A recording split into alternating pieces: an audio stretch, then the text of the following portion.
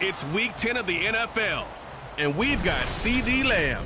He was a machine for the last week with several touchdowns on top of triple digits receiving. It's the Cowboys and the Giants. All that and more coming up next.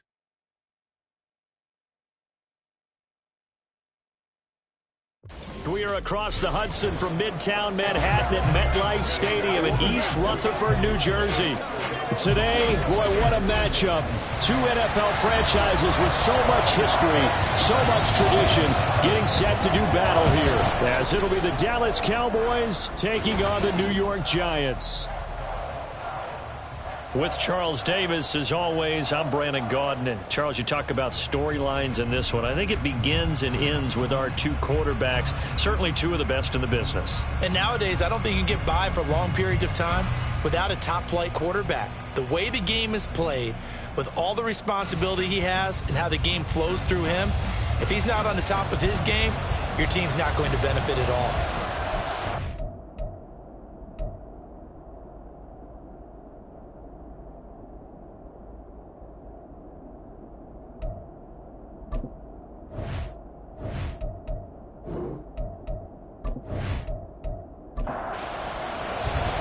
Shadows starting to get a bit longer. Week 10 of the NFL season is here, and we're underway on EA Sports. And not much happening on the return as he'll get this to about the 23. Now we'll see what the right arm of Dak Prescott has in store as the Dallas Cowboys offense sets up shop. You know what I did in pregame? I made sure I touched him as he went by. I want a little bit of what he's got. The golden arm from last week. Oh, how much fun was that to watch that game tape, all right? The number of touchdowns, what was that, 5 last week? Yeah. But 0 interceptions. So you think he's due to throw a pick? But I'm betting he continues the streak in this game. And able to give one man the slip there as he works his way forward for about 3. The numbers for him from a week ago: 25 carries, 112 yards, and a touchdown. 11 touchdowns on the ground this season, and the pride really extends throughout the entire offense. And in this case, I'm focusing on the offensive line. Leverage, the ability to get downfield, make that extra block in order to give him more space to run. They really look forward to him carrying the football because they're going to get him to the end zone. From the gun, he'll hand this off. And he'll muscle his way up to the 43 for a pickup of right around 5. So, CD, you look at this offense and what they've been able to do. 8-0, perfect through the first 2 months of the year. Second half of the season still to come. We get that. But what kind of a percentage chance do you think that they have of running the table? I think it's hard to say because history would tell us that the chances aren't good at all. We've seen a lot of good teams get to this point, and then they have that one bad week and takes them out of the running. I'm going to say 25%, and I feel like I'm being generous with that number. And just no chance of turning the corner. He can only get back to the line of scrimmage. 2nd and 10 coming up.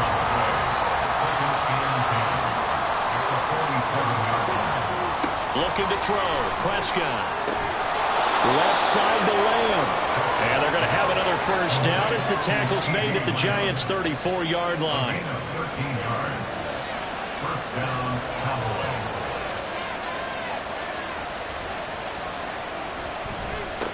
They'll try and run this one right up the gut. And he'll take this ahead for about 4. 2nd down coming up. Now, these two teams, you might remember, met earlier in the year in Arlington with the Cowboys winning that ball game. So they're looking for another win here at MetLife Stadium to take the season series 2-zip. Now left side, a completion to his tight end. And he's down into the red zone at the 15 after a gain of 15. 1st and 10. Really a solid start here on the opening drive, Charles. He's now 4 of 4, and they're already in plus territory. Brandon, he's been so precise to start this game, like we're watching an operation taking place right now. Master surgeon at work. Line of scrimmage, the 15. It's 1st and 10. From the red zone now, Prescott. And he's got it. Yeah, the Cowboys are looking at 1st and goal as he's tackled all the way down at the 2-yard line. 1st and goal, a chance for an early statement here on the road. They'll try to run this one in. And this will result in him losing yardage back to the 3. That's going to go as a loss of 1 on 1st down. Bear in mind, that wasn't a big lineman back there for the tackle for loss. That was a cornerback. So are you saying the myth has been shattered? That all of them are not just cover corners. Some of them actually will stick their nose in and tackle when necessary. That's what we just saw, isn't it? They'll try again. And not a whole lot there as they'll get him down at about the 2. The 2nd down play not much better than the 1st. Just a gain of 1 there. This is 3rd and goal. And this Giants defense, they have withstood the test thus far. And he won't get to the markers. They're going to stop him for a 2nd straight play right at the line of scrimmage. Now we've got a Giant player here slow to get up after that last play. We'll get an update when we return to MetLife Stadium. So on 4th down, Prescott off, and on is Aubrey for the Cowboy field goal. And his kick is good. So he's been automatic to this point of the season, and he connects on the field goal there. And what a luxury it is to have a kicker you can depend upon, partner, because he hasn't missed all year long. Converts on that one as well. And kudos to you. You didn't jinx him. The return man down to a knee, and this will come out to the 25-yard line. So here are the Giants ready to start their initial drive of the game. And at quarterback from the University of Oregon, it's Justin Herbert. And there was a positive in last week's loss. No interceptions thrown by him. But he only threw 1 touchdown pass, and you know he wants that to improve. He might even consider that as part of the reason that they couldn't take the win last time out. I believe we'll see a more aggressive version of him this week whenever they're nearing the end zone. And he'll be out of bounds across the 30-yard line. That'll go for a gain of 7, and that'll bring up 2nd down. Clock rolling as we hit the midway point of this first quarter. On 2nd down, here's a keeper by the QB. Herbert has it knocked free.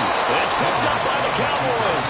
And they'll start out with great field position at the 47-yard line in enemy territory. He was having success there holding on to it on the option, but ultimately problems downfield, and it results in a turnover. Yeah, and this is a tough one because you know you'd prefer to have your quarterback either heading to the sidelines or getting down at the end of the play. But you've got an aggressive one. He's fighting for extra yardage, and he gets stripped there. You don't need him to be a hero in that situation. You want your quarterback taking care of himself. A throw left side to start out. That's complete. And he is tackled inside the 40, not quite to the 35. Line of scrimmage, the 37 on 1st and 10.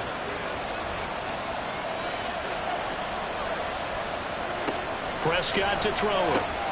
Going right back to Ferguson. It'll go down as a gain of 6, and that's going to bring up 2nd down. A 6-yard pickup brings up 2nd and 4. At the Giants' 32-yard line. Now a handoff running through the middle. And he'll be brought down at the 27-yard line. A gain of 5, good enough for the 1st down. He was solid last week, over 100 yards in their victory on the ground. They want to get that going again. Absolutely. What they also understand is that from week to week, it's not necessarily the same, but they want it to be, right? What they saw last week on the ground, they want to see in this game as well. Throwing on 1st down, but this one winds up to be incomplete. Here's 2nd and 10. One back in the backfield, he'll get the carry. And he's going to get this pretty close to the 1st down marker at the Giants' 19-yard line. That'll leave them with a 3rd and 2 coming up. They got 8 yards there. Now Prescott. Work in the middle of the field, and he's got a man complete. And he will have a Cowboys 1st down as this defense unable to hold. It's a 7-yard gain there on 3rd and 2.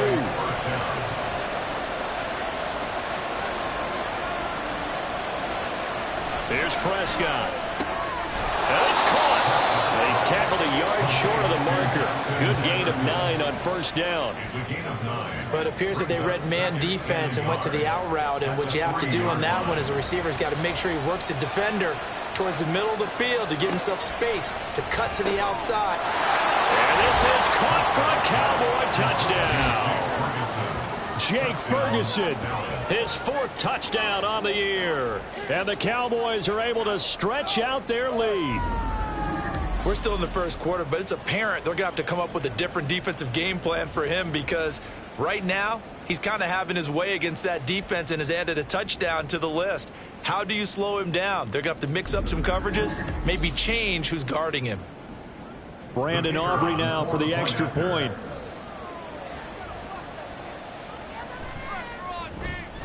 He's got it, and now it's a 10-0 lead here in the opening quarter. So that drive takes him down the field in 8 plays. And it's capped off with a Cowboys touchdown. And he'll elect not to return this one, so they'll bring it out to the 25 on the touchback.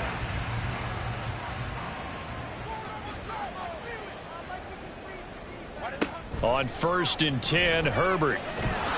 And the Cowboys pressure gets there this time for the sack.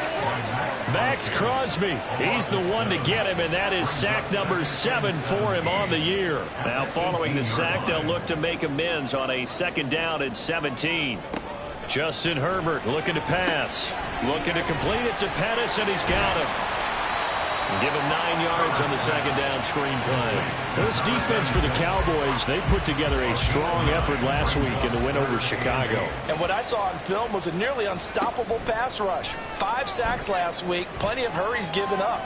So now what do you do on offense? You just max protect, keep everyone in and run the ball, or maybe just 1 or 2 receiver routes in order to try and keep your quarterback upright.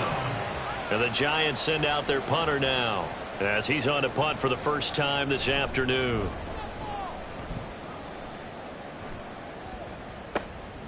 And take it right on the 30. It'll be a 41-yard punt. Give them 5 on the return. And the Cowboys will take over the football with a 1st and 10.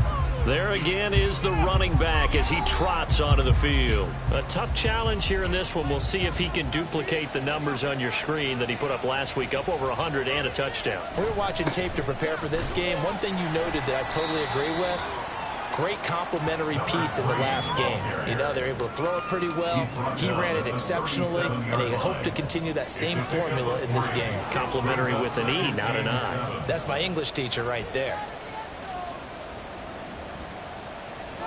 A second down throw for Prescott.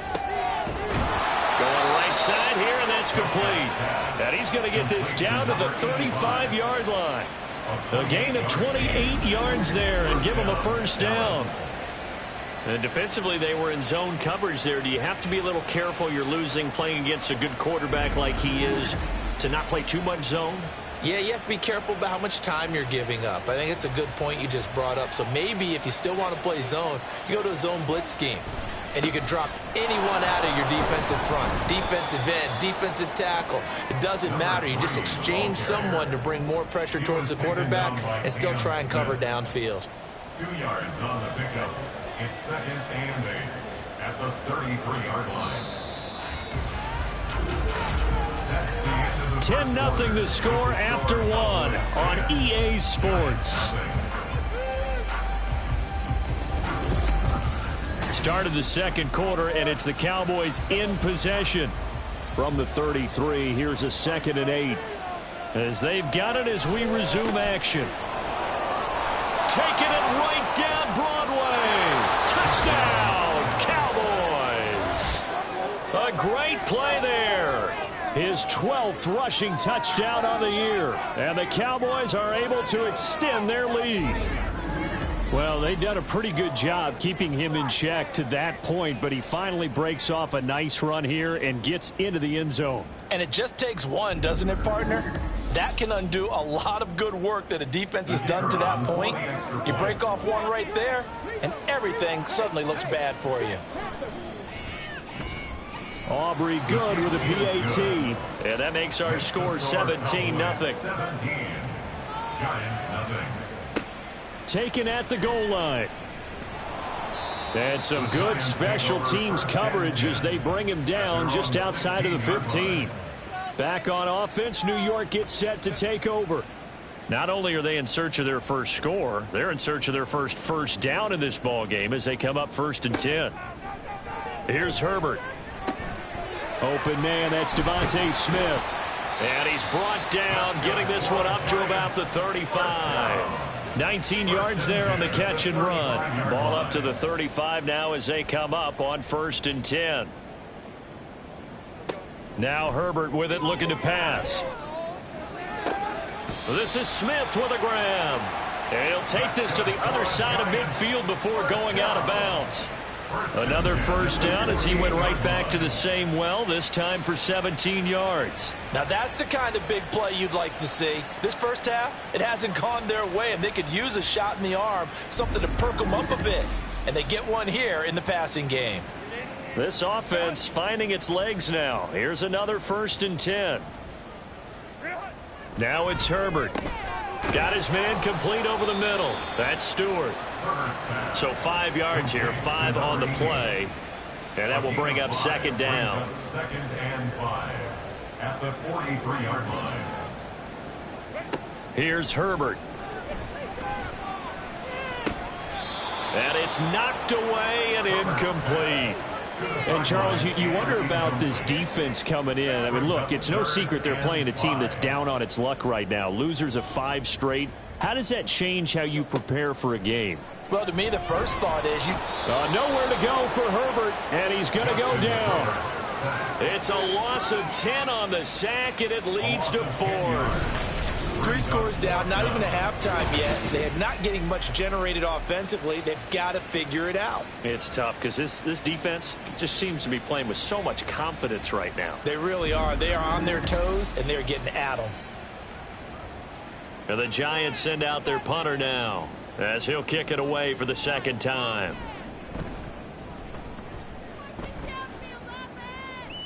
And a fair catch called for and made at the 12-yard line. 36 yards on the punt with no return. And the Cowboys will be backed up to start the drive. They'll have it 1st and 10.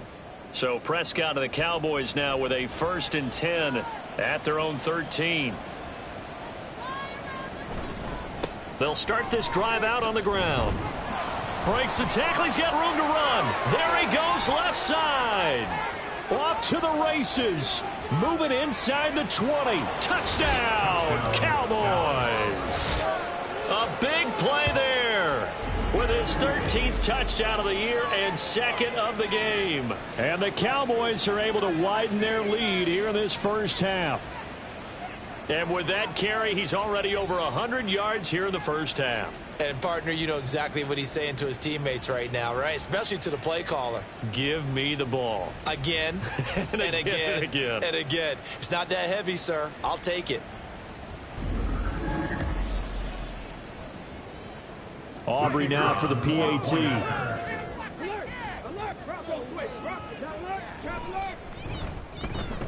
And the lead is now 24. Those are the ones the offensive coordinators dream about. One-play drives from that distance. What an effort. It results in the touchdown. And some good special teams coverage as they bring him down just outside of the 15. And New York set to take the field. Well, CD, you kind of feel like they're in a bit of a danger zone right here because now you're down 3 scores, and I know we're in the first half, but the way this offense hasn't been able to generate anything, you feel like they probably need to get something going on this drive, right? Yeah, and sometimes I overuse that this is an important possession, but I think this has to be the possession where they come up with an answer because only a few teams in league history have ever come back from a 4-score deficit, and if they don't score here, that's what they could be facing the next time they get the ball. The result, only 4 yards there on the play. And it brings up 3rd and 5 now. They'll need 5 on this play to move the sticks. Herbert. He's got his target. That's complete. And he will have a Giants first down by about a yard as they find a way to convert there on 3rd down and 5. On first down, it's Herbert. And this will be incomplete. Some of the fans here don't seem too happy about what we've seen in this first half. No, not at all, and I understand why. They've looked lethargic, out of sync, and it shows on the scoreboard.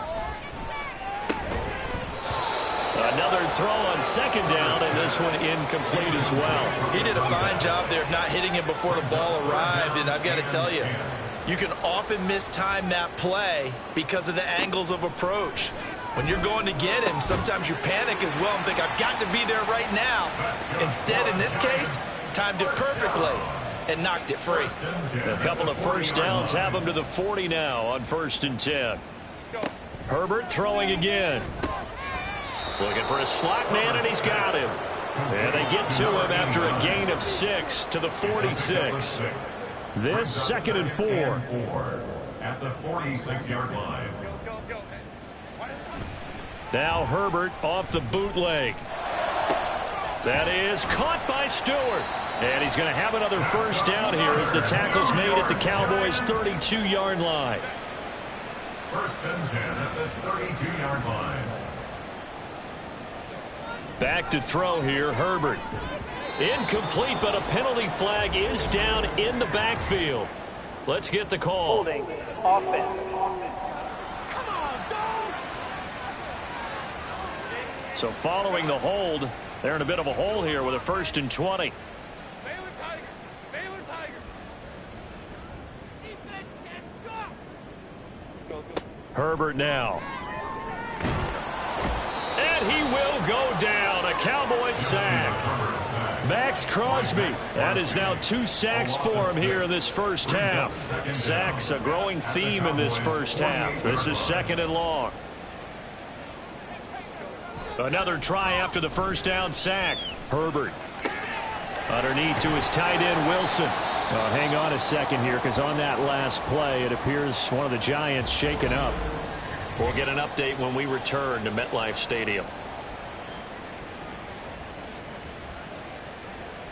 This offense 2 for 2 on 3rd downs on this drive. They're in for a tough test here, though. 3rd and long. He's going to let this go. Back of the end zone. And that will be incomplete. Well, they weren't scared to let it fly, but it falls to the ground and brings up 4th down.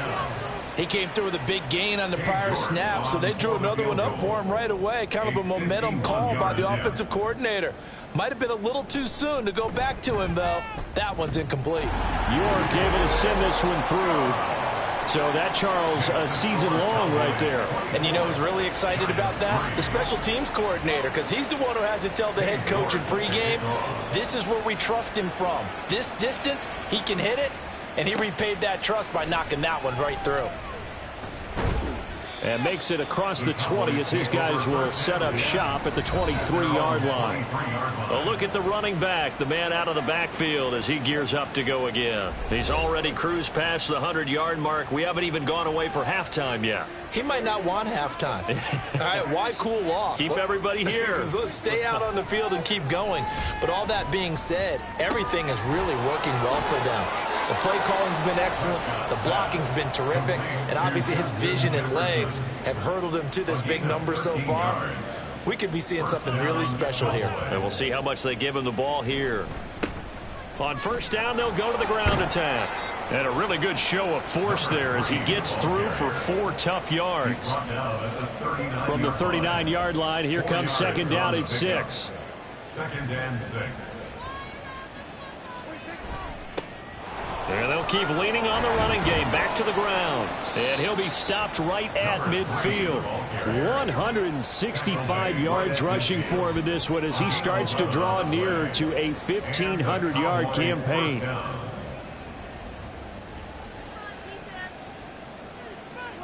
Prescott now from the 50. He finds his man complete. That's Ferguson. And he's going to get a solid gain of 9 before being brought down. Second and right at a yard. Second down and a little more than a yard here. Prescott down. He'll find Lamb. That's complete. And Lamb going to have a Cowboys first down as he'll get this down to the 35-yard line. First down, Dallas. Throwing. Prescott. And he'll go right back to Lamb. And he'll get this one down to about the 20-yard line. Back-to-back receptions for him, and it's another first down. Good, strong throw and catch right there. And so far in this game, the alleys have been open for them to get completions, and they're taking advantage of it.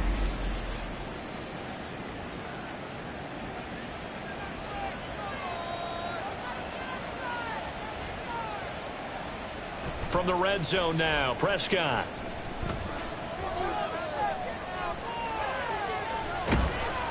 This will be stopped about 2 yards shy of the marker. 8-yard gain, second and 2. Now we've got a giant player here, slow to get up after that last play. Now a second and 2. Prescott. Over the middle into traffic, and that's complete. And the Cowboys are going to have a first and goal as the tackle is made at about the 5. The 5-yard line.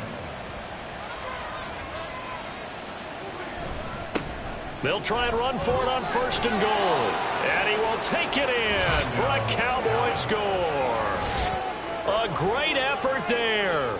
On his way to a monster game, 3 first-half touchdowns. As his guys have opened up a very comfortable lead. This is becoming quite the half he's had here. Remember in our pregame meetings, they talked about wanting to run the football and staying with it? Well, when you're scoring this many touchdowns, there's no reason to go away from it, is there? They are off to a fantastic start. They hope it continues. 3 already for him. Now the extra point up and good by Aubrey. And the route is on here in this first half. Giants 3.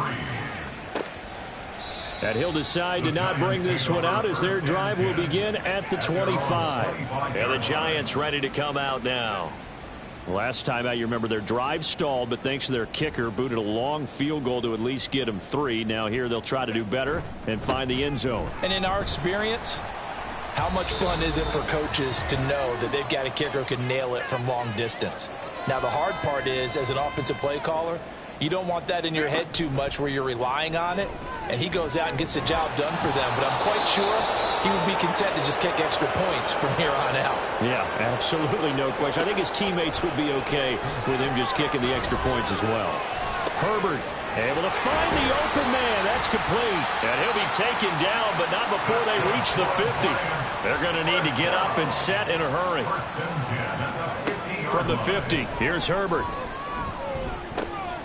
Firing quickly here, and that's complete. And he is brought down, but not before reaching the 30. That one good for 20 on the catch and run. Creeping up on a minute to play in this first half. Herbert setting up to throw on first down. On the throw led him too much that time. It's incomplete. Now the Cowboys going to burn the first of their timeouts as they get the stoppage with a little over 50 seconds to go in the first half. Throwing for Smith on the out route, and it's caught.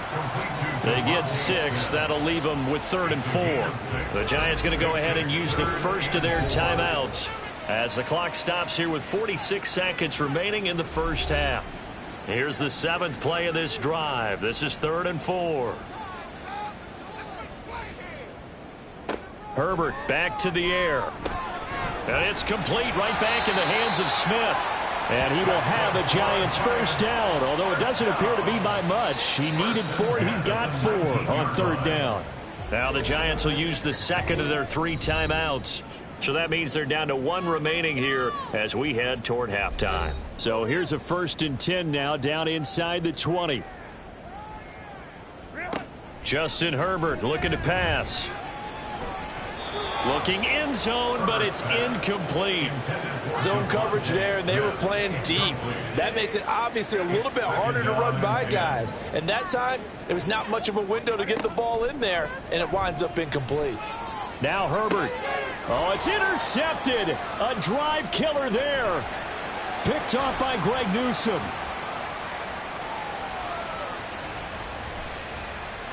And he takes this one back into the end zone, and the Cowboy defense has a touchdown. Personal foul, roughing the passer, defense. Wow, so wipe out the INT, roughing the passer. What a disaster. An absolute disaster, and you hope their lockers are not right next to each other for the post game. Safe to say one is not buying the other dinner. Again, Herbert. That's to the sideline and incomplete. Partner, this is almost an unwinnable spot for a defense. They have to come right out for a 1st and goal trying to stop them. But let me hold on a second. Let me take that back real quick. They can win here if they force a field goal try. Still a long ways away from that happening, but that has to be what they're thinking right now.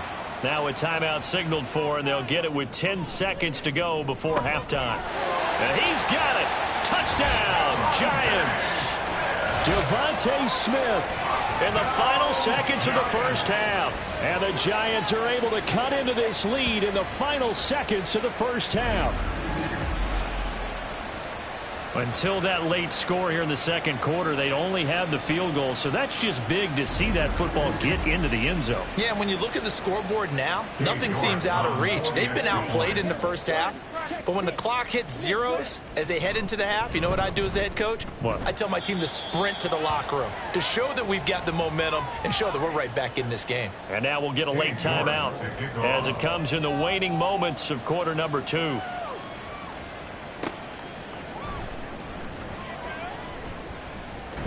And he'll be stopped up at the 25.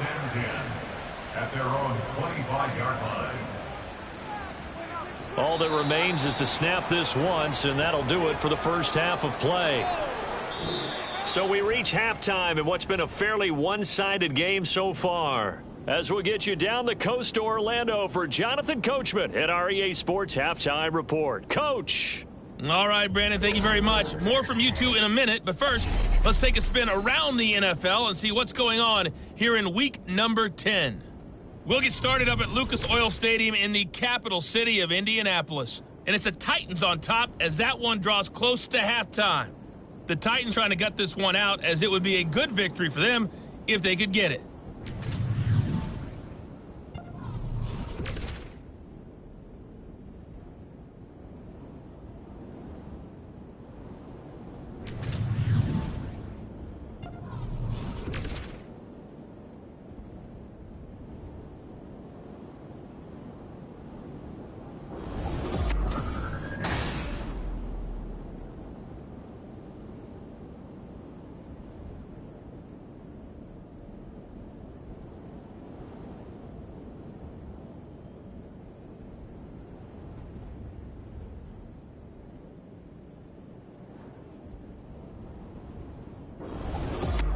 All right, Coach, thank you, and we welcome everyone back for quarter number 3.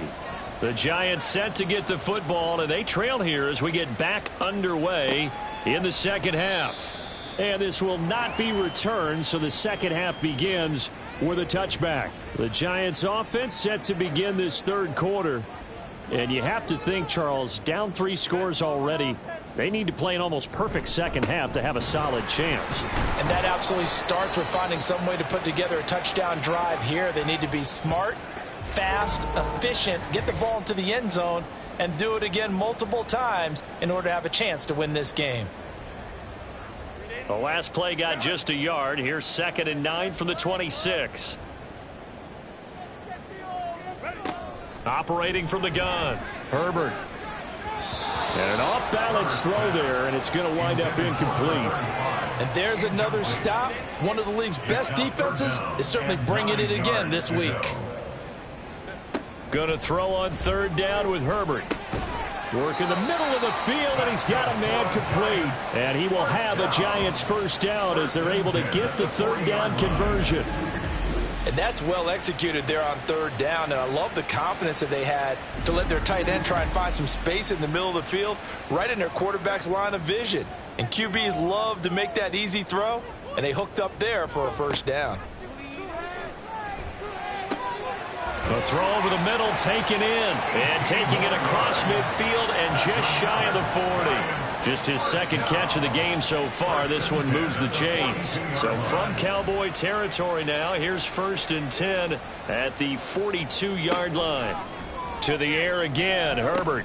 It's caught on the right side at Smith. And they'll work this down inside the 30. His first catch of this 3rd quarter, he had 7 in the first half. It's also a first down. Now Herbert with it, looking to pass. And Wilson with it, complete. Touchdown, Giants.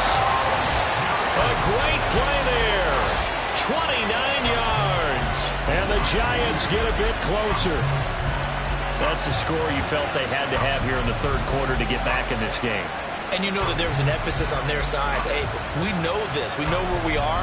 But sometimes that binds you up so much that you try too hard, you don't get the score. A perfect combination of urgency, yet relaxed enough to get it done. Extra point by York is up and good. And the lead will be cut down to 14. And there will not be a return here. It's a touchback, and it'll come out to the 25-yard line. So here are the Cowboys to take over. They've gone 2 months without a loss, 8 straight wins for them. And they've got the lead here in this one as well, trying to make it 9 in a row. They'll start on the ground here on first down. And not much to speak of. Call it a 1-yard gain up to the 26. So after the run for a yard, here comes 2nd and 9 from the 26.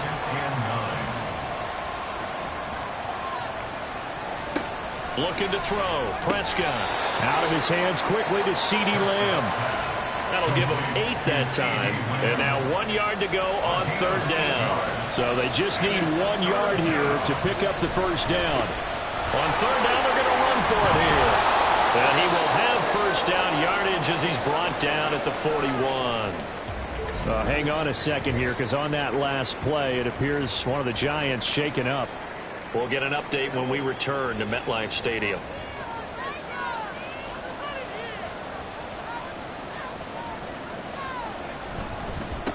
Right back to him on first down. And he's going to get a solid gain of 9 before being brought down. 2nd and right at a yard. Now at the 50-yard line. It's a gain of 9. Brings up 2nd and a yard. One back in the backfield. He'll get the carry. And he'll get it down here to the 43. 195 yards rushing for him so far as his terrific season continues here. They were not fooling around at all, were they? 2nd and short, and they brought out the heavy package. Almost felt like the super heavy package against that defense, didn't it? Yeah, I don't think they expected that much beef up front, and it turned into an easy first down conversion. It'll go as a gain of 4, and it's 2nd down. A gain of 4. It's now 2nd and 6 at the 39-yard line. One back in the backfield, he'll get the carry. And they will only muster a yard here to the 38. And on 3rd and 5, this will be the 8th play of the drive. Now Prescott. And that nearly the pick that they needed. He couldn't pull it in, though, and it's 4th down. Now he's smart enough to avoid the taunting rule, but I'll guarantee he quietly has told them, you might want to stop coming after me downfield because I just broke up another pass and took away a big shot that you were trying to succeed with. And right now, Charles, this is about building that lead little by little, and they're able to do just that. And it gets them past the key number of 16, so this is now a 3-score lead. Not time to exhale just yet, but that might prove to be an important 3 points before things are said and done. And here comes a return from just beyond the goal line. And only able to get this to the 19, so probably should have opted for the touchback. And now out come the Giants. I kind of feel like they've reached a do-or-die point in this game, Charles. If they're going to try to pull off an impressive comeback, it has to start right here, right now. Yeah, now they've got a final chance to get out of this situation, but they also understand they've got to move the ball and move it fast. In addition, they need to save as much time so they can get 2 more possessions. Herbert. He's got him in. Complete. It's a big-time play there for the G-men. And even 40 yards. Well, look, you're not going to be able to get this all back at once, but that certainly helps. So you're saying 3 yards in a cloud of dust, not the strategy? I go aerial attack. Yeah, I think that's what has to happen. And if you're going to run it, you need to break off big chunks. We just saw a big play right there. They need plenty of those. So how about that for a chain mover? They're all the way down inside the 40 now for 1st and 10. Meanwhile, Herbert's throw here going to be caught by Wilson. And this play will be blown up. He'll lose yardage back at the 38. He was unable to shake free there, and they'll cover him for a loss of a yard. 38-yard line, 2nd and 11. Herbert throwing again. And that's incomplete. Had an open man that time, but ended up putting a little too much heat on it, don't you think, partner? Absolutely. Just needed a touch more air under it. Instead, he fired an absolute bullet. From the gun, Herbert on 3rd down. And the throw there going to be incomplete.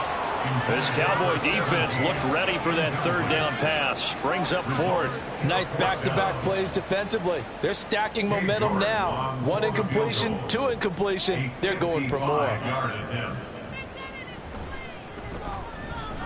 And he has got it from 55 yards away. That was never in doubt. And that will close the gap down to 14. So that maybe not exactly what they were hoping for, but it does get them back within a couple of scores. And at this point in the 3rd quarter, you don't have much margin for error, and that means you can't have drives that end with nothing. Whether it's a punt, a turnover on downs, those have to go away. You have to end with a kick, either a field goal or an extra point after a touchdown. Getting set to go again as we look at the back, heading onto the field again. I guess it kind of goes without saying at this point, but he's had a great game, as we like to say, a nose for the end zone, no doubt.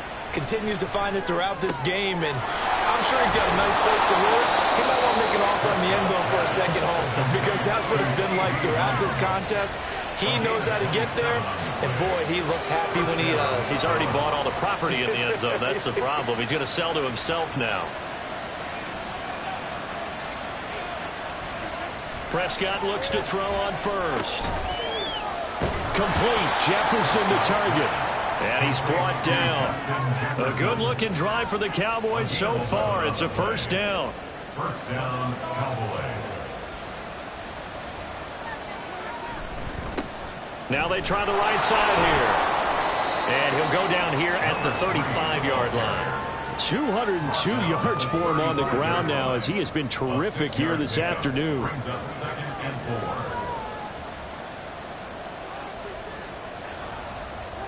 Prescott now on 2nd down. Justin Jefferson bringing in the slant. And they're going to have another 1st down as the tackle's made at the Giants' 19. A new set of downs after a strong pickup of 16 yards. And now we get into the psychology of the whole thing, because a lot of teams with a 2-score lead in the 3rd quarter, they almost become defensive with their offense, just playing not to lose. I think with this team, you got to figure at this point, this is a great spot for them to go into attack mode, really try and put the hammer down and finish this one off. To Jefferson on the slant. Yeah, this will leave him a yard short. Nice pickup of 9 yards on first down. Second down and a yard. Now Prescott. They're looking for Jefferson, but this is intercepted. Picked up by Cam Smith. And the Giants are going to have it here at their own 9-yard line.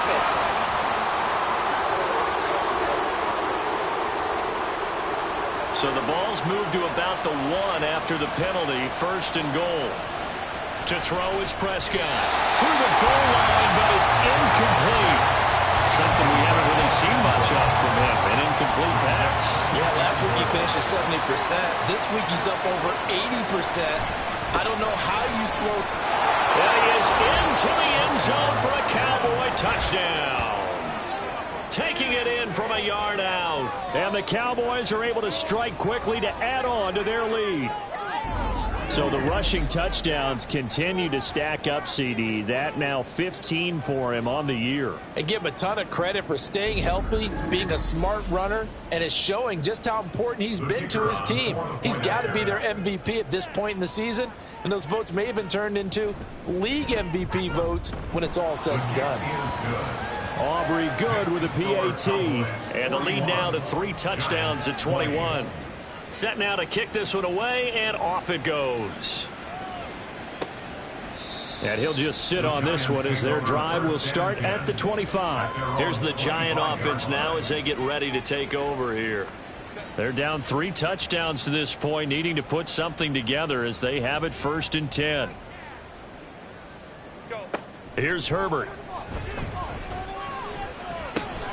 Oh, he dropped it. And that's pretty indicative of the way this one's gone. Third quarter from MetLife Stadium. Here's a 2nd and 10. Herbert. Out to the right here to Wilson. And down he goes, but he takes it up to the 40. Defense.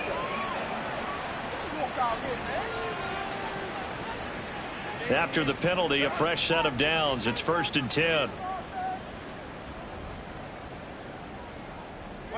Here's Herbert. Pitch and catch to Wilson. And they get to him after a gain of 6 to the 46. Now we've got a Giant player here slow to get up after that last play. We'll get an update when we return to MetLife Stadium. From the 46, here's the 2nd down and 4.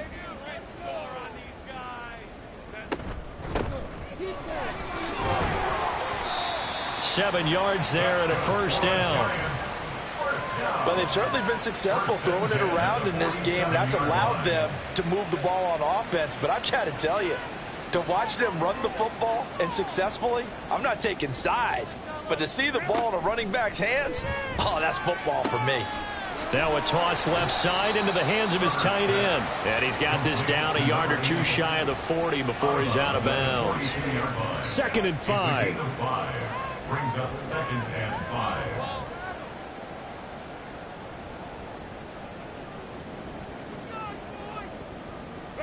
A shotgun snap for Herbert. Out to the flat. That's complete to his running back. So he'll be stopped here for no gain. And it brings up 3rd and 5 now. As a defense, you're more balanced when you're in zone coverage because you're able to keep your eyes on the quarterback and see the play develop in front of you. They're able to keep the quick pass in front of them and stop it right at the line of scrimmage. Now a 3rd down throw, but it misses the target. Incomplete. Let's face it, if you want to get back into the game, these are the kind of throws you got to hit. He's wide open right there. Got to be able to get it to him, don't you think? And those are the throws that haven't been available to them every time he's dropped a pass. Yeah, that's a big miss. And this will be up to the ruling of the side judge here. He says it crossed out of bounds at the 16-yard line. Dallas offense set for this next drive. And now you've got the clock winding down here in the 3rd quarter. You're 3 scores to the good. What's your approach on this drive? Too early to fully commit to playing the clock game. Yet at the same time, you're also not going pell-mell like you would in 2-minute offense. This is what NFL offenses call 4-minute football. Take the clock out of the game a little bit, wind it down, but at the same time, keep advancing the ball down the field.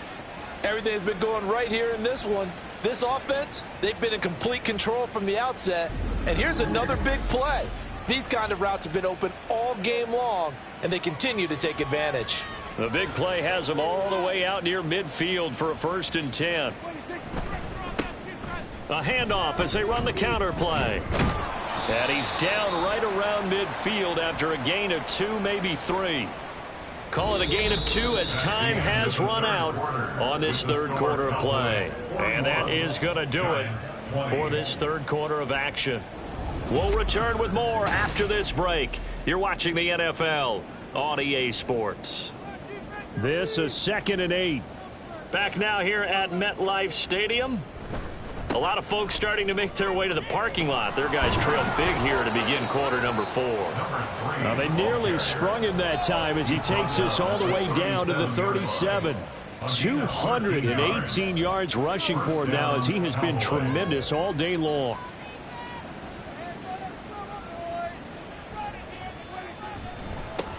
On 1st down, they'll go to the ground attack. They're going to snuff this play out behind the line. We have not seen that much today. 2 yards the loss, 2nd and 12. On this day, the ground has been his, but at least on that individual play, we just saw the defense finally with a win. Yeah, they finally got one, and that's a win for them, but all game long, he's seen the holes, and they've been huge for him. Kind of like a baseball hitter in the zone. The ball seems bigger, and he's just whacking it. These guys, they've got it going today. And this offense on 3rd down today, they've hit 2 for 4 thus far. This is 3rd and 10. And he'll only get this to about the 35. Well short of the line to gain. Just a 1-yard pickup there, and it'll be 4th down. Well, praise has to go to the guys on the offensive line because they've had a very nice, productive day running the football. How about that poor defensive line? They've been knocked around the entire game, and while they slowed them down on that run, can they continue to do so? Because they haven't had much success throughout this ball game. And his kick is indeed good, and that will extend their lead even further. Well, ultimately not really sure that they're going to need those 3 points, but they'll take the 3 and they pad that lead. Yeah, this one's already wrapped up, but you and I both know if you're an offensive coordinator, you never let up on the gas unless the head coach tells you to do so. And maybe you've actually clicked him off in your headset so you can keep calling plays and trying to add to this lead. And the decision to come out of the end zone is going to cost him 5 yards as he's taken down right at the 20. On 1st down, Justin Herbert. And this will be well too low for him to bring in. It's incomplete. At this point, down big, you'd have to imagine this defense, they're just going to sit back, blanket the field as best they can. Yeah, this is actually the easy part of the game for them because, just as you noted, they can sit back, keep everything in front of them. But they've blanketed the field the entire game using a variety of coverages. Now they face a 3rd and 10 after back-to-back incompletions. Back to throw here, Herbert. Able to find the open man. That's complete. And he will have a Giants 1st down as they're able to get the 3rd down conversion. So from the 36 now, 1st and 10. Herbert back to the air. Looking to complete it to Pettis, and he's got him. And he'll be brought down right at the 45-yard line. Just about every quarterback is trained to really look downfield first before you come back and make a nice, safe throw. And in this case, that's exactly what he did. Found his running. All right, rifles one, and that's going to be intercepted. And the Cowboys are in great shape here as they take over at their 46-yard line. Another solid game-changing play for this defense with the interception. At this point, though, I don't know that it's game-changing. I mean, they've got this one in firm control. And you always hear about, you know, those stories about someone left their game plan behind and maybe you benefit from it. I'm not going to say that that happened, but they certainly have appeared on defense to be a step ahead this entire game. Guys are always in the right spot in order to make a play. The offense has had its moments, too. They'll start this drive out on the ground. Bust through the tackle. Room here to run. And he's going to get this one down to the edge of the red zone. It's a gain of 34. Well, that's a carry they have to be satisfied with. And throughout this game, they've been satisfied with what he's given them. Whenever they've needed a big run, a first down, he's the guy they've turned to. And it doesn't matter what the defense thinks. Touchdown, Cowboys. A 20-yard touchdown. And the Cowboys add on to their lead, and it's looking like that win streak is going to extend another week. So still throwing here in the fourth quarter with a pretty sizable lead, and now that lead even more sizable. And if nothing else here, CD, a chance to pile on some stats before this one wraps up, and he did just that. Brandon, convention tells us it's time for them to get off the gas a little bit, right?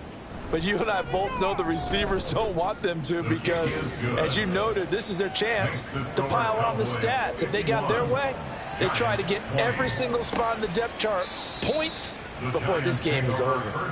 This offense ready for their upcoming series as we get a look at the former Heisman Trophy winner, Devontae Smith. And I know that they've double-teamed him a couple times, but not a ton. Whatever they're doing isn't working. He's up over 100 yards. We'll see how they adjust. And when they do that, they weaken their defense in other places as well. And how many times have we done games where we've seen a guy have a big game like this, but it's usually not by himself, is it? Right. Usually it opens it up for other people to have big games as well. Took just one play to move all the way to the 44 as they try again on first down. Herbert now. And his throw here's incomplete. Well, he certainly thought he had a window to push that ball downfield, but as soon as he released the throw, the corner was there to slam that window shut.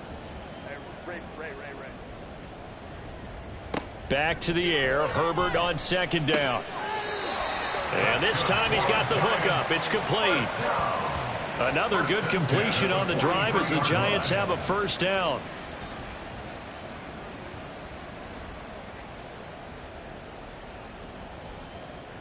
To the air again, Herbert. Throwing the out route incomplete. It's Stewart. And they'll get this to the 30-yard line before crossing over out of bounds. So first and 10 now from the 30. They'll fake the handoff. Now Herbert. Throw left side complete. That's Bradley. And inside the 20 before he's brought down. So the ball down to the 16 here for first and 10. Herbert operating from the red zone. And his throw is incomplete.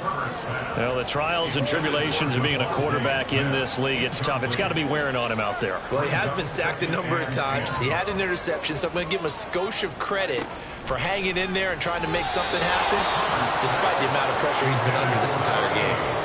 Another throw on second down, and this one incomplete as well. This offense was on the move. Now two straight incompletions have them looking at third and 10. Again, Herbert. He's going to be sacked back at the 23-yard line. DeMarvion Overshown with a big-time sack on third down. It's a loss of 7. All right, they're going to try and keep hope alive here on fourth down. They're going for it. They snap it to Herbert. And it's incomplete. They cannot convert, and they turn it over.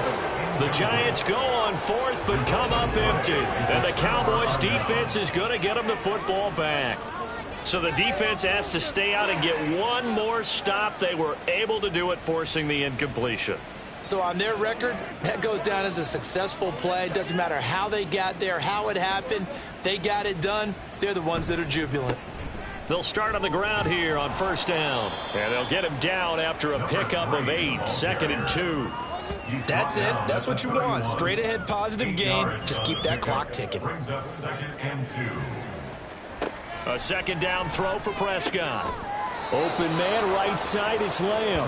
And Lamb going to have a Cowboys first down as the tackle made up near the 35. First down, Dallas.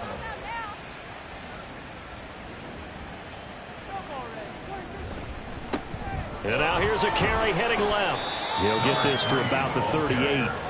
Brandon, I've got to think this offensive line has got some smiles on its faces. And I know it sounds crazy, but they practiced for this back in training camp. They knew they'd be in situations where it'd be extra defenders in the box coming after them, trying to keep them from locking down a game.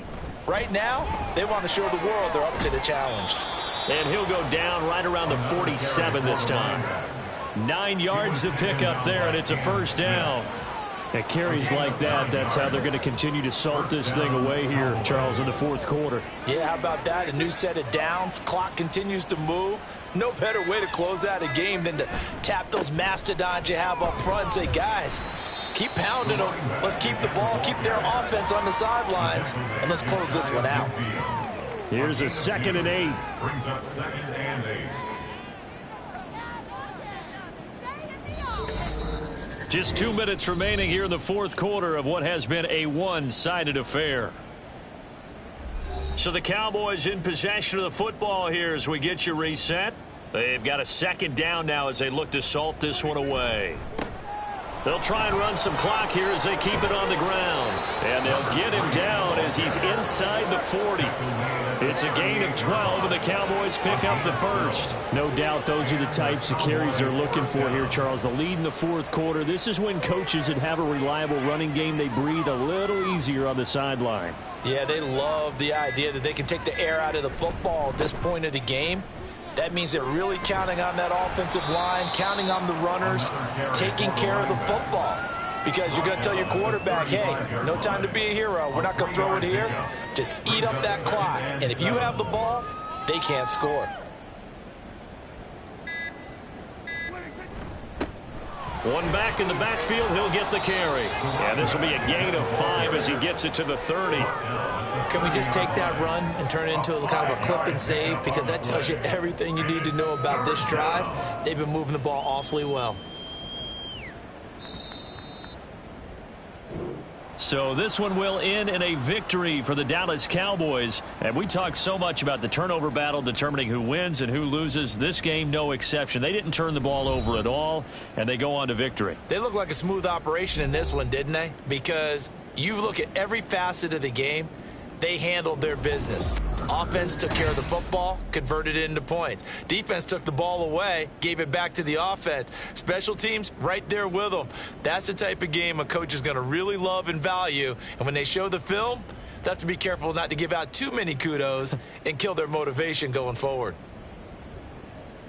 So for the Cowboys, the train just keeps rolling. 9-0 now to start this campaign. And they will head back home next week. Meanwhile, for the Giants, it was a game they really needed as they drop back to 4-6. And they'll get a chance to redeem themselves at home next week. I'm Brandon Gaudin. Certainly have to thank Charles Davis, my broadcast partner, and our entire crew. We'll catch you next time right here. It's the NFL on EA Sports.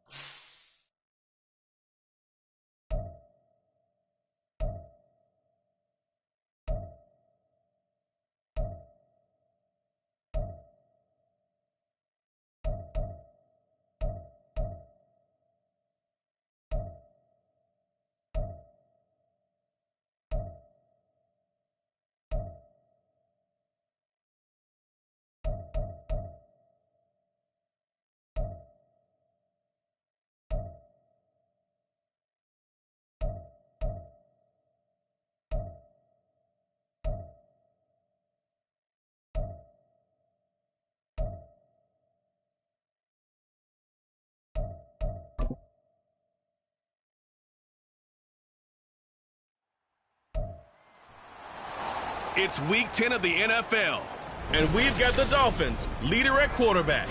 He was a tour de force a week ago, 6 passing touchdowns.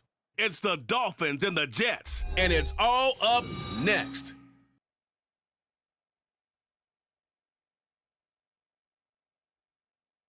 From beautiful South Florida, there's a look at Hard Rock Stadium in Miami. Today we hit double digits, week 10, and we've got a good one in store, as it'll be the New York Jets taking on the Miami Dolphins.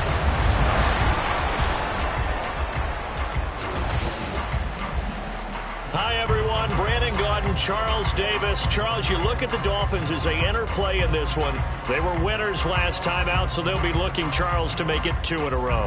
And what I enjoyed when I watched their game tape and their victory last week is they put it together in every phase. Good offense, good defense, and some key plays on special teams. Let's see if they can get that second win in a row. Meanwhile, for the visiting Jets, they were losers their last time.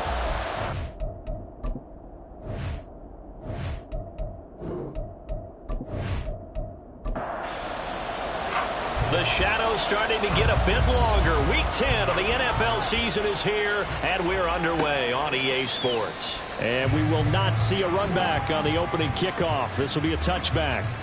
So here come the Dolphins now as they get set to take over on offense. And a look at a guy, definitely got a little razzle-dazzle to him. Can do it with his arm or his legs. Their mobile QB. I guess we have to nickname him the thrower, aren't we, or something like that. After last week? I mean, man, you're talking about over 400 yards throwing the ball. The running backs and everyone else may be looking at him like, hey, don't forget us. And he'd probably just tell him, listen, you want to get involved? Go out. Go out and catch some passes. I'll make sure you touch it. These are his numbers from last week's contest.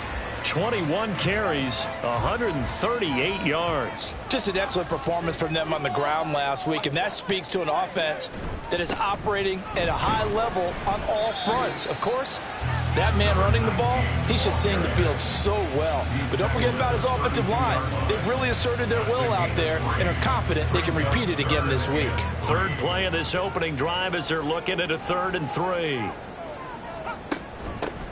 They'll keep it on the ground. Hurts. And boy, he is very close to a first down, but from where they're spotting that football, he's going to be a foot or so short. Great first drive defensively. 3rd and short, able to stuff the run. And what it does is it gives not just confidence to your defensive players, it gives an overall feeling of, okay, we've established things here early. We can carry this throughout the game. They only punted twice in the win last week as he gets this one away. Fielded just inside the 20. It'll go as a 42, make it a 43-yard punt. 6 on the return. And the Jets will take over 1st and 10. So now here comes the Jet offense as they get ready to take over. And they will be led out by their 6'3 quarterback. And the numbers were not pretty. I mean, they don't look right. When you throw 2 interceptions, no touchdown passes, there's no way to really make that work. But I thought there were a lot of positives in watching his game tape. I think he's close to putting out a good performance. Let's see if he can flip those numbers around in this game. And, of course, rally his team to a win. The numbers for him from a week ago, 15 carries, 64 yards. It's a pretty mediocre week for him on the ground. Certainly a boon to his offense if he can get a little more output on his touches this week. He should get some more early carries as his team tries to get him into a rhythm. And they get him down, but not before he takes it across the 40-yard line. A Jet first down, 18 big yards that time.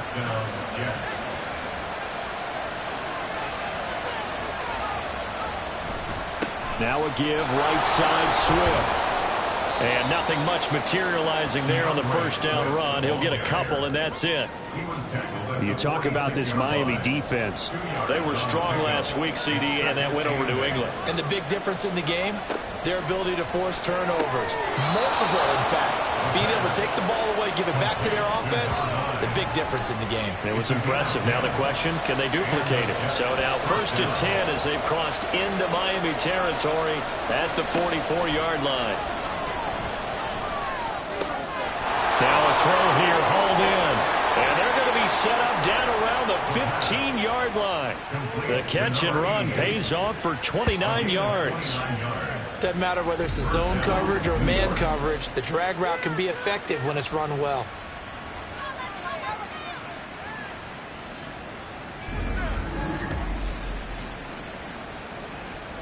Line of scrimmage, the 15. It's 1st and 10. He'll look to throw.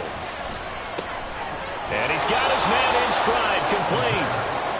And that's good for a pickup of 10 yards. And they'll be left with a second and about a foot. Again, he'll drop to throw. Touchdown! DeAndre Swift with touchdown number 7 on the year. And the Jets are on the board first here this afternoon. Both sides of the football in sync early. You force the 3 and out, and then you take it down, score points. You know what that tells me? They sold their game plan really well. Head coach said, listen, we're just going to stop them on 3 and out. We're going to take the ball downfield and score. But he also told them how it was going to happen. They're going to run this. We're going to stuff it. Then we're going to take the ball. They won't be able to keep up with us. And they got it done. Extra point splits the uprights, and it's now a 7-0 game. The Jets kick team out now to boot this one away. And they'll put up the stop sign there as his guys will get it at the 25. So Miami coming out for their second drive. 4-4, their record through 8 games on the season. Would you say that this team has overperformed, underperformed, or are they kind of right where you thought that they would be? Do you mind if I say yes, yes, and yes? Because ultimately to me, 4-4 is about where they should be, because we've seen weeks where they've been really, really good. They've looked terrific. Other weeks where we wondered just how good is this team. They want to be consistent in their play, not consistently inconsistent, which is what they've been thus far.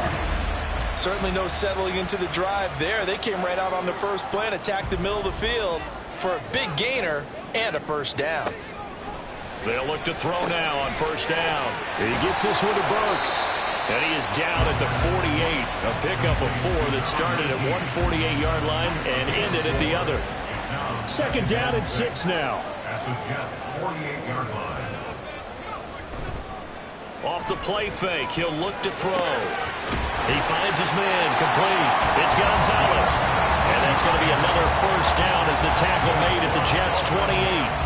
19 yards to pick up there. Move the chains.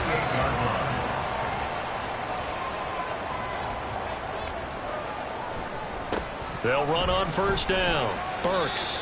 It's a 6-yard gain on the ground, and that'll make it 2nd and 4.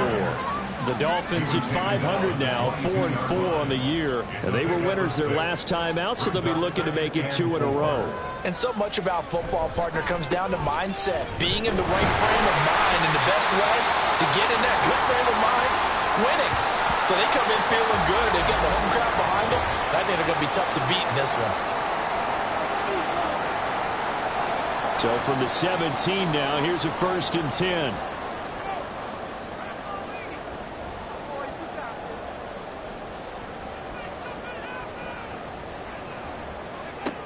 They'll set up a throw. And he's going to go down. He's sacked back at the 24. The corner blitz gets there as he goes down for a loss of 7. Don't need it all back at once, but you figure they're going to need something here. 17 yards to go on 2nd down. They'll try the left side. Burks. And able to break one tackle, but then quickly brought down. But a nice little gain. 8th play of the drive forthcoming, and they need 8 yards on 3rd down. They're going to look to throw. Oh, he tries to force it in, and it's intercepted. And the Jets are going to have it here at their own 15. Definitely not the ideal time to see that mistake, partner, because this is still a one-possession game, and that's at least a field goal that just vanished with that turnover. Now, pressure's on defensively to prevent that pick from turning into points for the other side. Back onto the field come the New York Jets for their 2nd drive. And they'll be looking to make this a 2-score advantage. Had the touchdown on their first drive, Charles. Hey, they can get up 2 scores here on the road. That's a heck of a start. And not only have they thought about it, I wonder if they visualized it. I remember playing, and they used to turn the lights out in our meeting room and run through a situation like this and say, just think about what it would be like to be up on the road and take the crowd out of it. Maybe they did some of that. So the completion good for 7 there, and it'll be 2nd down. It's a gain of 7. Brings up 2nd and 3. At the 21-yard line. They'll look to throw. In trouble here, and down he goes. Back at the 8-yard line. And a stoppage here. We're going to need to take a moment as a Jet was shaken up on that one. We'll get an update when we come back to Miami. Now on 3rd and long, they'll look to throw. Pass to the sideline and pulled in. And he'll be out of bounds just shy of the 30. How about that? They weather the storm of a 3rd and 17 to pick up the first.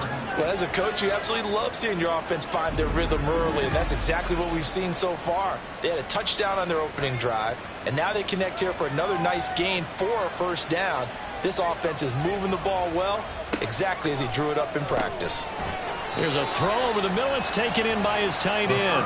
Short completion, just 4 yards, and it'll be 2nd down. 4 yards on the pickup. 2nd and 6 at the 33-yard line. They will run straight ahead with Swift. And he's going to be met at the line of scrimmage and taken down. No gain on the play there, so they're left with a 3rd down and 6. He'll look to throw. He's got his target. That's complete. And he is going to have a Jets 1st down as they're able to get the 3rd down conversion.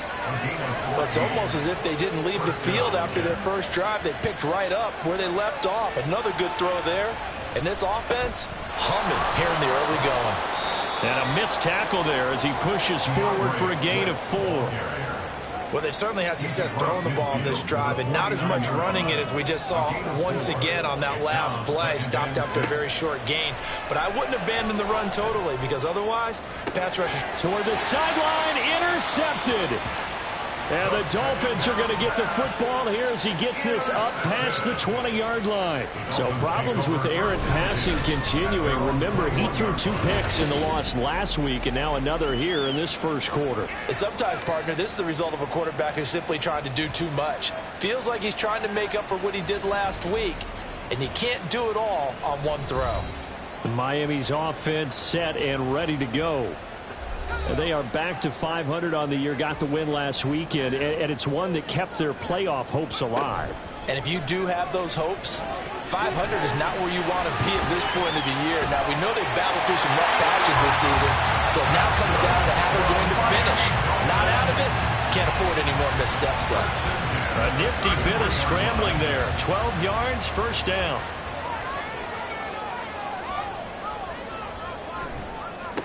They run the counter. Burks. And he'll be taken down right around the 34 after a pickup of only a yard. These two teams, they met up earlier in the year, back in week 2. And it was the Dolphins with a road victory, so they'll look for the sweep now here in Miami. 2nd and 9 now. They're unable to connect, but a late flag comes in. And the contact may have come too early.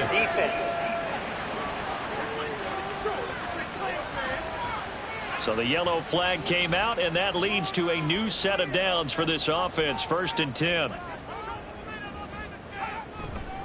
On play action, they'll throw. Finding his target, it's Trey McBride. And he's going to be brought down on what will be the final play of this first quarter. After 1, 7-0 on EA Sports. Second quarter from Miami. It's the Dolphins with the football. They still need about the length of the football here, maybe a little less as they come up on 2nd and inches. The play action fake. They'll look to throw. And that's going to be another first down as the tackle made at the Jets' 32-yard line. Opted to run for it. The decision a good one. Picking up the first, getting 14 yards on the scramble. This offense finding its legs now. Here's another 1st and 10. Back to throw here. He finds his man complete. It's Gonzalez. And he's tackled a yard short of the marker. Good gain of 9 on 1st down. Just need a yard here. 2nd and 1. Now a handoff up the middle. Burks. And a short gain here down to the 22. And a stoppage here. We're going to need to take a moment as a Jet was shaken up on that one. We'll get an update when we come back to Hard Rock Stadium. Play number 7 coming on this drive. It's 3rd and inches. They'll keep it on the ground. Burks. And he is going to have the Dolphins first down as he's able to get about 3 that time on 3rd and inches. I know the game's changed. A lot of people would say it's evolved. Look, I'm a little bit Neanderthal, okay? I love this. No exotic formations, no misdirection. Just line up and run the darn ball, pick up the first down. I love it. Yeah, 3rd and short. That's what you're supposed to do. Like you said, old school smash mouth football. 2nd and 10.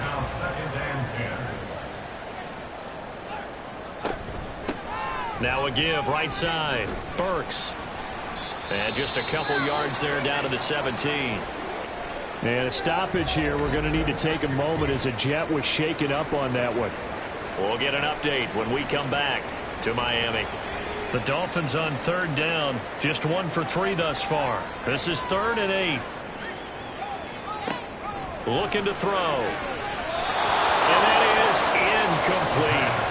The Jets defense making things difficult there. 4th down. And a smart play there. He's probably saying, I wish I would have done that on the last drive instead of throwing the interception.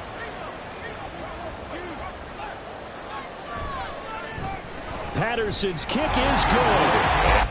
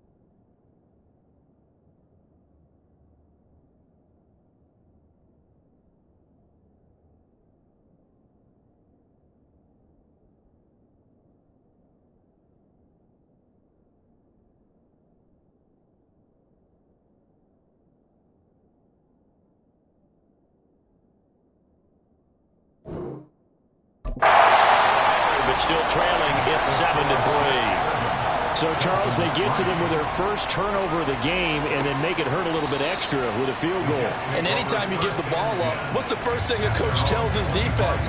Don't let them score off of this. You've got to put out the fire. In fact, in 2021, that's what one NFL coach termed his defense, the firemen. Go out there, guys, and don't let them put some points on the board. They go back to the air here after the INT on the last drive. And that's out to the flat for Swift. And he's upended after a gain of 2 out to the 27. They'll break the huddle, come up on 2nd and 8 at the 27-yard line. The slot man in motion right. And they'll fake it there on the jet sweep, and instead, here's Swift. And he still has yet to get on track in this first half as they're going to stop him behind the line. They'll come up now 3rd and 9. Now back to throw. That is caught. He's got a first and maybe more. He's to the 15. And all the way in. Touchdown, New York. A big play there. 74 yards. And they are able to add on to their advantage. Point after, right down the middle. And that pushes the lead up to 11. The Jets kick team out now to boot this one away. And this taken in at the goal line. And he'll get it up just past the 20 as his guys will go to work at the 21-yard line. And now it looks like he's in some discomfort after being tackled at the end of that return. We'll get an update when we come back to Hard Rock Stadium. First down Miami as they get set to start the drive. It's been very much a slow start for them. 3 drives and just the 3 points, CD. Yeah, if you're into the points per drive ratio, that answer is 1. And that's not going to get it done in a ball game. They've got to find a way to finish these drives in end zones, not having balls go through goalposts. They go back to the ground, this time Jacobs. And he'll manage only a couple here up to the 25. And the big fella stuffed that one up in a big way. I think doubling him has to be a priority because you can't move up to the next level if you don't take care of him first.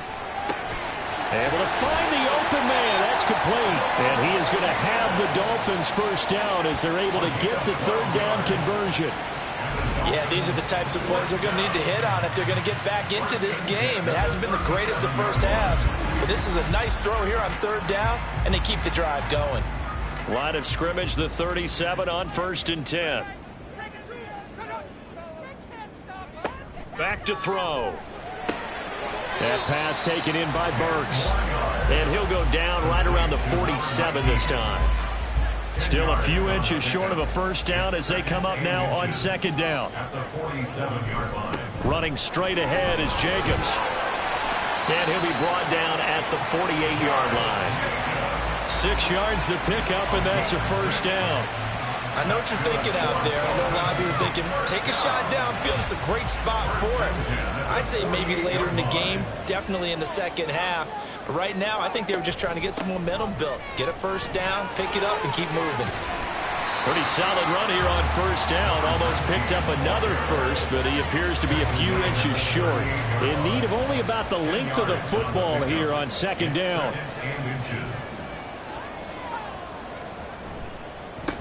They'll keep it on the ground. Burks. And they'll be inside the 35 now at the 34-yard line. 2nd and inches is oftentimes an invitation for an offense coordinator to take a big shot downfield because he feels like he can come back on 3rd down and pick up the first down. But sometimes you just don't want to break tendency. Stay with what you are, stay with who you know, and go get the first down. That's exactly what they did. A good pickup there at 22. If you're going to blitz, likely going to leave you in man coverage with this guy, and that is less than ideal. It is because just about any offense that has an elite receiver, if you blitz and have him in man coverage, you're going to him, even if he has an elite defender on him, because he usually knows where the ball is before the defender does. And he'll get this one down to about the 10-yard line. 2 yards on the pickup there. It'll be 2nd and 8. 2 yards on the pickup. It's 2nd and 8. They'll drop to throw. toward the end zone, but that's going to wind up incomplete. You got to be precise with your throws, especially in this situation. You're inside the 10-yard line going into the end zone. But sometimes the emotion, the excitement, sometimes the decisions just aren't made very well because of that. It's complete. Burks. Touchdown, Dolphins! From 10 yards out. And the Dolphins have got it back to within a score. There are several elements to a well-executed screen pass. This one resulted in a touchdown. It had all of those elements. Yeah, you're so right, because you really need to rush to almost get to the quarterback, almost get to the passer. Then you've got to get the ball thrown perfectly, whether it's to the running back, the wide receiver, whoever the screen guy is. And, of course, the blocking has to form in front to get him downfield for the touchdown.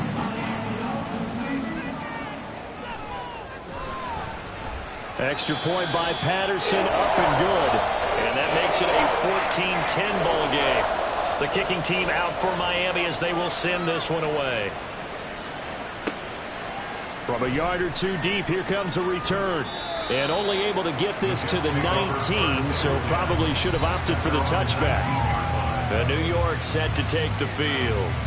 So both of these teams, Charles, coming off touchdowns now, but this offense, they just had to stand on the sideline, watch their opponent author a really impressive drive to reach the end zone. Yeah, and I think you're not telling yourself the truth if you don't think there's some one-upsmanship going on right now, because they just had their touchdown answered by a drive of double-digit plays that also found the end zone. Now they want to do something even more impressive to answer that one. And 2nd and 10, he'll look to throw again. He finds his man, complete. That's right. And they're going to get this beyond the 40 before he's taken down. 23 yards the pickup there. I think it all came together there. In-breaking route, drove it with excellent pace. Money throw right there to move the sticks.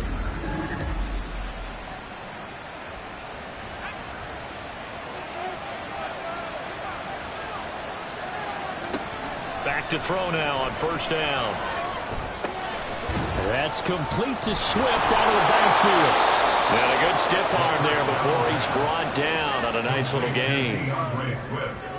Now 2nd and 3. Brings up 2nd and 3 at the 50-yard line. They'll send a receiver in motion left. Now a fake on the jet sweep, and they'll instead run up the middle. And he'll be brought down at the 45-yard line. 6 yards the pickup, and that's a 1st down. Brandon, I think you and I were both raised the same way in the game of football. You run to set up the pass, but I think we've discovered in this NFL, a lot of teams pass to set up the run. And that's what they've done throughout this game. They've aired it out, thrown it around the yard. Now they've come back to the running game, and they find a way to be successful with it.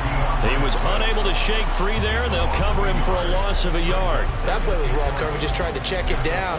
Unfortunately, not able to find any yardage on that one. They don't need to run another play here before the 2-minute warning. Let's see if they do it anyway. 2nd and 11. Gates with a grab. And he'll take this forward for about 5 as we have come upon the 2-minute warning. 2 minutes remaining in this first half of football. And they'll need to get to the 35 if they want to keep this drive going on 3rd down. They'll set up to throw. He'll find Lindsey here. And he's got another 1st down as he's brought down at the Dolphins' 28. And a stoppage here. We're going to need to take a moment as a jet was shaken up on that one. We'll get an update when we come back to Miami. They'll look to throw again. That is incomplete. So it looks like they stopped some fighting them on this series because it seemed like things were headed for the red zone. But this defense gets 2 more stops. They can keep them out of that area. Back to throw again. Right side catch. This is Gates. And he's got another 1st down as he's brought down at the Dolphins' 18. 1st down, New York.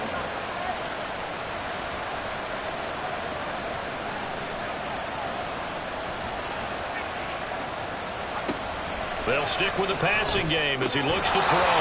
And incomplete, a drop there in the middle 3rd of the field. That'll bring up second down. It leads to 2nd and 10. Again, he'll drop to throw. To the goal line, but it's incomplete.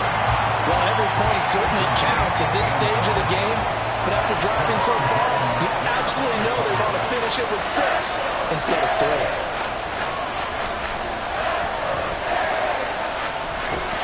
And they're going to get him. He's sacked back around the 28. And while all of that was going on with a sack, it appears, unfortunately, we have an injured player.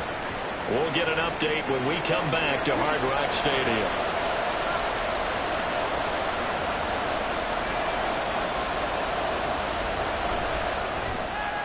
And this one is right down the middle. And that moves them up by a touchdown now at 17-10. So as it turns out, that sack doesn't wind up costing them, Charles. They at least get points, get 3 of them. Yeah, that's where your kicker can really come to your rescue because you know after the sack there was a little consternation there. Are we out of field goal range? Are we going to be able to get 3? In this case, he stepped right up and gave them exactly what they needed. There again is the running back as he trots onto the field. They're behind in the first half here, CD, but it's not through any fault of their running back. He's had a strong start to this one. And you're right about that, partner, because watching him play, you would think that his team is in the lead. He has been a lot of fun in this contest. Now let's see if they can actually make something happen and put more points on the board behind his efforts. Yeah, I'm curious to see, Charles, if they can play complementary football and get that passing game going as well. Now, meanwhile, a pass that should have been intercepted, but it winds up falling incomplete. So back-to-back incompletions, and that has them staring at a 3rd and 10. Up the middle they go. Burks. And they get him down, but not before he takes it across the 40-yard line. Now the Dolphins going to burn the first of their timeouts as they get the stoppage with a little over 50 seconds to go in the first half. And he'll be brought down just shy of midfield at the 49-yard line. The Dolphins moving with a sense of urgency here. 2nd and 3. Able to get this one to McBride. The Dolphins going to take their second timeout as they'll stop it with 25 seconds to go here in half number 1. He gets this one to Burks. All defense is worried that whenever anyone catches the ball and has a head of steam come out of the backfield, it can turn into a big play with missed tackles or he runs through people. But they were right there waiting, and they stopped him for a minimal gain. So on 2nd down, the field goal unit is on here as they try to get 3 before half. And this is good from 57 yards out. That was bombs away right there. And that will cut this lead back down to 4 now. It's 17-13. So they're able to end that drive with 3 points in this one-possession ball game. And ideally, you want to end every drive with points. Most quarterbacks would tell you, let's end it with a kick, right? A PAT, that's number 1. Field goal you'll take. Punts, you really don't want to do that. In this case, they'll take the field goal and get prepared for the rest of the game. So we've reached halftime here in a 4-point game. As we go up to Orlando now and hand it over to Jonathan Coachman with our EA Sports Halftime Report. Take it away, Coach. All right, Brandon, thank you very much. More from you two in a minute, but first, let's take a spin around the NFL and see what's going on here in week number 10. We'll begin in the AFC South. Tennessee heading north to visit Indianapolis. And it's the Titans on top as that one draws close to halftime. The Titans trying to hold on and claim victory.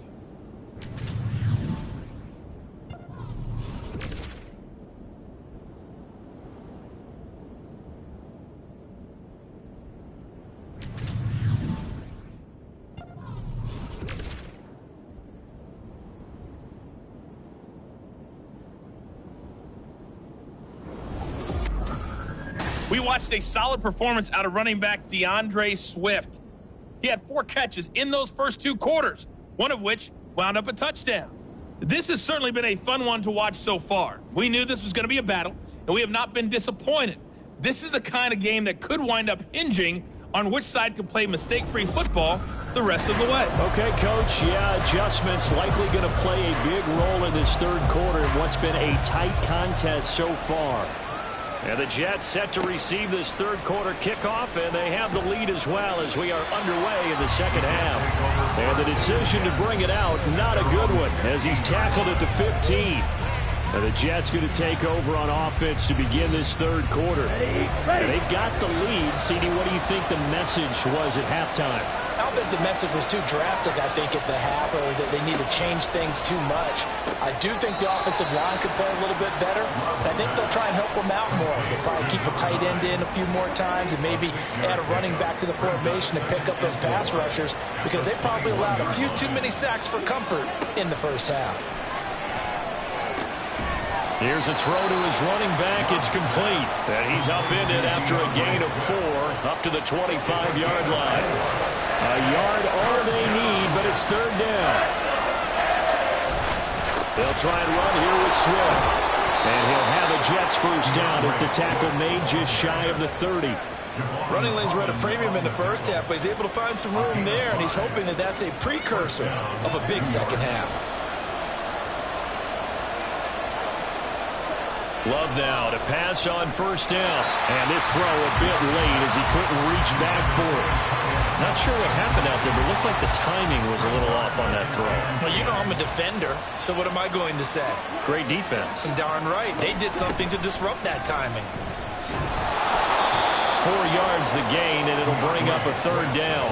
In the first half, he was held in check on the ground, but despite that lack of production, they still have the lead. Yeah, they've got to feel fortunate about that. If they could actually get production from your lead horse, that would help open up this offense and widen this margin, too. Now the throw on third down, knocked away and incomplete. As a corner, you have to be able to run with guys step for step downfield in man coverage and make up ground quickly in zone. You have to put yourself in position to make plays, just like that one we saw there. Yeah, last week in the loss, 5 punts as he gets this one away. Fair catch called for and collected right at the 10-yard line. That'll be put in the books as a 53-yard punt. And the Dolphins' drive will start deep in their own territory with a 1st and 10. The Dolphins at the line ready for their next drive. And their defense did its job by forcing the punt to start things out. And now, Charles, can the offense get in gear? I think, partner, you can sense them saying, okay, the first half was theirs, but now let's get the momentum back on our side. We forced a punt. Now let's go downfield and score. If we do that, we'll be set up well for this second half. Throwing there, but this pass is going to wind up incomplete. And those two just haven't been in sync thus far. They've done a nice job against him, but still, with his talent, you would expect them to have more completions to him in this game. Steps away to his left. And he's got it past the 30 before he's hit and dropped. The coverage may be too good that time as he breaks away for 19 with his legs and a first down. Well, he and his offense were staring down what was likely a 3 and out. Zero fear from his side, though. Never doubted for a second they'd pick up the first. He's ready to pull the trigger on a keeper the moment it revealed itself. Now a play fake here on first down. Under a heavy rush, and down he goes. That one will set him back nearly 10 yards here on first down of the sack. But defensively on the previous play, they gave up a pretty good chunk of yardage, but right there, they got a good portion of it right back. And if we just flip it around from the offensive perspective, took a nice step forward, and how about a couple of leaps backwards after that play? They got to figure out a big call coming up here to try and gain that yardage back. Now a stoppage here as it looks like we've got a Dolphin shaking up on the play. We'll get an update when we come back to Miami. We'll see what they have drawn up here. A little bit behind the line. 12 yards needed to gain a first down. On third down, he'll drop to throw. Work in the middle of the field, and he's got a man complete. And he'll be taken down, but not before they work it across midfield. That third down conversion good for 23. With the kind of game he's had so far, you had to know that on third down that they would be looking his way, and they did, for big yardage and a first down. I think the defense fell asleep at the switch on that one. I would have doubled him, tripled him, anything to keep the ball out of his hands.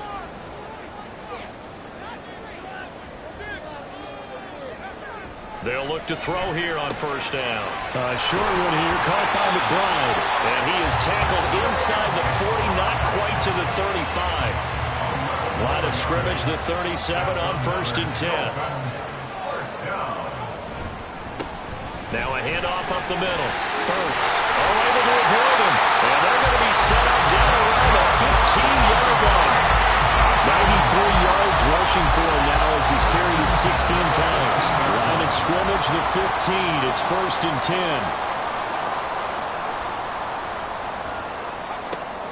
They'll look to throw here. This will be caught just inside the 10. Call it a gain of 6 on the play, and it's 2nd down.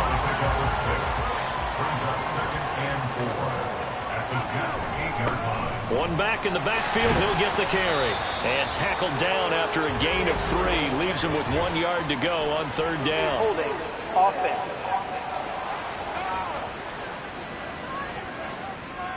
They'll come up now on a 2nd and long after the hold. He'll drop to throw. He's got it. Touchdown, Dolphins. 15-yard touchdown grab.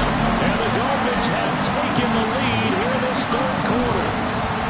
So a very strong first drive in the second half, Charles, as they turn that halftime deficit into a 3rd quarter lead. And they were pretty purposeful there, weren't they? Measured in their approach. But boy, they executed awfully well, moving the ball down the field.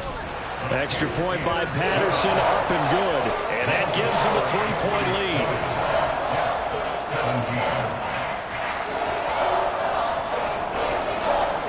The kicking team out for Miami as they will send this one away.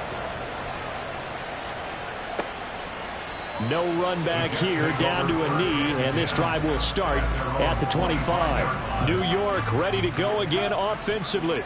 The last series for him, a little disappointing, forced to punt. And now they'll try to do better here and come away with some points as they begin this drive, 1st and 10. And he's upended at the 33 following a good pickup of 8. Well, it's time for them to be good teammates right here. And what I mean by that is possess the ball for a little while. Get at least 2 first downs. Give their defense a chance to settle down a little bit after they give up a touchdown. Love now on 2nd down. Gates has it over the middle. Now following the completion, we're going to get a stoppage here for an injury. We'll get an update when we come back to Hard Rock Stadium.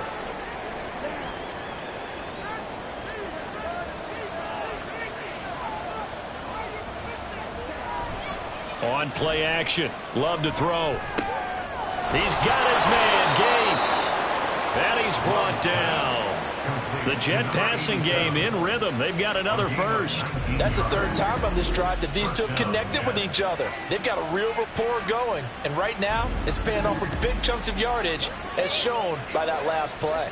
So now 1st and 10 as they've crossed into Miami territory at the 42-yard line. They run out of the gun with Swift.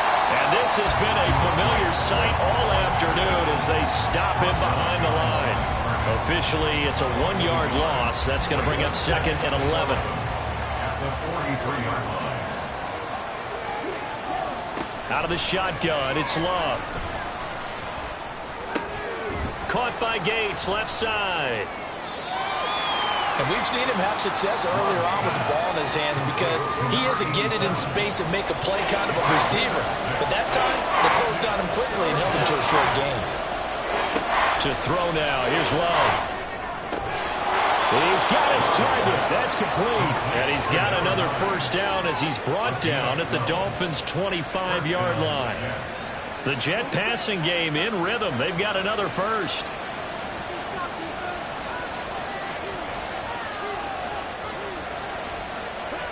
First down, Love to pass. Nowhere to turn here, and he's going to go down. Back at about the 37-yard line. It looks like a 12-yard loss there on the first down sack. Well, many times when you talk about mobile quarterbacks, you get the sense that they feel like they can get out of any bad situation. They keep moving around and trying to emulate guys like the Scrambler or the Dodger. Instead, they keep losing yardage and digging themselves a hole that they can't get out of.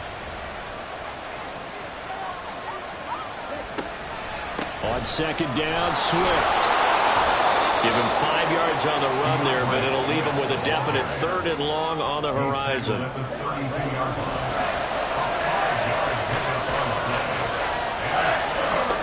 Throwing. Love. And down he goes. They sack him back right around the 41-yard line.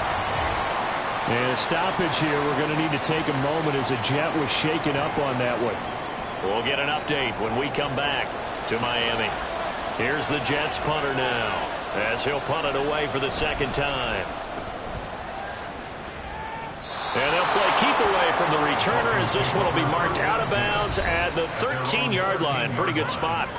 A look at the running back, the man out of the backfield as he gears up to go again. We've seen him be good so far. He's hoping to continue that trend here in quarter number 3. And typically when you see guys running it this well, they see the game in slow motion, don't they? They see the cuts happen, they see the blocks happen, they feel really good about their vision, and then they use their legs to find that open space. And he's had some good help up front to boot.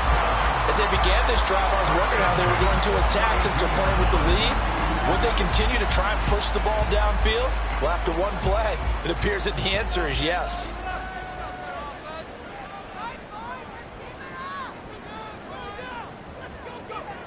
Back to throw now on 1st down.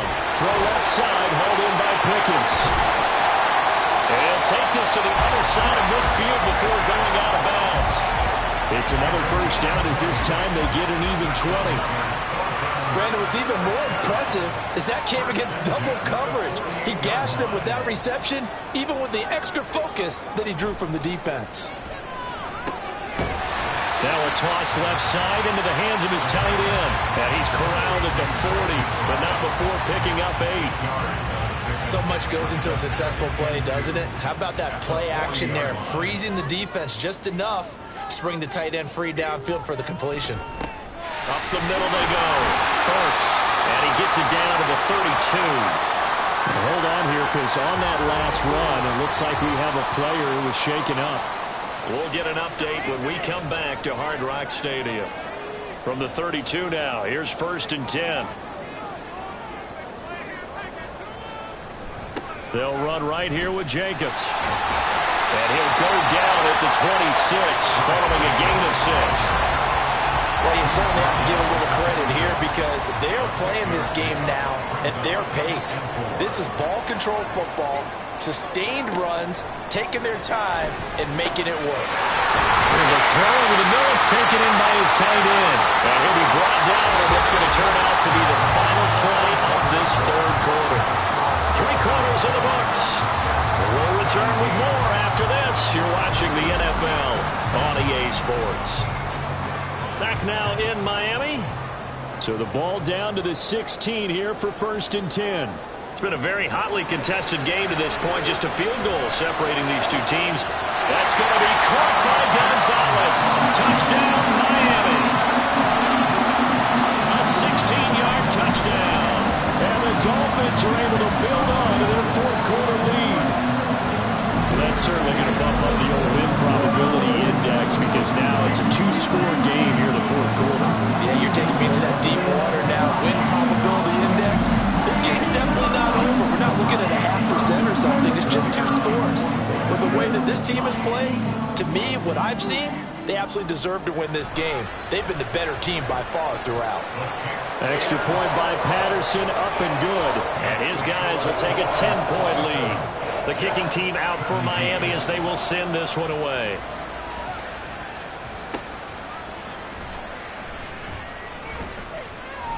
And able to get this across the 20, but not much further as he's dropped it to 23-yard line. New York's offense back out there and set to go. And the script really is flipped for them. The momentum on the other sideline, and now they have to try and battle back from a 2-score deficit. Love, they go play action now. Oh, he was hit as he threw it there, and that one winds up incomplete. Now it's 2nd and 10. Love now.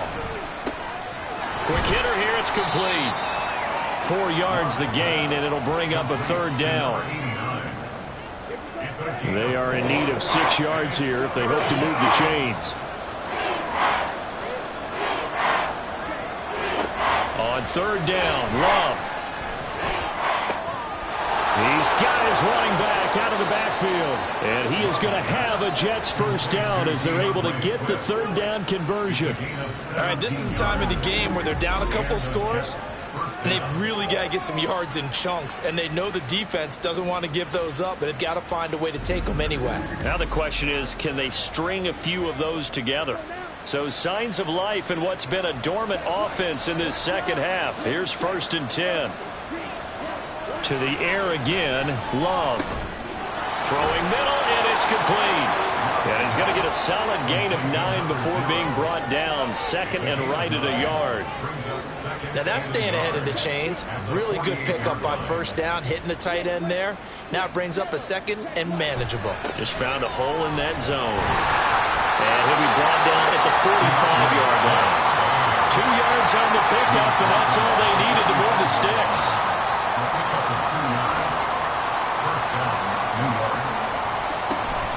Once again, it's Swift. He takes this for about 6 down inside the 40.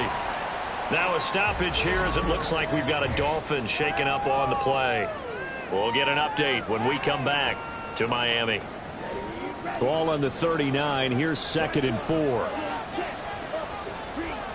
Now Love. And it's a short one here, complete to the tight end. And he's got another first down as he's brought down at the Dolphins' 29-yard line.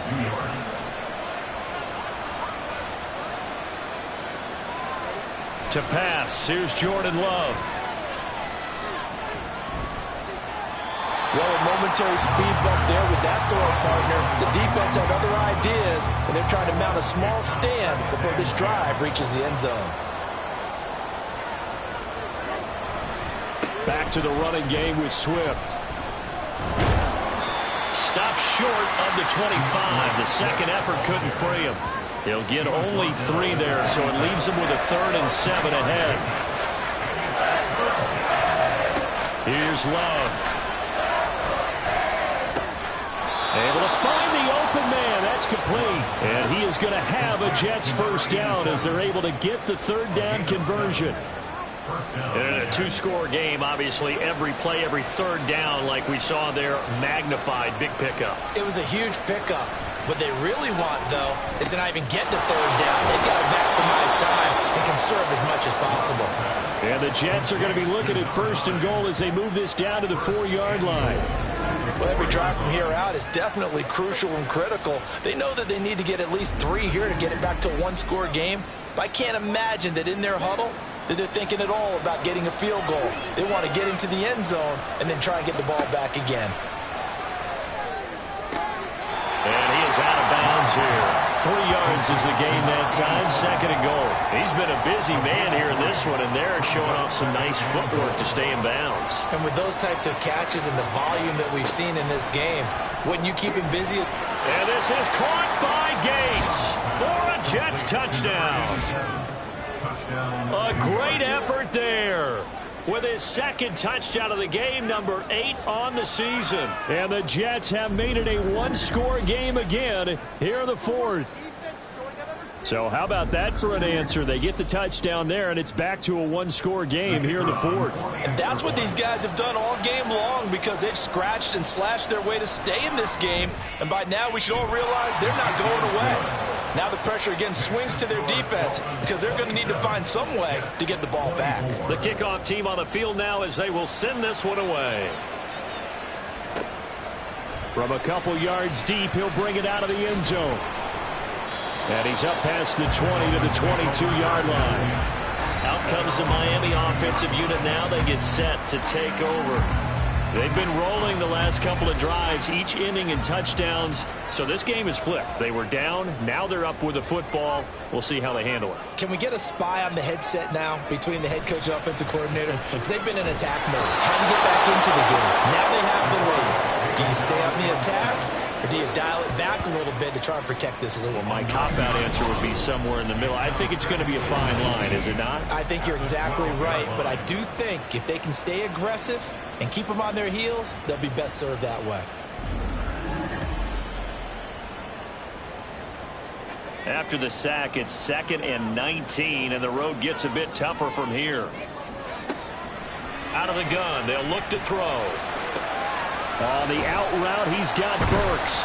And he'll go down just shy of the 25 at the 24-yard line.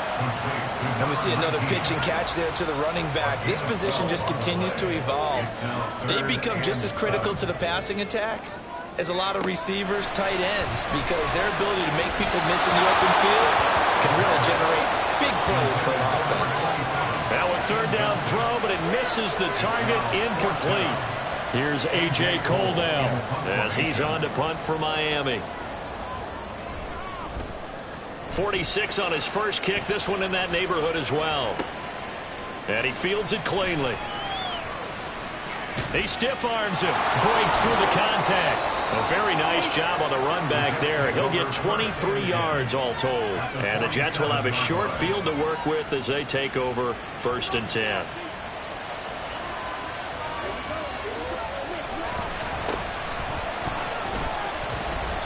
And he'll work down inside the 45.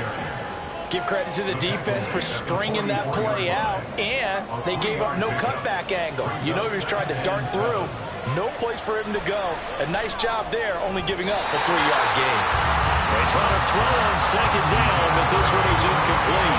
Not sure what happened there, but he just didn't get the right read on the coverage that time. Pass wasn't where it needed to be, and that'll send them back to the drawing board. They'll try and set up the screen to Swift. And I don't think he got there, no. He's short by maybe a foot, maybe. Call it 4th and inches. That's a nice design there, but sometimes, though, you get so many blockers out ahead of you, they kind of slow you down and force you to adjust. You always appreciate guys trying to help you, but maybe one less there could have turned this into a bigger game. And he is going to have a Jets 1st down as he pushes forward for a couple on 4th and inches. 2 yards on the play. 1st down, Jets. They go back to the ground, this time Swift. And he'll be taken down at the 34. Just a yard on the 1st down carry, so it's 2nd and 9. A gain of a yard brings up 2nd and 9. Glove.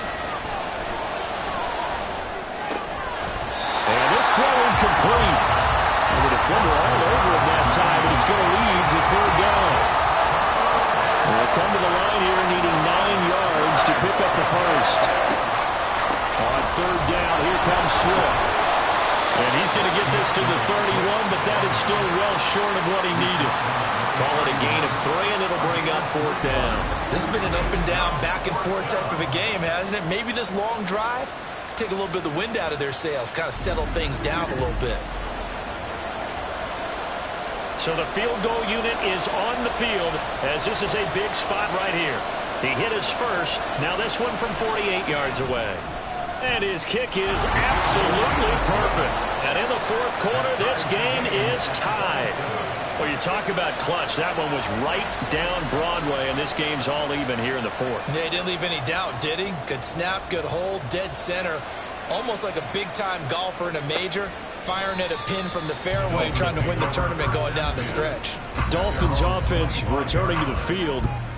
And we essentially have a brand-new ball game. After that last field goal has tied us all up, we brace for what should be an exciting rest of this 4th quarter.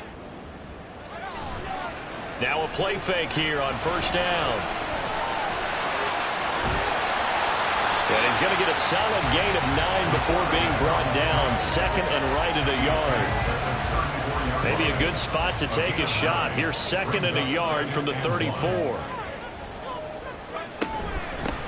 Now a handoff up the middle. Burks. And he'll be brought down shy of the 40 at the 38-yard line. Most of the damage has been done through the air. I mean, they've rung the bell 3 times with passing touchdowns, but guess what? Ground game has not been neglected. Nice little burst right there. Running game working. They'll stick with it on 1st down. And he takes this up right near the 45-yard line.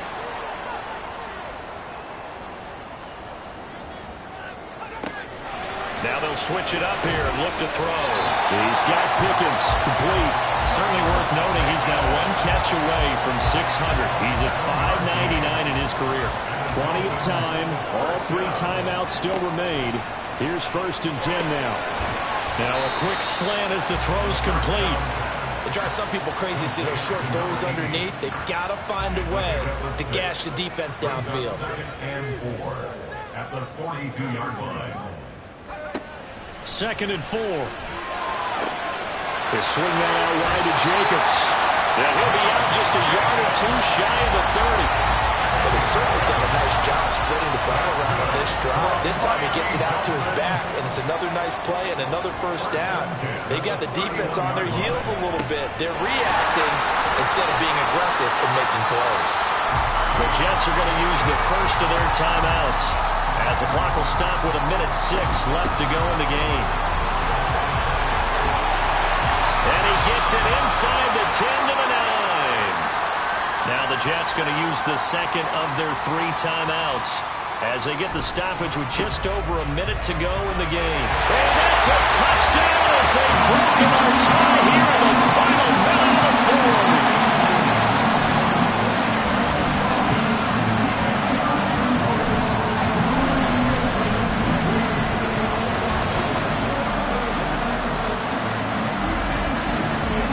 Some good running there at the end of the drive. He had the burst that set up the 1st and goal, and then one play later, he's in the end zone. Brandon, what I liked about that sequence is, I'm not sure who made the play call, but they understood the situation, understood the momentum. A nice hard-charging run, give it right back to him, and let him cap things off. And here comes a return from just beyond the goal line.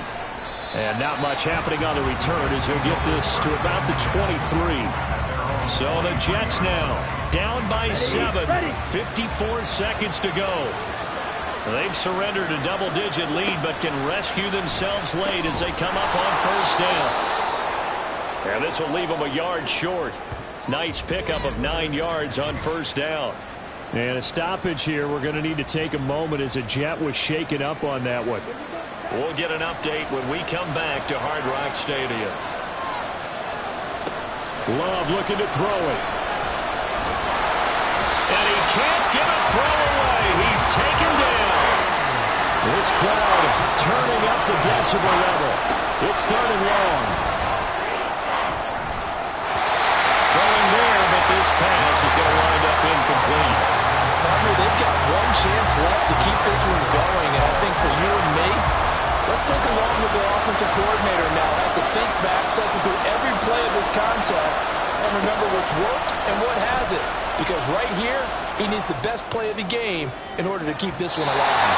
Well, on 4th down here, that pass knocked away and incomplete. They had to go for it with such little time remaining. And boy, possession here turns over with the football already being in the red zone.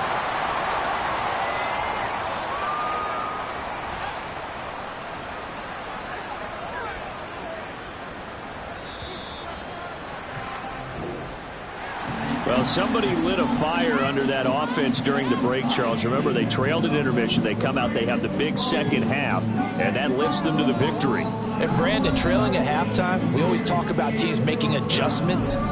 You know what the best adjustments usually are? It's just executing better. Because the game plan you put in place at the beginning of the week often still holds. You don't have to make wholesale changes. You just have to do it a little bit better, a little cleaner. And they did that in the second half, and that led them to victory. So for the Dolphins, the win gets them back over 500 at 5-4 on the year. And they'll get to stay home again next week. Meanwhile, for the Jets, they're going the wrong way as this will drop them to 3-7 now on the year. And they'll try to get back on track next week as they head up to Orchard Park to take on the Buffalo Bills. So for our entire crew, alongside Charles Davis, I'm Brandon Gaudin. Thanks for watching, everybody. We'll see you next time.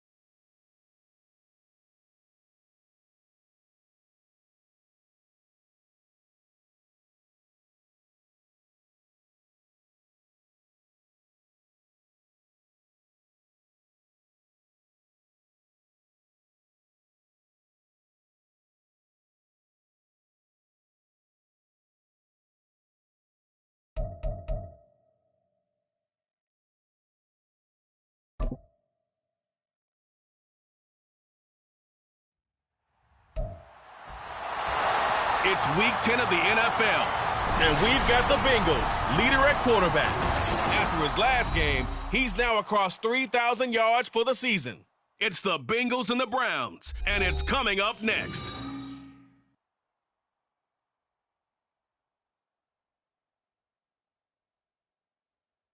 We are within shouting distance of the Rock and Roll Hall of Fame as we get set for football on the lakeside here at Cleveland Browns Stadium. Today we hit double digits, week 10, and we've got a good one in store as it'll be the Cincinnati Bengals taking on the Cleveland Browns. Hi again, everyone. With Charles Davis, I'm Brandon Gaudin. And, Charles, we look at this Browns ball club.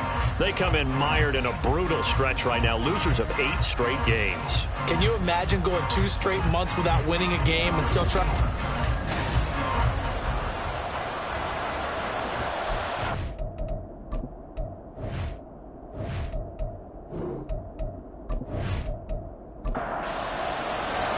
The shadow's starting to get a bit longer. Week 10 of the NFL season is here, and we're underway on EA Sports. From a yard or 2 deep, here comes a return. Only able to get this to the 19, so probably should have opted for the touchback. So here come the Browns for their first drive on offense. And they'll be led out by their 8th-year quarterback. Okay, I thought there was something to build on in last week's game by his performance. I thought he played fairly well overall. The numbers won't knock your socks off. 2 touchdown passes and an interception. The bottom line, though, they lost. Yeah. How does he eliminate that 1 interception, continue to take care of the ball, and maybe increase the number of times he puts the ball in the end zone with the receiver? And now a throw on first down there, but it's incomplete. Here's 2nd and 10. You know, Charles, for this defense, look, it's no secret. You're facing a team that is really, really struggling. They haven't won in what seems like forever, but sometimes a desperate team can be a dangerous team, right? You're exactly right about that, but they shouldn't be. When they're on that type of a losing streak, it's incumbent upon you to take charge of this game early and not give them any reason to hope. Get up. And he'll be taken down by the Bengal pressure. It'll be a loss of 8 on the sack, and it's going to lead him to 4th down.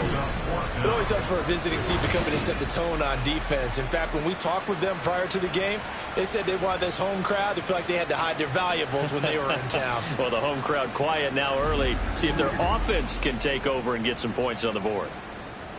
The Browns send out their punter now. He'll kick it away after a 3-and-out on the opening drive of the game. He punted 3 times in the loss last week as he sends this one away. That's pulled in at the 32. A pretty good punt there, but also a nice return of 12 yards. And the Bengals will take over here 1st and 10. Here come the Bengals now to take over. And they are led out there by their mobile quarterback. Brandon, I don't know about you, but when I heard he threw 5 touchdown passes last week, I thought, well, he's going to be the AFC Offensive Player of the Week. I didn't need to hear any other stats, and it turned out to be right. That's exactly right. It seemed like every time we turned around, he was throwing one in the end zone. But he doubled down. He said, I see 5 more in this game. Challenge accepted. Challenge. And that is not fooling anyone. He never had a chance to turn the corner there, and they'll go backwards right away. So the opening play of the drive goes backwards. Now they'll come up on 2nd and 12. He'll look to throw. This short pass into the hands of Njoku. Just a gain of a couple there. And that's going to set up a tough 3rd and 9.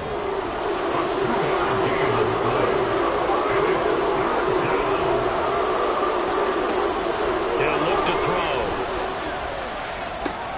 Work in the middle of the field, and he's got a man complete. And he is going to have a Bengals 1st down as they're able to get the 3rd down conversion. Well, I think when they look at their offense, they think to themselves, weapons everywhere, and they want to move the ball around. They want to spread it to different people. But you absolutely know they want to get this man involved as well, and that's what they just did on that play. So here's a 1st and 10 at the 38.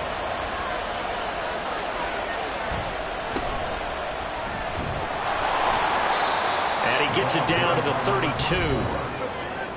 These are his numbers from last week's contest. 17 carries, 105 yards. And the way they ran the ball in last week's game has to be satisfying to their entire staff because they're seeing not just a back gain big yardage, but they're seeing an offensive line really in sync. Off the play fake, he'll look to throw. He's got Njoku, his big tight end. Second catch for him today, and it'll wind up a first down. First down, Cincinnati.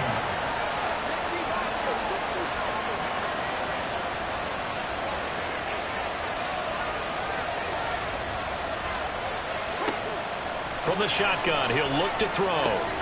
This is caught. Touchdown, Bengals. T. Higgins, his 9th touchdown of the season. And the Bengals will jump on top with the game's first score here this afternoon. Well, these guys have won 3 straight ball games and another good start to this one out to the 6-0 lead. And I've talked with so many different coaches, as have you, along the way, and they always talk about winning streaks and the mood of a team and how much easier it is to actually prepare during that time. Guys are sharp, guys are focused, everyone's feeling good, and we're seeing it early in this one. Extra point by McPherson, up and good, and that makes the score 7-0. After the touchdown, McPherson on to kick this one away. And he'll elect not to return this one, so they'll bring it out to the 25 on the touchback. Second drive coming up here for Cleveland as they return to the field on offense. In the midst of, well, let's just say a not-so-rosy losing streak. They've got the open week, though, coming up next weekend, so you have to figure this to be a game that they dearly love to have. Oh, indeed. They have to have this one because that's something positive to take with you when you go away for a few days, and it actually releases your mind. If they lose this one, that mind stays cluttered the entire time they're away, and they've got to scramble to get back in sync when they start playing again. Trying to find a lane, but instead he'll get back to the line of scrimmage, and no more. No gain on the play that time, and they'll look to convert on what will be a 3rd and 4. It's now 3rd and 4. Back to throw. Rutherford. The Bengal pressure gets him that time. Down he goes. Dexter Lawrence able to record his 5th sack of the season. The Browns send out their punter now as he'll come on to kick this one away.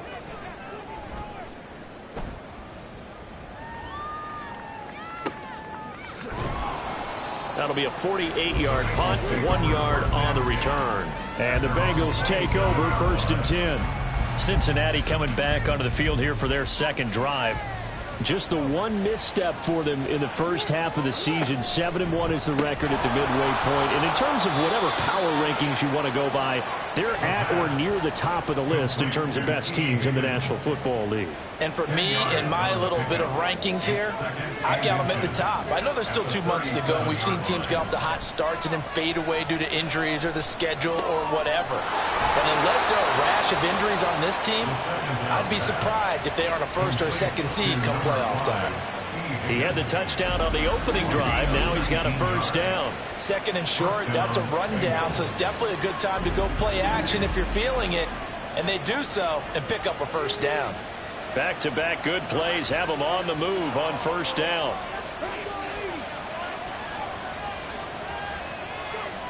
They'll drop to throw. And it's incomplete. Boy, he doesn't drop many like that one. 2nd down. It leads to 2nd and 10.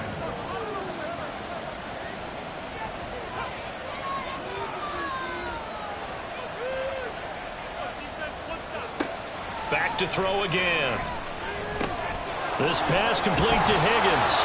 And they're going to have another 1st down as he's going to be tackled at the Browns' 33. The Bengals passing game finding a rhythm. They've got another 1st.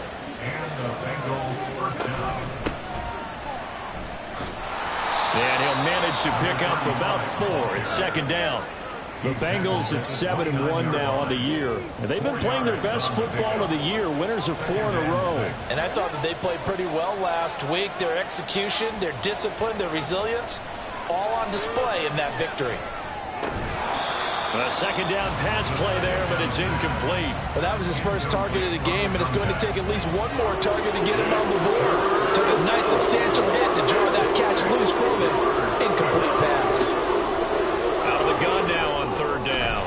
He's got his target. That's complete. complete. And they're going to have another first down as he's going to be tackled at the Browns' 14. It's a gain of 14 down to the 14. I can't help but chuckle a little bit because at this point, it can't be a surprise to anyone in the building who's going to get the ball. They just keep feeding him over and over, and he just keeps on delivering. Back to throw now on first down. And he will find his man on the end route, complete. And that's good for a gain of 6, and that'll make it second down. Brings up 2nd and 4 at the 8-yard line. Downs going in motion left. And they're going to give it to him on the jet sweep. And this Browns defense coming to life. They get him behind the line for a second straight play. It'll be a loss of a couple on the play, so now third down coming up.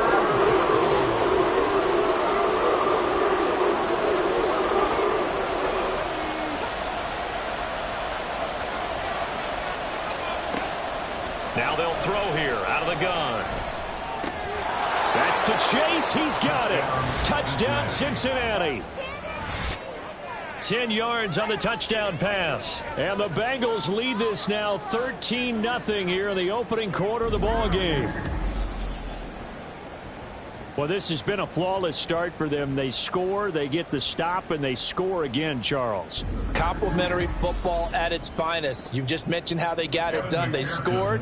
The defense got the ball back for them. They score again. That's the way you win ball games. Extra point by McPherson, up and good. And that'll make the score 14-0.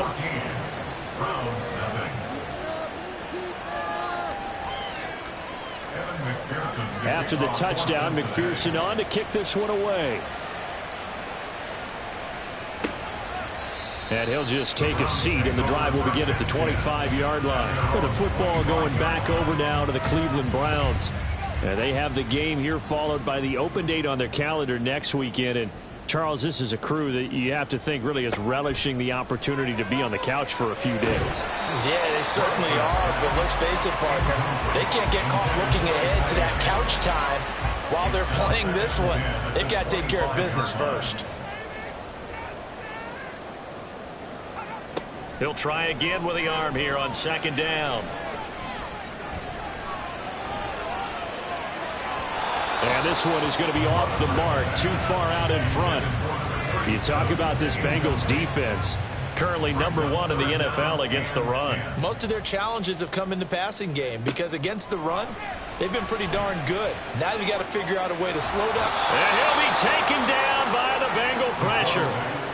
Multiple defenders getting to him there for a huge loss. And that is the third sack this offensive line has allowed this first quarter. Yeah, that puts him on pace. Let me do the rudimentary math here. To be sacked 12 times in a game. I know he's not going to go for that. I wonder if it's going to reshape what they decide to do on offense in terms of play calling. Well, I can tell you what, when he popped up, shaking his head, frustrated right now behind center. And he's getting a workout here in this first quarter as he gets it away. Returnable here from the 38. A 48-yard punt, 7 on the return. And they will take over 1st and 10. Now the Cincinnati offense ready to see what they can do here. It has been about as perfect of a start to this game as these guys could have asked for, Charles. They've scored on their first 2 drives. They still haven't given anything up on the other side of the ball, so they can already make this a 3-score game here if they can come away with points on this drive. Yeah, they're almost pushing them to the brink, aren't they, partner? Almost to the point now where it's a loss of words for me, which I know would excite all of our viewers, but you're just not supposed to see that type of dominance so quickly in a game like this. Everything they've done has been working so far. Offense, defense, you name it, it's going well for them. So here's a 1st and 10 at the 38. They'll look to throw. Over the middle, he finds Higgins. A good gain of 9 before he's brought down at the 28. Defensively, they're going to have to do something about him in a hurry because that last catch puts him over the 100-yard mark. We haven't even hit the second quarter yet. And you did say they'd have to do it in a hurry. It has to be right now because as his confidence grows, it'll actually overwhelm the defense. No matter what they do, he'll feel like they can't stop him.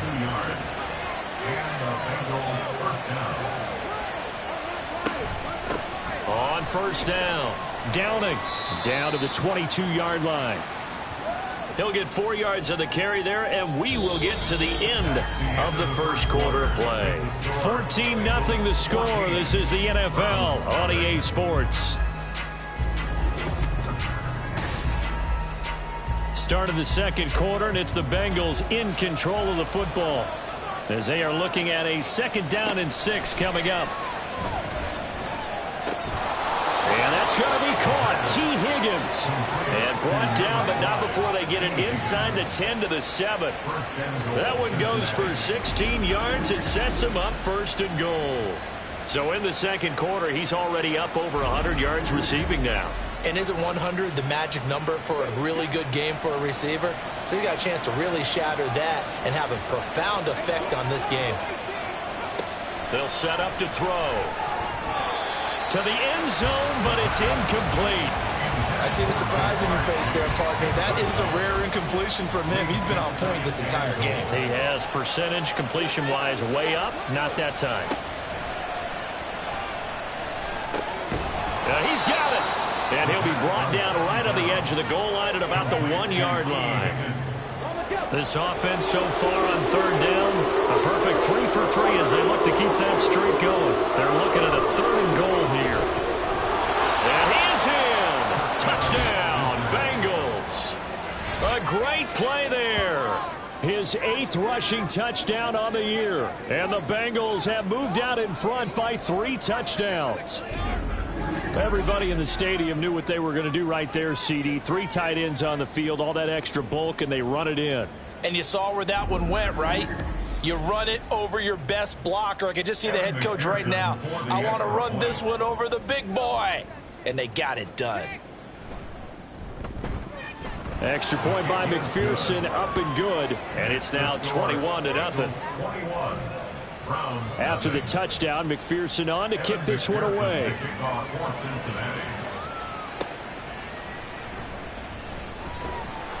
And no chance to get away as they'll get him down at about the 17-yard line. And now Cleveland geared up to take the field. Well, partner, fast forward with me for a second. Remember, next week they have the open week, so they're going to get some extended rest. Does that change how they manage the rest of this one? I think it does a little bit, but not by too much, because you're right. You get the extra rest. You get a chance to heal up and kind of, do a little bit of a reset for this team. But it's also nowhere to go here. He lost the football, and the Bengals grab it. And they've got the football, and they're already knocking on the door inside the 5 at the 4-yard line. That feels like an accumulation of the pressure we've seen all game. I mean, he's been on the turf a whole lot because of sacks. Eventually, something else happens as well, and this time it was a turnover. Yeah, caught up to him. Getting set to go again as we look at the back, heading onto the field again. It's the second quarter. His team has the lead, but I think he's hoping for a little bit more production out of himself. And we often talk about preaching patience to a runner when things are a little bumpy in the early going, but we have to do the same thing with the offensive line. That's to Chase. He's got it. Touchdown, Cincinnati. Jamar Chase. His 10th touchdown of the season, 2nd of the game. And the Bengals continue to pull away here in this first half. There was no going through the progressions on that touchdown pass. Yeah, nor was it necessary. His receiver won that route early, presented himself. No reason to wait. Go ahead and put it on him and score a touchdown. Extra point by McPherson, up and good. And a route is on here in this first half. After the touchdown, McPherson on to kick this one away. This fielded right at the goal line. And he'll get it up past the 20 to about the 22. Heading out as the Cleveland offense now as they get set to take over here. They're still in search of an initial first down as they come up here 1st and 10.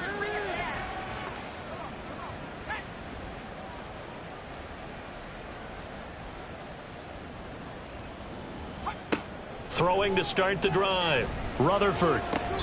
And he'll get this up to the 34-yard line. Nice way to start the drive. A gain of 12 and a first down. And the Browns, first down. 1st and 10 at the Up the middle they go. Goodrich. And his defense able to plug him up there as he'll get a yard to the 35. From the 35, here's a second down and 9.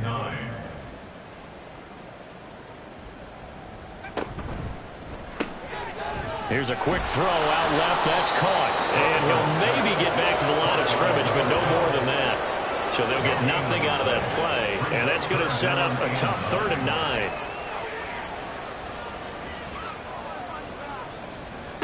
9. Looking to throw. Rutherford.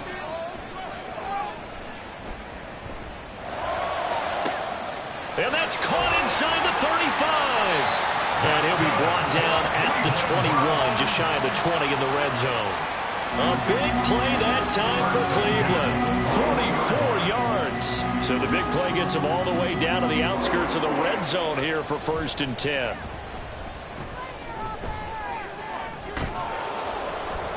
A throw there, but that's going to wind up incomplete. They had their backs up against the wall a little bit, and they come through by forcing an incompletion.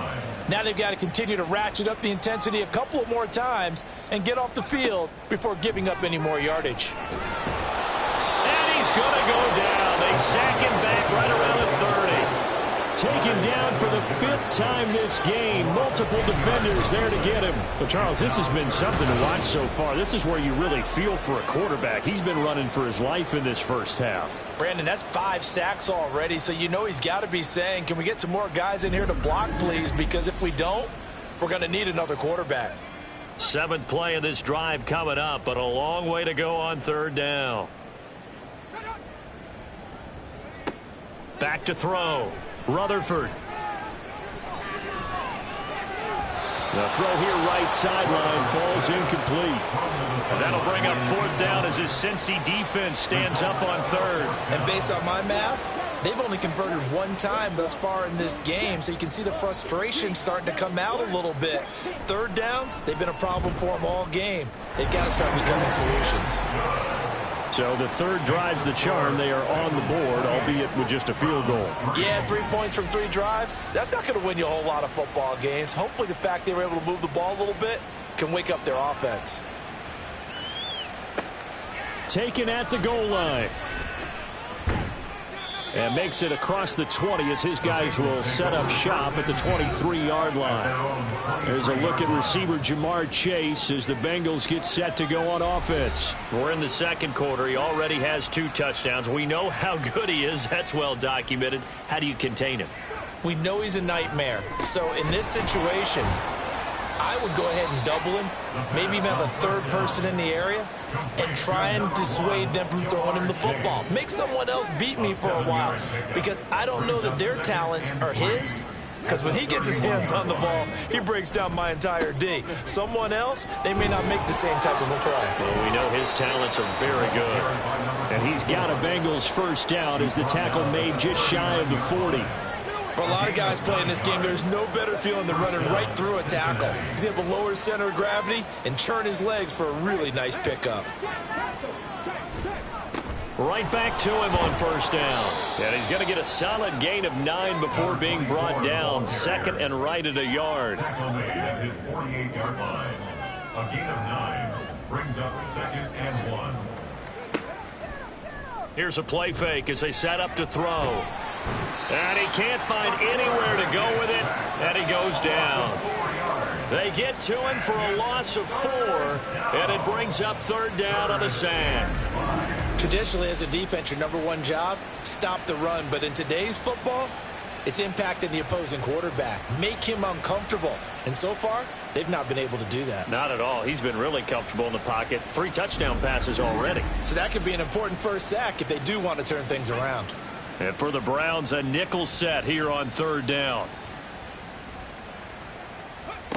Back to throw here. It connects quickly to Jamar Chase. And he is going to have a Bengals 1st down by about a yard as they find a way to convert there on 3rd down and 5. This has to go down as one of the simpler routes in the playbook, but oh so effective. Nice completion there. Keeps the sticks moving. Caught by Cobb. Gets around him, and he's able to get this to the 40-yard line before he's out of bounds. And that's good for a pickup of 10 yards, and that'll leave him with a 2nd and just a few inches left. He'll drop to throw. This short pass into the hands of Njoku. They'll get 3 as the drive continues. It's a first down. And the tight end is certainly a position built to move the chains because they can control space underneath. If they've got good hands, then, of course, they're a dynamic target. But one other thing is they're right in the sight lines of a quarterback on just about every play. And that makes it easier for the quarterback to pick him out and deliver. Give him a couple on the carry there. 2nd and 8. A gain of 2 brings up 2nd and 8. Now a carry for Cobb. And he'll be a little shy of the 25 here at the 26-yard line. 9 yards to pick up there, and it's a first down. We both know it's difficult, but they've made it look effortless out there. Through the air, on the ground, they've moved the ball with relative ease. They go play action here on first down. This is caught. And he doesn't quite make it, taking it within an eyelash. Dropped at the 1. That one goes for 24 yards. I think he has to be saying to himself, how did that not wind up a touchdown? Remember, you just need the tip of the ball to cross the plane. It's not going to get there, but they're going to be set up in great shape with 1st and goal.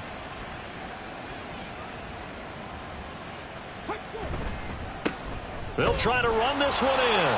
And he'll take this into the end zone for a Bengal TD. A great effort there with his 2nd touchdown here in this first half. And the Bengals extend their lead yet again. Well, nothing fancy there, Charles. You had 3 tight ends on the field. They were going to run the football. The defense knew it, but the defense couldn't stop them. And I haven't met an offensive line yet that doesn't get more satisfaction out of running the football into the end zone than pass protecting. They had determination on their side, and they got it done. And this will not be returned. It'll come out to the 25. The Browns set and ready to go on offense. And after the field goal last time, we'll see what they can get here. At least they got points out of the last drive, Charles. I never met an offensive coach that didn't want to drive to end with a kick. Most of them wanted to end with a PAT, right? In this case, a field goal, they'll take it way better than the alternative, which is a punt. Yeah, but you met fan bases that wanted that, that weren't happy with that field goal. I haven't met a fan base yet that wants to drive to end with a kick other than the extra point. That's it. Looking to throw on 2nd down. Rutherford, Hyatt there to grab it. 9 yards to pick up there, and it's a first down. Now you've got to hustle your guys to the line and get them set. On 1st and 10, Rutherford. Got a man, and he hits him in stride. And he'll be brought down right at the 45-yard line. It's a gain of 7. Brings up 2nd. To throw on 2nd down, Rutherford. The Bengal pressure gets him that time. Down he goes. The defense rising to the challenge and setting him back on the sack. I'm starting to wonder if this offensive line just simply doesn't like him. I mean, they've given up 6 sacks in this game. He's had nowhere to go, nowhere to run, and obviously nowhere to hide. And all those sacks in the first half, this is just complete domination. On 3rd down, Goodrich. Now the Bengals going to use the first of their timeouts as they'll stop it with 40 seconds remaining in this first half. Averaging 50 yards a boot so far as this one's away. This will be fielded at the 17. Jamar Chase hoping to be at center stage yet again as the offense returns to the field. He's doing what he's capable of, having a solid game. Not the most amazing game. He's not over 100 yards, but a good game so far. And you just know that mentally, he feels like he's one catch away from turning it into a great game and starting on that road.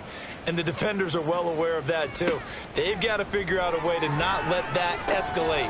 Keep him right in this zone here and call it a day, because otherwise he can really decimate them. Better believe they are well aware of his playmaking ability. It's a gain of 5. Brings up 2nd and 5. They'll throw now on the final play. And this taken in by Downs. And he'll be brought down shy of the 40 at the 38-yard line. So we have reached halftime here, and it's the visiting Bengals out in front. As we'll send you down to Orlando, and we check in with Jonathan Coachman for our EA Sports Halftime Report. Coach. All right, Brandon, thank you very much. More from you two in a minute, but first, let's take a spin around the NFL and see what's going on here in week number 10. We'll get started up at Lucas Oil Stadium in the capital city of Indianapolis, and it's the Titans with the lead in the second quarter of play. The Titans locked in a tight one, but this is a game you feel they've got to have.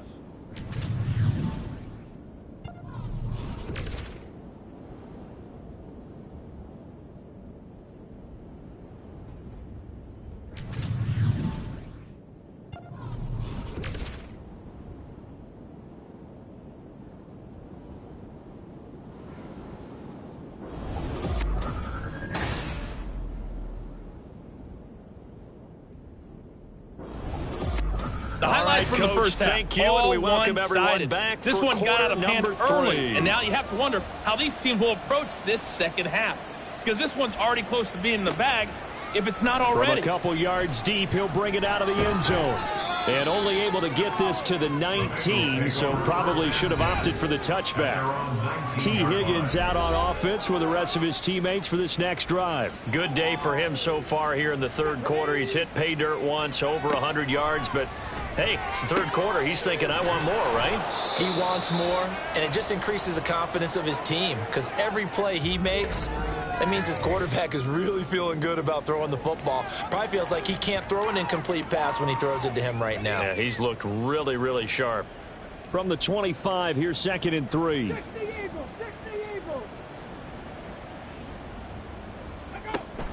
They'll set up a throw. He's going to have the hook up here to Chase. There's a nice move, and he'll be out of bounds, but able to get it up past the 45. No question that they're going to continue to look his way. 6 catches in the first half, and now 7 on the game. That's what we're used to seeing from him right there. Plays like that, why he's number 4 in the league in terms of receiving yardage. Able to make adjustments all along the way. Doesn't matter where he lines up, where he releases from. Working his way into the secondary, figures out defenses and finds weak spots in order to get open.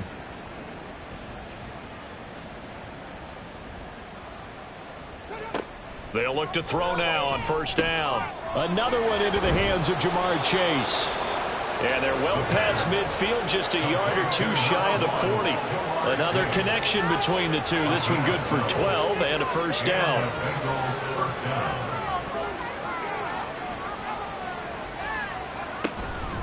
Here's Cobb. On a nice burst there as he'll take this inside the 30 to the 28-yard line. 15 more there, and they're on a roll. It's another first down.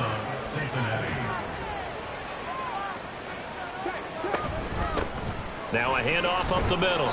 Downing. And he'll take this ahead for about 4. Second down coming up. Now a 2nd and 6. It's now 2nd and 6.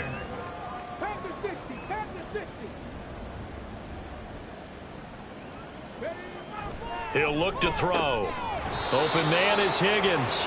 And they're going to have another first down as he's going to be tackled at the Browns' 13-yard line. It's a gain of 10.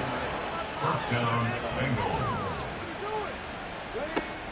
Now back to throw. And now a fumble. The ball's out.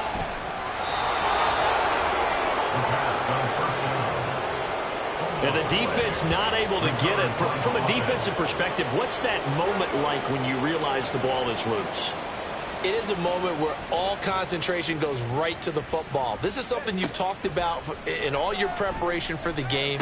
You probably talked about since training camp. Knock the ball free, take it away from the other team, and now you have that chance. There's a little bit of deflation when they end up recovering it. They knocked it free, but couldn't take it away.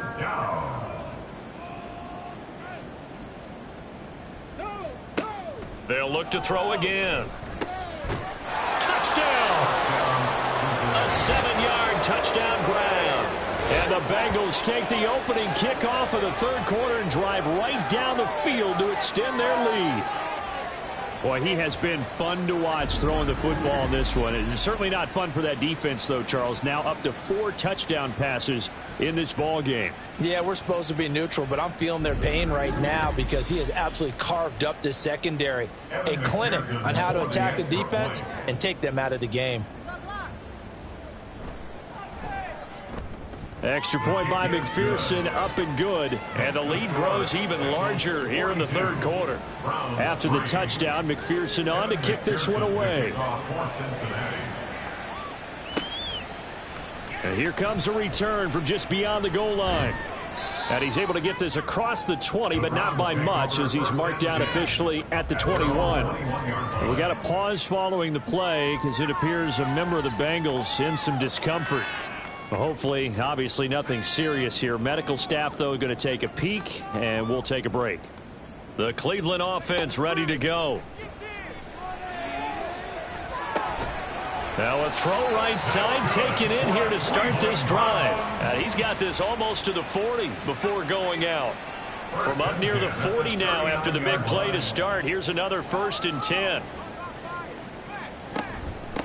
Up the middle they go. Goodrich. Oh, he's got a little daylight. It's a pretty strong running there as he'll take this across the 50 and down to the 44. Still in search of their first touchdown of the game, but they're on the move. 1st and 10.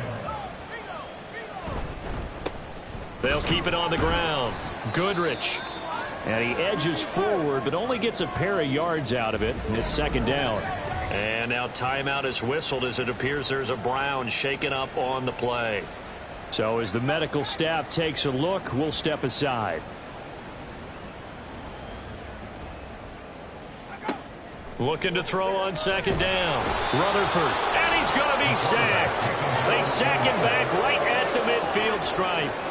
They push him back 8 yards that time on 2nd down. This offensive line flat out cannot handle this pass rush. We've seen it demonstrated time and time again to the tune of 7 sacks in this game thus far. How to approach this. 3rd down and 16 yards to go.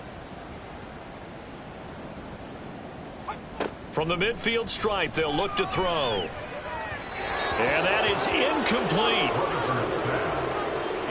Well, this at least is the right idea. I think they've got to get the tight end more involved. He had just 1 target in the first half, incomplete. Now incomplete here with the first target of the second half. Yeah, it should not stop them at all from going back to him, though. Find him. Find him. And problems spreading to the punt team now. This one goes all the way into the end zone on the fly, so that'll come back to the 20. T. Higgins leading the Cincinnati receiving corps out for this upcoming series. A monster game so far, 3rd quarter. He is lighting up the stat sheet. And so many times when you see these types of games, you hear about the quarterback, or we talk about the quarterback throwing guys open, putting it in the right spot. How about some credit for the receivers, Absolutely. Who find ways to get open, whether they uncover late in a route or they get open early, but they just always find a way. And he's having that type of a game. Yeah, he's been nearly impossible to cover. 2nd and 13. That's going to be brought in by Higgins. Loose inside the 30. T. Higgins. And he gets it all the way down to the 3. A big play there on the catch and run. And even 80 yards. Oh, big-time credit. What a play design there. They wanted to get him loose in the open field, and they succeeded. He had all sorts of room to operate in, and they finally track him down inside the 5-yard line. So that's about as long a non-scoring play as you're going to see from inside their own 10 to 1st and goal. Looking to throw. Open man is Higgins, and he's got it. Touchdown, Cincinnati. A great play there with his 2nd touchdown of the afternoon. And the Bengals just continue to roll. Well, that's just how they drew it up, CD. His first read was there, got it to him quickly, and into the end zone. Absolutely excellent execution by all involved. And the coordinator, got to give him credit, found the perfect play call. Quarterback let it fly as soon as the target came free, and his guy made a nice catch. Just how you draw it up in practice and then execute it in the game. Extra point by McPherson, up and good. And the lead grows even larger here in the 3rd quarter. After the touchdown, McPherson on to kick this one away. And this will not be brought out. It's a touchback. And the Browns getting set to go. Well, we're still in the third quarter, so there's some time to kind of clean this up and make it look more respectable. Now, a win, that's probably gone out the window, Charles, but I don't know. Do you look at this as a time to just improve and maybe start to look towards the future? I think you have to find something to play for, something to grasp onto until the clock runs out. But, Brandon, we've been around this game a long time. This is an outlier. You don't get many blowouts like this no matter how the game looks on paper going in. This one has turned out to be everyone's worst nightmare realized. Gotta imagine the pass rush will be equally intense here on second down following the sack. It's 2nd and 18. Now a handoff up the middle. Goodrich, and he is going to be stopped cold behind the line of scrimmage. They lose 2 on that last play, so things get even tougher. 3rd and long coming up.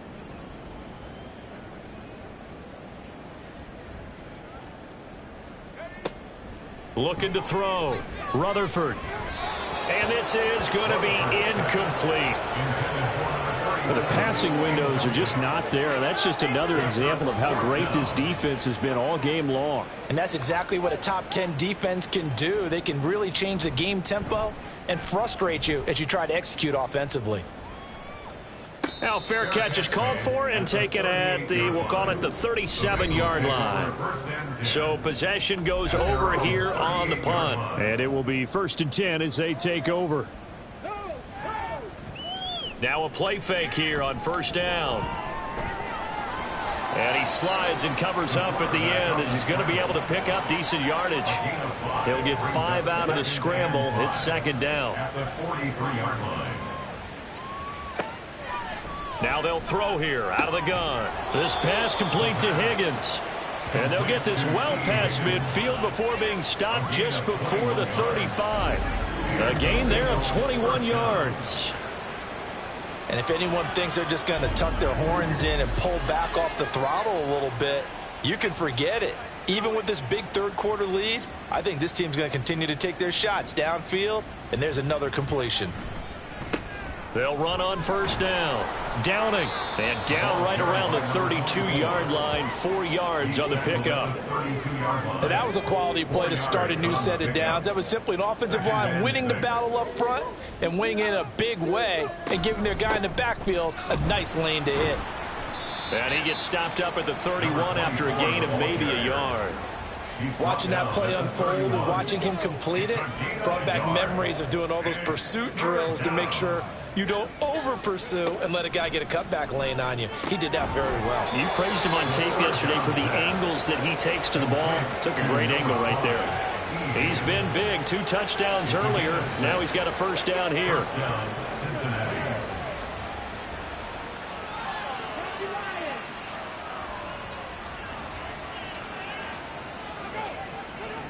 They'll look to throw. And that is incomplete. Oh, the coverage a little too good there, and it's 2nd down. It's now 2nd and 10 at the 25-yard line. Up the middle they go. Downing. They do get a couple, but they'll be left staring at a 3rd and 8 coming up. Pretty good little 2-play sequence there. You force the incompletion, then a very short pickup. Yeah, now maybe you bring in an extra defensive back or 2 because you want to try and defend on 3rd down. They like to play those nickel or sub packages, don't they? Now, meanwhile, a pass that should have been intercepted, but it winds up falling incomplete. Oh, I like the calmness of how he played the ball here. No panic in his eyes as that throw arrived. Tracked it from the moment it left the quarterback's hand, and that's just where he needed to be to knock it away. McPherson's kick is good, and that will extend their lead even further.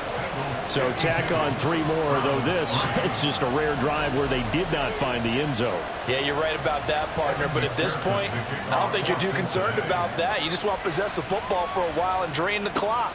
If you can get 3 out of it, that's great, too. And it'll come out to the 25 as he will not attempt to return. Cleveland offense making their way out.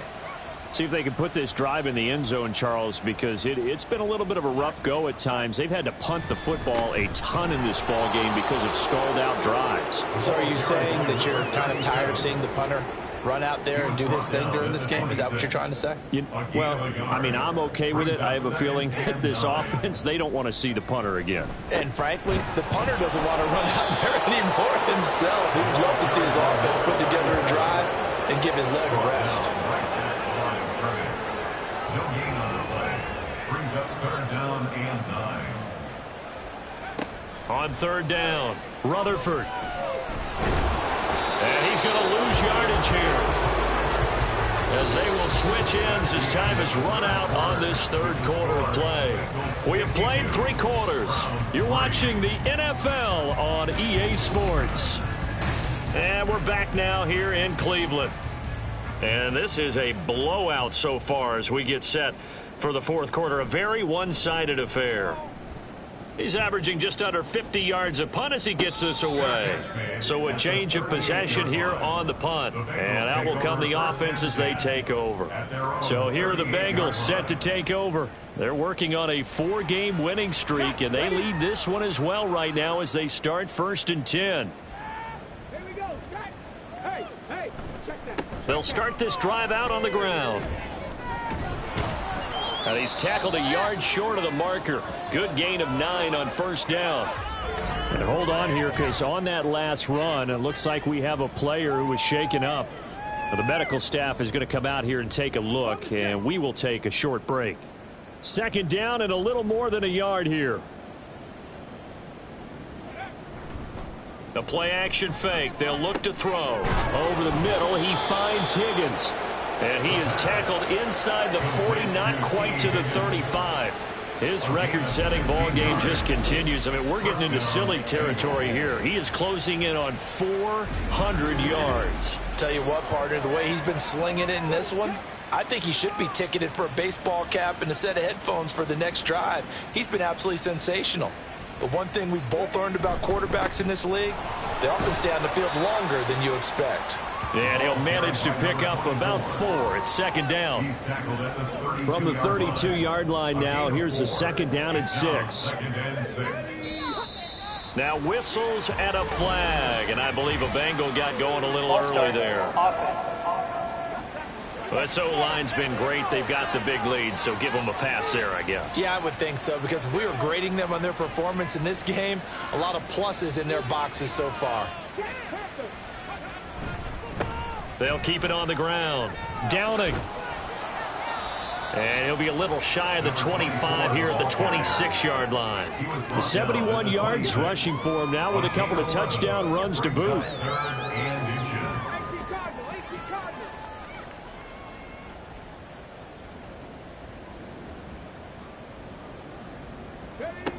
On 3rd and short, they'll try and pick it up through the air.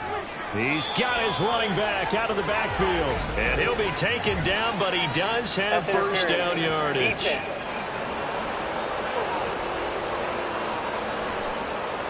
Maybe a critical mistake at this juncture is now they've got a 1st and 10. They'll set up to throw. And incomplete, a drop there in the middle third of the field. That'll bring up 2nd down. Brings up 2nd and 10.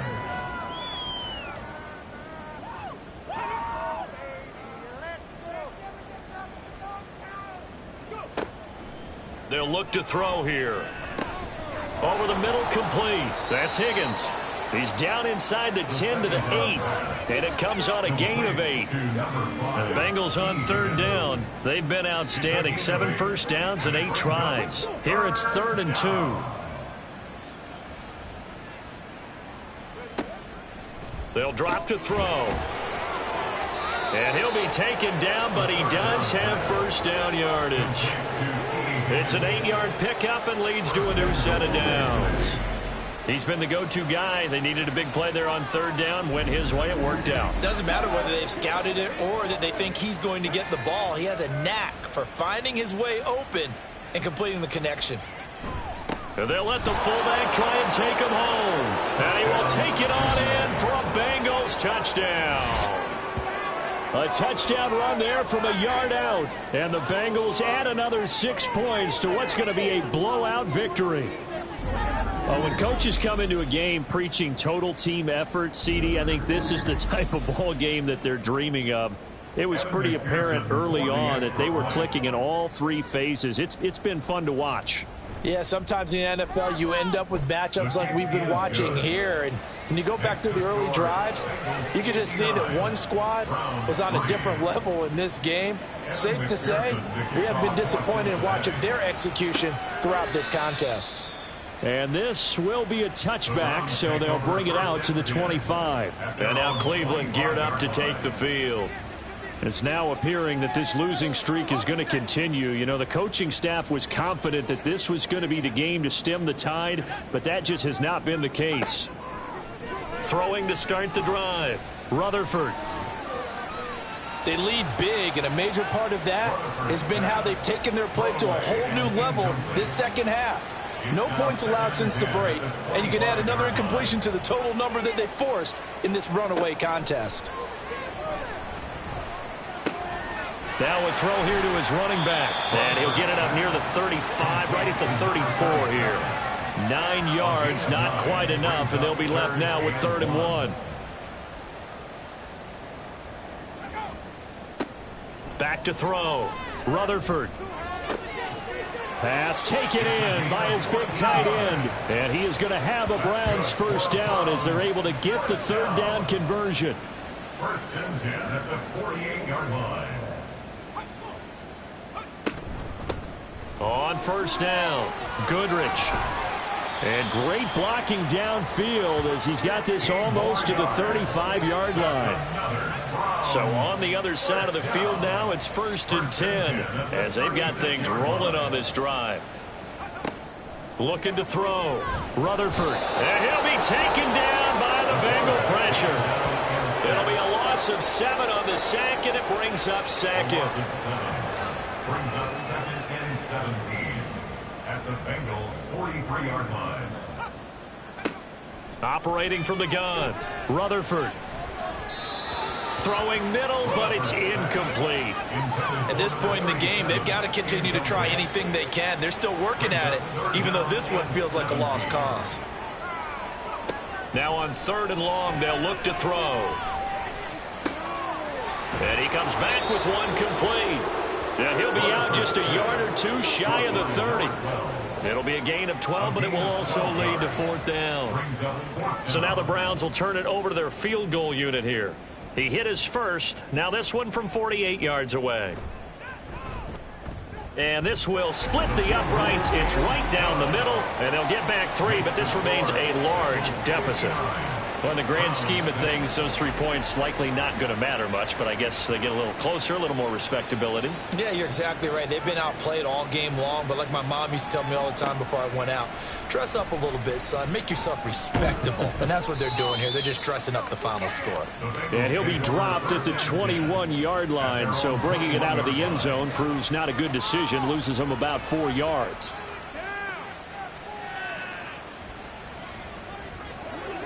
Three tight ends in the ball game here on 1st and 10.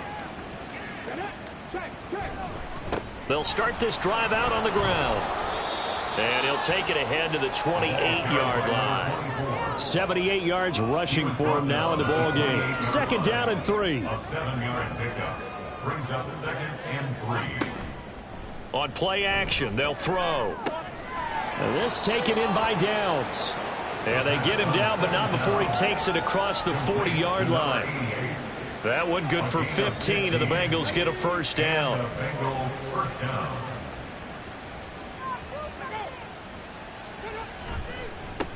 They run the counter. Downing. And he is met in his tracks behind the line of scrimmage. He'll lose a yard there, and it's 2nd and 11. Hey, a lot of points have been scored in this game against them, but tally that one on the side of the defense. Do you think maybe, possibly, it can be a little bit of a changer for them? Maybe not a game changer, but a little bit of a momentum one that maybe they can string together some pretty good plays and slow them down. And he's going to get this all the way down inside the 35. And now timeout is whistled as it appears there's a Brown shaken up on the play. The medical staff will attend to him, and we will step aside. So a 1st and 10 upcoming from Browns territory now, down at the 33. And he can only manage to get a couple. 2nd and 8 coming up. So where'd all that running room that he had in the first half go? Because it looks like it's drying up a little bit here. Someone made some adjustments, it appears, at least on this drive. On 2nd down now. Downing. 4 yards on the pickup there as it'll leave him with a 3rd and about 4 more for a 1st. In search of 4 yards here to pick up the 1st down.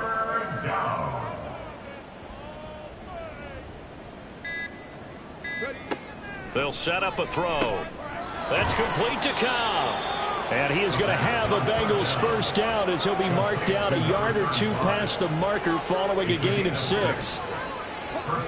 And this will probably be the final play before the 2-minute warning.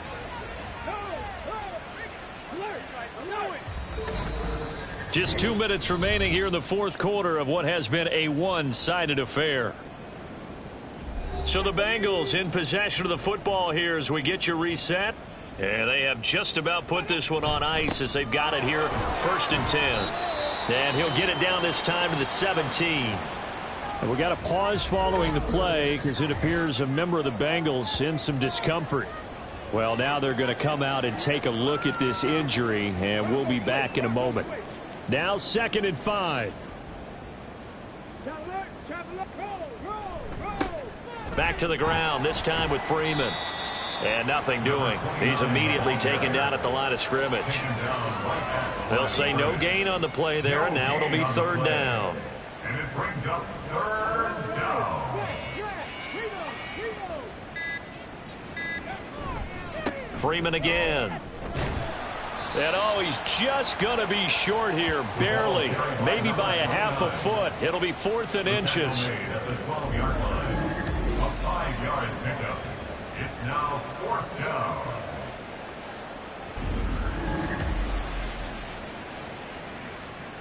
So on 4th down, on is Evan McPherson and the Bengal field goal unit.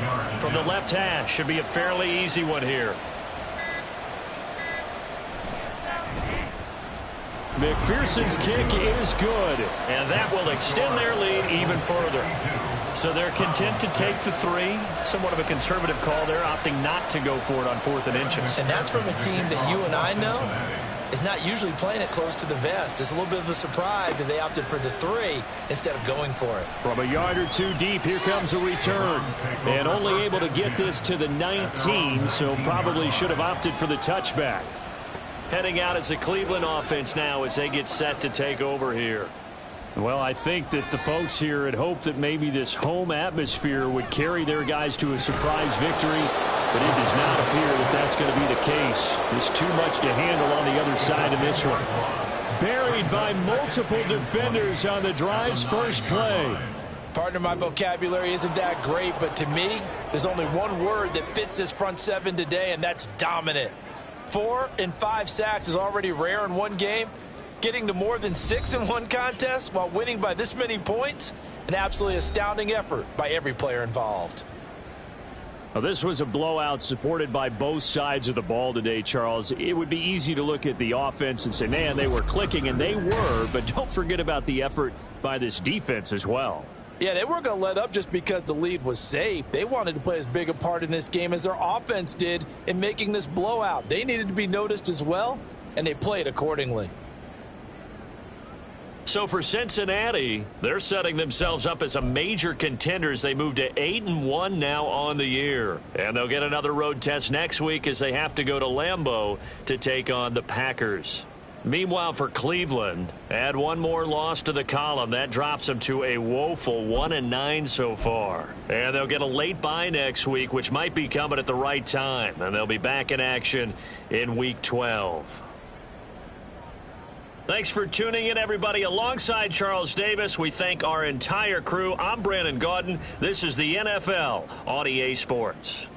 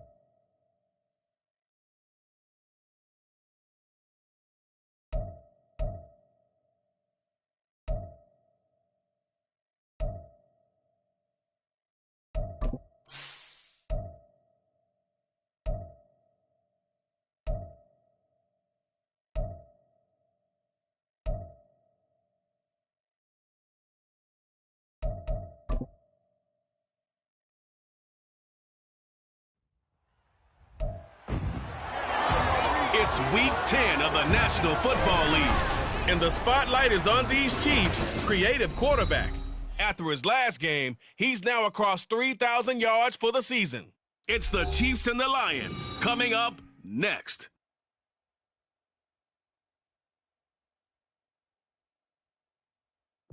Coming to you from the venue that hosted the Super Bowl back in February of '06. Welcome to Ford Field in downtown Detroit.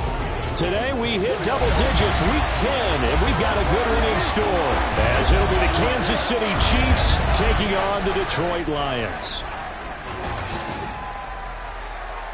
With Charles Davis, as always, I'm Brandon Gaudin. Charles, you talk about storylines in this one. I think it begins and ends with our two quarterbacks, certainly two of the best in the business. And nowadays, I don't think you can get by for long periods of time without a top-flight quarterback. The way the game is played, with all the responsibility he has and how the game flows through him, if he's not on the top of his game, your team's not going to benefit at all.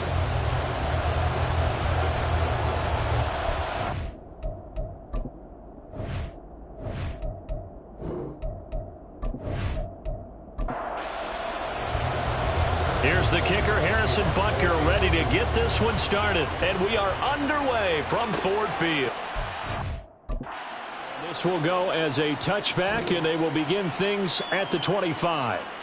So here are the Lions now coming out for their opening drive. Leading this unit will be the big arm man out of Texas Tech. 10th pick in the 2017 draft, Patrick Mahomes. Well, he did go 2-2 in the last ball game. Well, actually, he went 2-2-1, with the one being the victor. Yeah. That's the bottom line there. But wasn't it funny at practice? He threw one when we were watching, threw an interception, and the defense got on him a little bit, good-naturedly. But they're letting him know, you got to cut down those interceptions. We can't bail you out all the time. Yeah, 2 touchdowns, 2 picks. But as you said, they got the win in that effort last week. An incomplete pass leads to 2nd and 10 from the 25.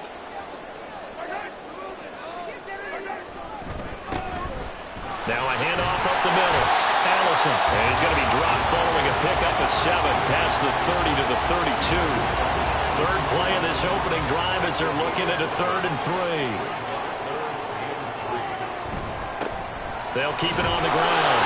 Allison, and he's got the first before he's brought down at the 39-yard line. Give him 6 yards, and they do convert on 3rd. So from the 39 now, they'll come up on a 1st and 10. Mahomes going to throw. And a quick throw here, that's complete. And the result here, a pickup of 8. Leaves him with 2 to go on 2nd down. Now a 2nd and 2. Looking to throw is Mahomes. He finds Taylor, complete. A gain of 5, good enough for the 1st down.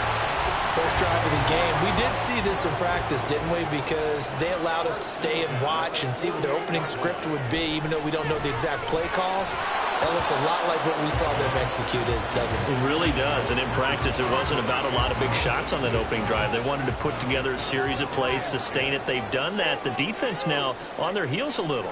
That they are. And you know what else is happening now? They're gaining information. They're gaining knowledge about how the defense is planning on playing them. So not only are they being successful on this drive, they're filing things away for future drives in this game. Give them 32 on the play. Despite writing it down on my notes, I never give enough credit to the offensive line, and we have to here. The protection, that's what made this play a success. quarterback had to wait for his crossing route to develop, and that takes a little bit of extra time.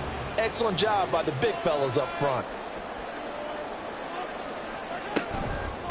They'll run on first down. Allison, and he'll get 7 yards from the 17 to the 10 before he's taken down. Facing a 2nd and 3. Ball on the 10. Brings up 2nd and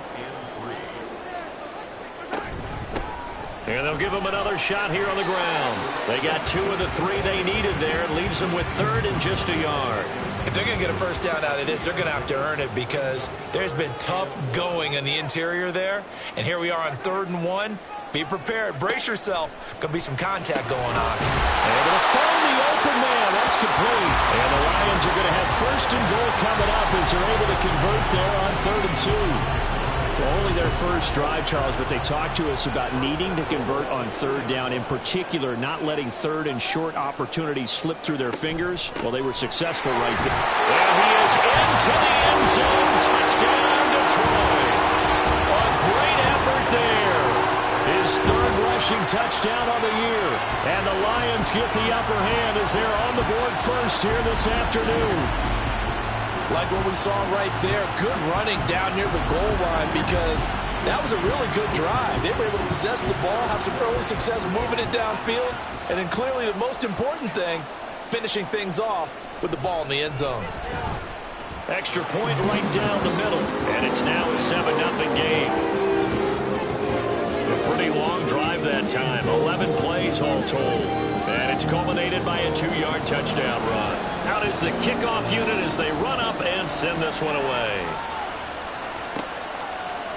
And no effort to bring this one out. It's a touchback. So here are the Chiefs now under their veteran head coach, Andy Reid. And a glance here at their shifty mobile signal caller.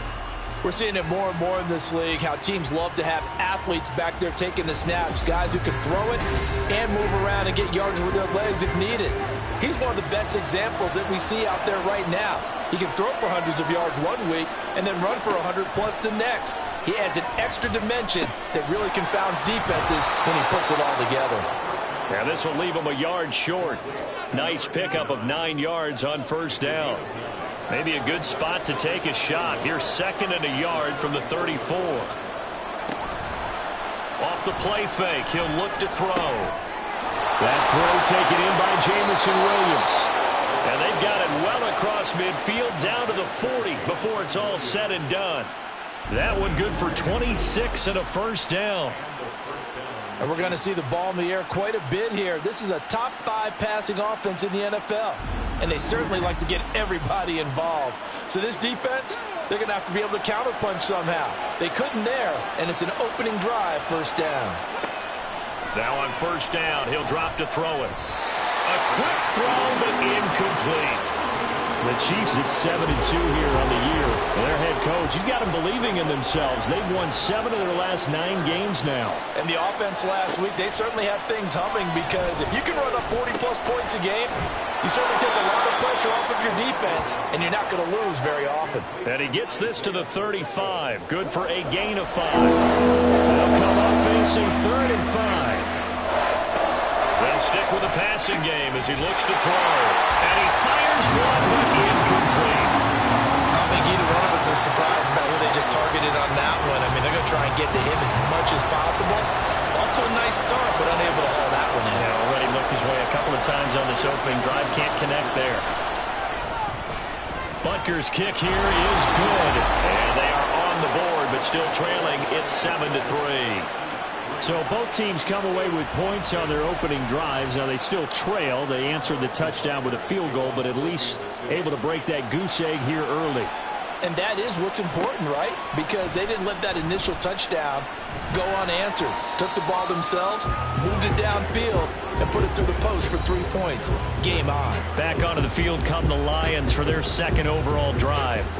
And, you know, it's certainly a lot of football left to play. We're not into December yet, but right now where we stand, they're in first place in their division, looking really good and looking to be a threat come January. You know, are you one of those early holiday shoppers, partner? Are you one of those guys get your list done? Because I think about what every team has on their holiday shopping list right now. What's the number one goal? Make the playoffs. Number 2, win your division. Number 3, and I think the biggest goal of all, try to get the number 1 seed so you get that first-round bye and ensure you don't have to go anywhere in January and hopefully get to the Super Bowl that way. The numbers for him from a week ago: 22 carries, 88 yards. And as we discovered in talking with the coaching staff prior to the game, going up against a team that struggled. And he's taken down, a Chiefs sack. George Karlaftis, he's the one to get him, and that is sack number 7 for him on the year. Partner, we had their game last week where they had 6 sacks, so a little bit more momentum here again in the first quarter. And last week it appeared that they were coming out of sprinters blocks, chasing the quarterback. So how do they continue that? How do they keep making it happen? Different looks, different disguises, different angles that they chase him. They were so disruptive last week. We'll see what the trend is here as we go forward. They try to throw on second down, but this one is incomplete. You talk about this Chiefs defense. They were excellent last week in the win over the Chargers. And it was the pass rush that really keyed their victory. Got to the quarterback 6 times for sacks and plenty of other turbulence in the pocket for him as well. And this effort won't be enough as they rally up to stop him a couple of yards short. They get 15, but they still needed a little bit more. 4th down. Here comes the Lions punter now, as he's on to punt for the first time this afternoon. He was called on 3 times in the win last week as his first one here's away. And no one there to stop it. Hits at the 8, but it carries all the way into the end zone for a touchback. Kansas City taking the field for their second drive.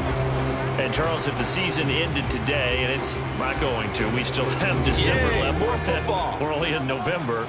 But they would be a wild card team. And that's great. They'd be in the playoffs, but you know they're trying to bump up to be one of those division leaders. That guarantees you at least one home game in the playoffs, and that's what you're really seeking. But there also isn't much margin for error for this team, right? Because right where they're sitting, a 2-game losing streak could have them out of the playoffs, so they've got to make sure they continue to keep the momentum going. Absolutely. There's some sharks smelling blood in the water behind them. That's the first time he's called his own number, but he's got to be overjoyed with the results. He wasn't just going to settle for a modest gain.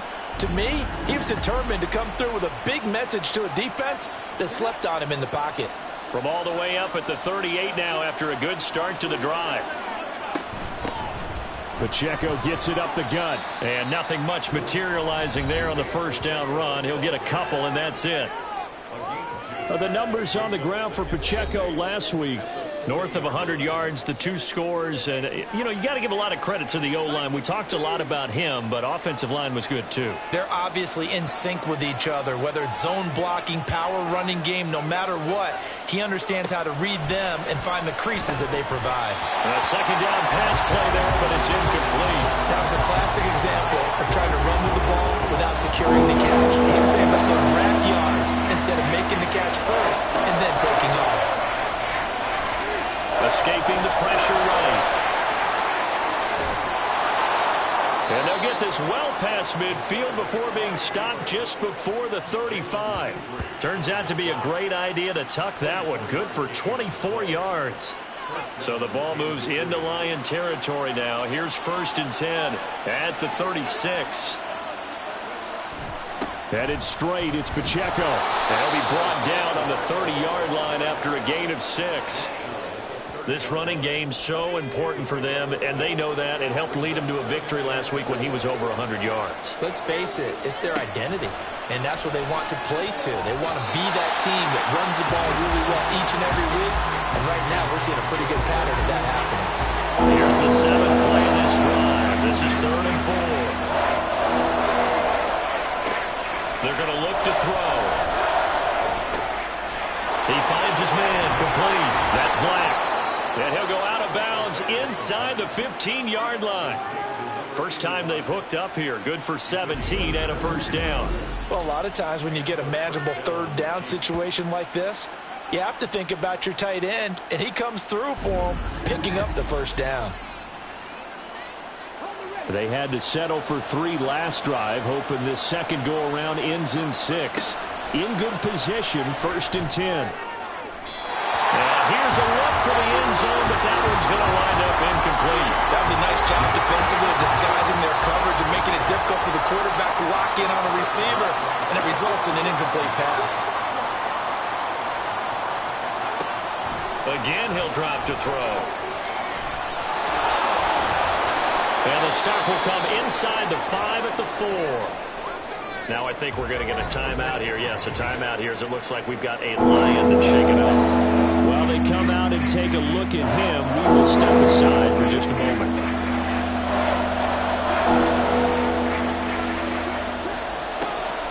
They'll look to throw for it on 3rd and 1. And in for the Chiefs touchdown. A great play there. His first touchdown on the year. And the Chiefs have taken the lead. Well, it was 3rd and 1. I was expecting run, so much for that. They pass it, they score it. That had the feel of the head coach telling the offensive coordinator, you've got 4 downs here. We're going to go for it on 4th down unless there's a disaster on 3rd. Go ahead and take a shot if you want to. And he gratefully accepted the opportunity and did exactly that. If they didn't get it there, that had the feel that they would come back and try it on 4th down. Extra point by Butker is on target. And the lead is now 10-7. From a couple yards deep, he'll bring it out of the end zone. And in hindsight, probably should have taken a knee as he only gets this out to the 16-yard line. The Lions offense, they get ready to head back onto the field. Defense got the better of them last series, forcing a punt. See if they make a few changes in the game plan here and try to get points out of this drive. 1st and 10. And he can only manage to get a couple. 2nd and 8 coming up. This is 2nd and 8. It's 2nd and 8. To throw, it's Mahomes. And this one incomplete. Too much contact to hold on to that one, and it's 3rd down. They'll be in search of 8 yards here as they hope to convert the 1st down. Throwing is Mahomes on 3rd. And he's taken down, but not before he gets this across the 25-yard line. Give him 10 that time, escaping the danger, running with it, and picking up a 1st down. He's a talented runner, and that means he's always looking for bigger and bigger gains when he takes off. Certainly found some bonus yards there beyond the 1st down marker, and this early drive will continue with that extra jolt from his legs. And he takes us up to the 40-yard line before being corralled.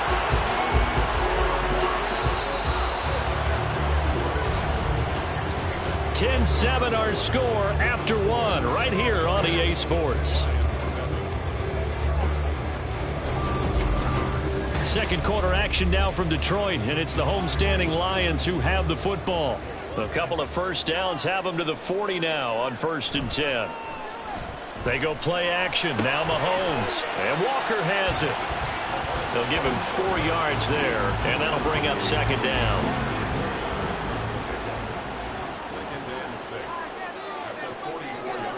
Throwing now is Mahomes.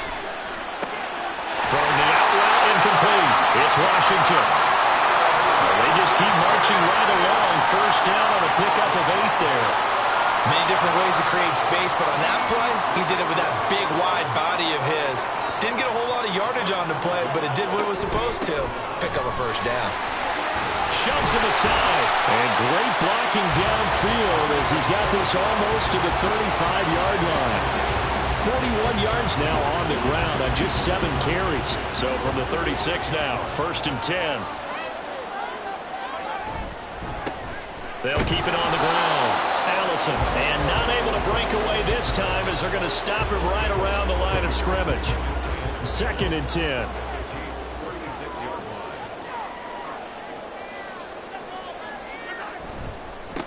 Up the middle they go.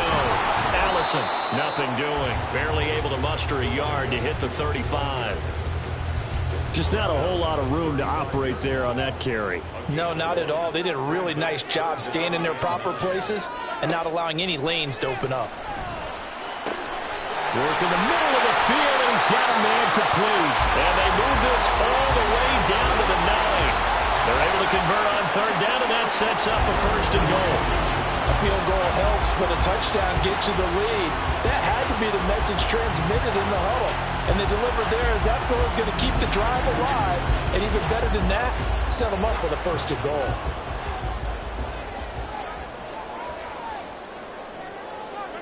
Mahomes now to throw. He's got some room to operate. A gain of 9 there. Sets up second and goal. Nice rhythm throw there on first down. He located his tight end, made it a nice, easy pitch and catch. Hoping he can break a tackle or two. Wasn't able to do that there, but still good yardage. And he's going to be shoved back short of the goal line. He tried to get the nose of the football across to no avail, and now it's third and goal. They'll run here on third and goal. And he takes this one in for a Lions touchdown. A great effort there. His 5th touchdown now on the year. And the Lions have retaken the lead. So the second down run didn't work. They run it again on third down and get in. I wasn't sure if they might pass it, Charles. We know that they like to mix it up down here around the goal line. Yeah, almost felt like the offensive line said, forget mixing it up. Let's call our favorite running play over our best blockers, and let's get this one in. The extra point splits the uprights, and the lead is now 14-10. The return man down to a knee, and this will come out to the 25-yard line. Now the Chiefs offense, they get ready to head on the field. So remember, Charles, last time they were out here, they scored, but they just saw the opposition score, and they're trailing right now, so they're trying to keep pace here. They need a touchdown drive. Well, if you're a fan of offense, you're loving this, but if you're a fan of defense, this is tough to watch, and it's also tough to keep that up when you just watch your opponent march down the field on a scoring drive that lasts into double-digit snaps. You need a score here, not just to follow the momentum from your last drive, but put the onus back on your opponent. And that's what they're doing right now, is swapping that onus back and forth. This play is a thing of beauty when it works as designed, because they let the running back slip out of the backfield and head down the sideline on a wheel route. Number one, it's easy for him to get lost. And number two, really tough for the linebacker to run with him. And this ball's right on the money and leads to a big play.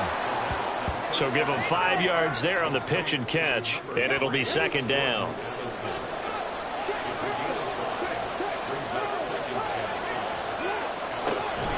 He'll look to throw. And that is caught. Touchdown, Kansas City. Rashee Rice from 21 yards away. And the Chiefs have moved out in front.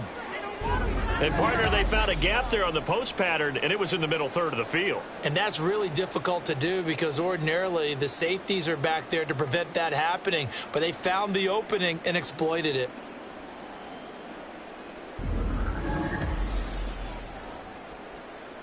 Butker on for the PAT.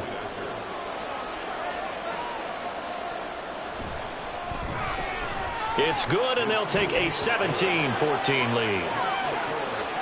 So a 75-yard scoring drive on just 3 plays. And it's capped off with a Kansas City touchdown. Now after the touchdown, here's Butker on to kick it away.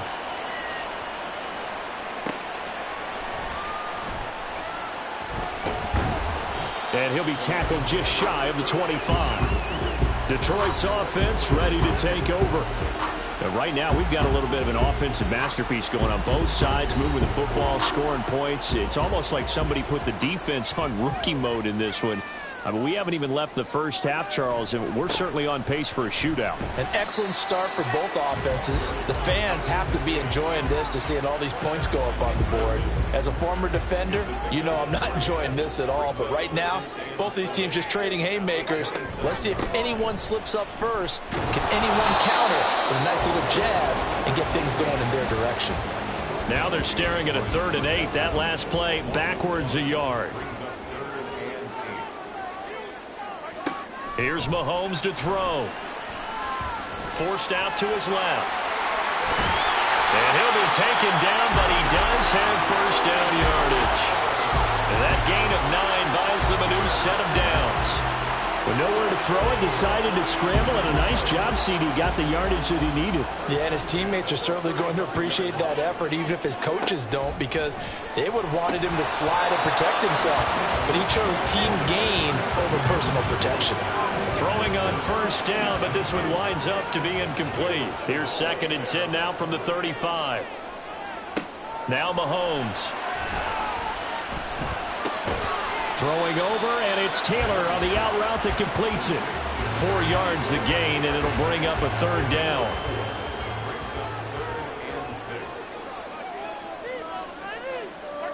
Shotgun snap to Mahomes. That is caught. And he is going to have a Lions first down as they're able to get the 3rd down conversion. That's a pretty good throw on the curl route there. 3rd down, and they pick up a first. Defense should be aware for that, right? They should be aware, but it's so hard sometimes. It's not easy. Because when they sell that route really well, you think they're going upfield, then they curl back, show their numbers to the quarterback, and complete the play.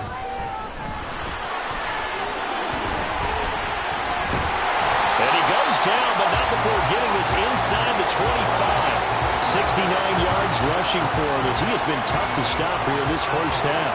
Now that's a big-time run. Lightning in a bottle, forget it. He exploded out of the bottle for that type of a pickup. Throwing on first down is Mahomes. And he's going to be taken down back around the 35-yard line. Derek Brown. Credit him with a sack as he buries him for a loss of 10. So this has been a lot like a tennis match, hasn't it? Back and forth. Both of these offenses having their way so far. So maybe the question isn't who's going to score the most points in this game. Maybe it's who's going to get some stops. Yeah, absolutely. And that sack, finally a first step in the right direction for a stop. So 2nd and long, and got to be careful not to fall out of field goal range. Now a handoff up the middle. Allison. And this time not quite to the 30. It'll be down at the 31-yard line. Give him 4 yards there, but still in a big hole. 3rd and long. Now here's Mahomes. Oh, it's intercepted. A drive killer there. Picked up by Nick Bolton. And the Chiefs are going to take over once again at their own 25-yard line. Well, you can just see this one coming, couldn't you? It's an obvious passing situation, 3rd and long. The defense is going to bring in 2 more defensive backs and say, you want to throw? Go ahead. We dare you. And it's just no one open anywhere as they come away with the interception. Isaiah Pacheco and the offense back out. And he's closing in on that number that all running backs circled beginning of the year, the number 1,000. Could do it on this drive. And you have to think to yourself that this moment, getting to this spot, it started in the offseason, right? Not just the workouts, right? Not just getting yourself physically prepared to play, but mentally, as well as your team, as well as your unit, head coach, offensive coordinator. We run the football. We give you opportunities. He's taking advantage of it. And when you get this close to the mark, you just hope things don't tighten up, right? You probably want to get there and get it in your rearview mirror. You really do, don't you? Because now and all the way in for a Kansas City touchdown. Jamison Williams. 75 yards. And the Chiefs are able to strike quickly to add on to their lead. Well, if the plan is to come in here and go toe-to-toe with these guys, it certainly does not hurt if you hit them with a big shot along the way, too. That's got to give them some confidence. And the other thing right now, it quiets this crowd, at least for the time being. Yeah, that is what is called the intended consequence of their actions. Extra point by Butker is on target. And his guys will take a 10-point lead.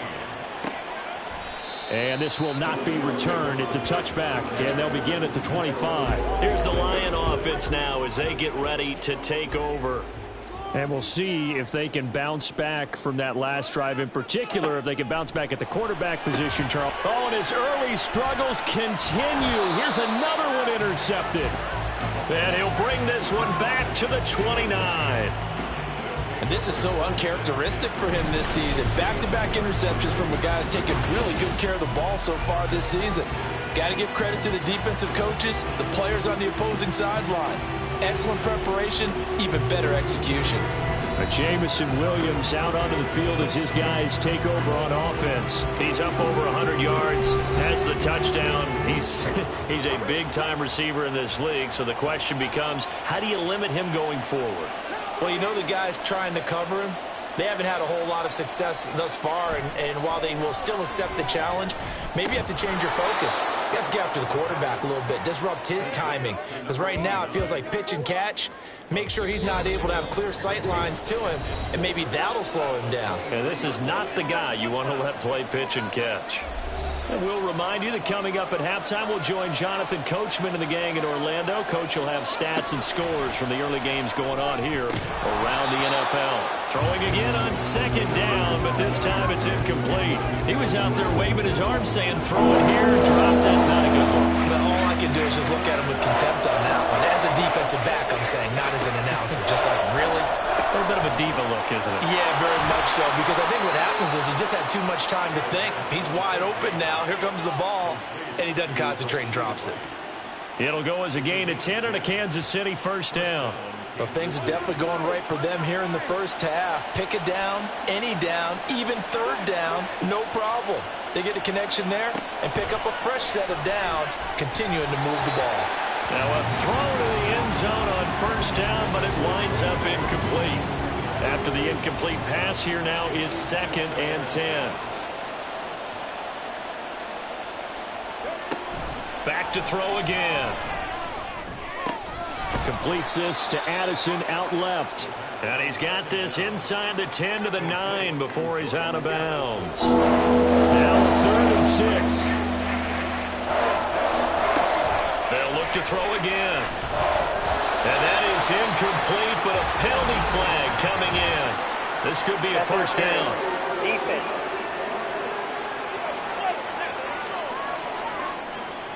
So the ball's moved to about the 1 after the penalty. 1st and goal. Pacheco will take this one in. It's a Chiefs touchdown. That score that they just gave up there, that's a tough one for their defense to swallow because they've had a tough time through the first 2 quarters. They really were determined to get a stop there, unable to do so. That makes their comeback hopes that much more difficult.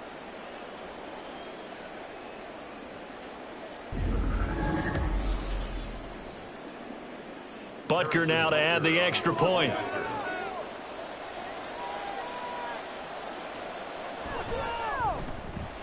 And that'll make this a 3-score game as the lead moves to 17. That time a 6-play drive. And it ends with a 1-yard touchdown run. And only able to get this to the 19, so probably should have opted for the touchback. Now I think we're going to get a timeout here. Yes, a timeout here as it looks like we've got a Lion that's shaken up. Well, hopefully, obviously nothing serious here. Medical staff, though, going to take a peek, and we'll take a break. The Lions offense ready to kick off their next drive. And what do you think goes on here in this situation? If you got the football, you're trailing, you're back in your own territory with just a little time. Do you try something? You're thinking about jump-starting your team, right? You just mentioned it. They're down. They're trying to get back into the game. But you got to figure. There he goes, right side. And he's going to be out of bounds, but not before he takes it inside the 40. That was a beautifully executed screen pass. Let the rushers get upfield. The blocking forms in front. Lofted it to the runner. And now, not only does he have open space in front of him, he's got an escort as well, and they pick up big yardage. 1st and 10 here. You know, if they could just get 3 out of this, there's something about narrowing it to a 2-score game at half that makes it feel like much less of an obstacle. They'll be brought down on the 30-yard line after a gain of 6. The Lions now going to use the 2nd of their timeouts as the clock will stop with 35 seconds to go in quarter number 2. And the ball on the 30. Here's 2nd and 4. And again, it's Mahomes. Now a quick throw there, but it's going to be incomplete. The coverage was good, but I just wonder if they absolutely fooled the quarterback on that play. I think he was expecting something else. Ended up with nowhere to throw the football successfully. Looking to throw is Mahomes. Able to find the open man. That's complete. And they will have a first down as they are definitely in field goal range now down at the 20-yard line. Operating from the red zone now, Mahomes. And that went to the right side and incomplete. And that's a wise decision. Remember, he threw the pick on the last drive. This time he says, I'm not forcing one. I'm just getting it out of here. Mahomes again here on 2nd and 10. And that's going to be incomplete. They haven't been able to stop them so far this series, but getting a nice little stand from their defense now. This offense was on the move. Now 2 straight incompletions have them looking at 3rd and 10. Now yet another incompletion here as they fail to connect on 3rd. Smart move to throw that one away. You're in field goal range, so you definitely don't want to be loose with the ball. And that's great work by this defense to force a 4th down. And his kick is right there. It's good, and that will close the gap down to 14. Well, not the best first half facing this deficit, but at least they did put 3 on the board before half. Yeah, it's a little bit like that stormy, cloudy day, and the sun peeks through just for a second. They saw the sun there. They're hoping to see a little bit more of it in the second half. So we have come to halftime in what's already a 2-touchdown game. As we'll head down to Orlando, that's where we find our man Jonathan Coachman at our EA Sports Halftime Report. Coach. All right, Brandon, thank you very much. More from you two in a minute, but first, let's take a spin around the NFL and see what's going on here in week number 10. We'll get started up at Lucas Oil Stadium in the capital city of Indianapolis, and it's the Titans with the lead in the second quarter of play. The Titans trying to gut this one out, as it would be a good victory for them if they could get it.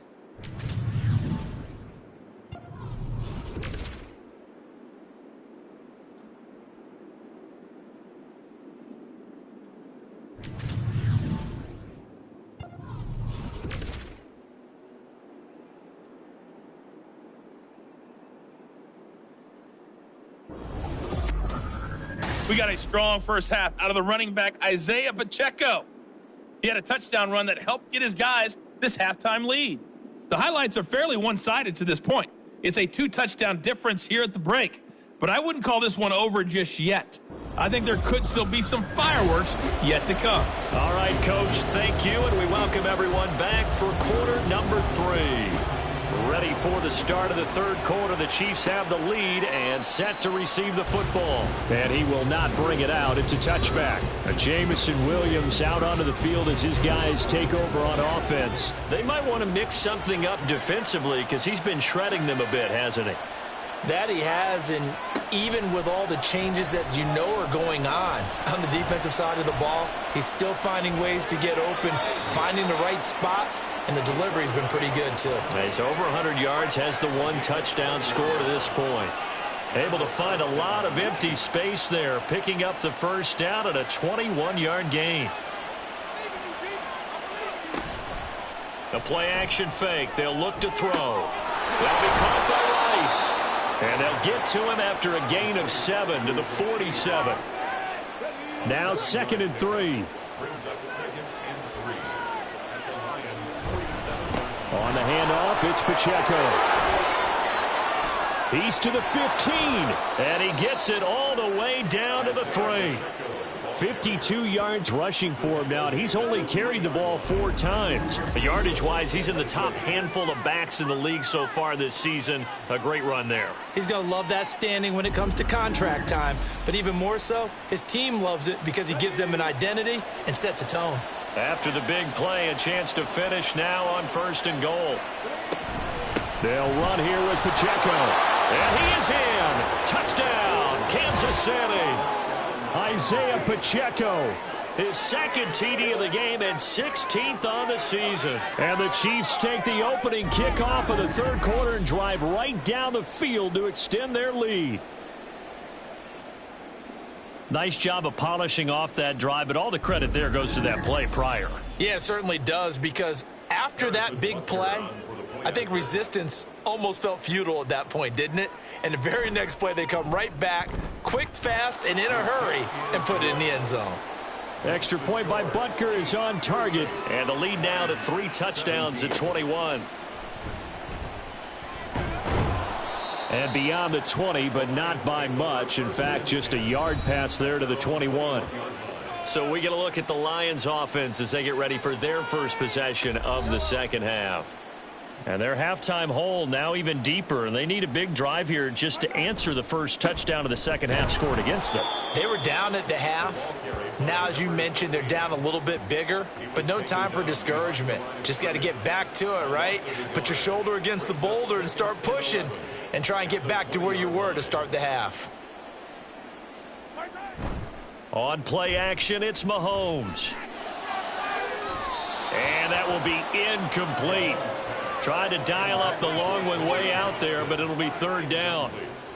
Backed up here. Tough spot. Needing 11 yards to pick up the first. Mahomes going to throw. He's got his target. That's complete. And they'll get it all the way up about 5 yards shy of midfield. 25 yards that time.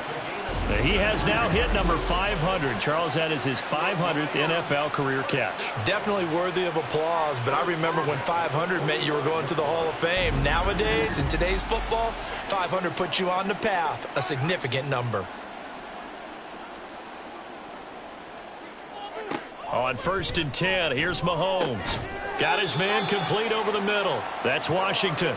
And he's able to get this one down to the 40-yard line. 15 more there, and they're on a roll. It's another first down.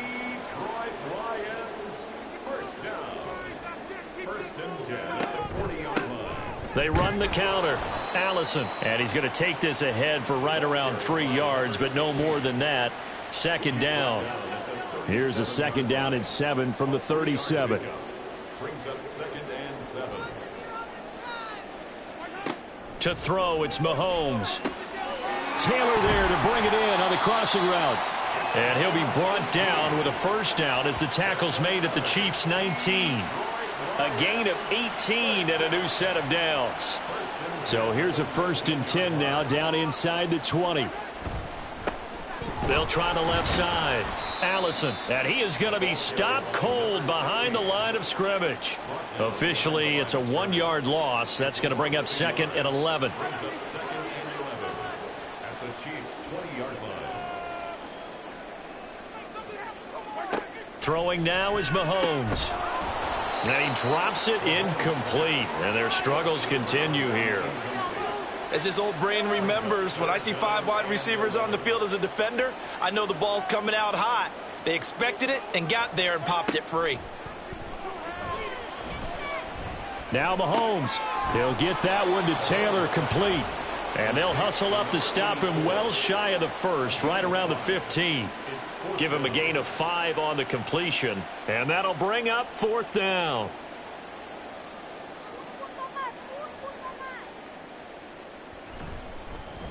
And his kick here is good. And the deficit drops now from 21 down to 18. So the 3 points there, and CD, that helps him inch a bit closer. Yeah, partner, when you're losing, any points you see go on the board in your favor, you're happy to take them. And he'll decide to not bring this one out as their drive will begin at the 25. The ball back to the Chiefs and Isaiah Pacheco. So officially now a 1,000-yard campaign for him, but I don't think he's going to take his foot off the gas pedal. Yeah, it's one of those thoughts, though, that creeps into your mind because there is a little mini celebration over on the sidelines. Everybody, hey, job well done, over 1,000 already. But guaranteed, as you noted, someone's jumped in that huddle and said, a lot more to be done, guys. Let's not, would you say, take your foot off the pedal? Let's not do that right now. But there is that possibility as people can get self-satisfied. The greats do not. We'll find out what he's made of.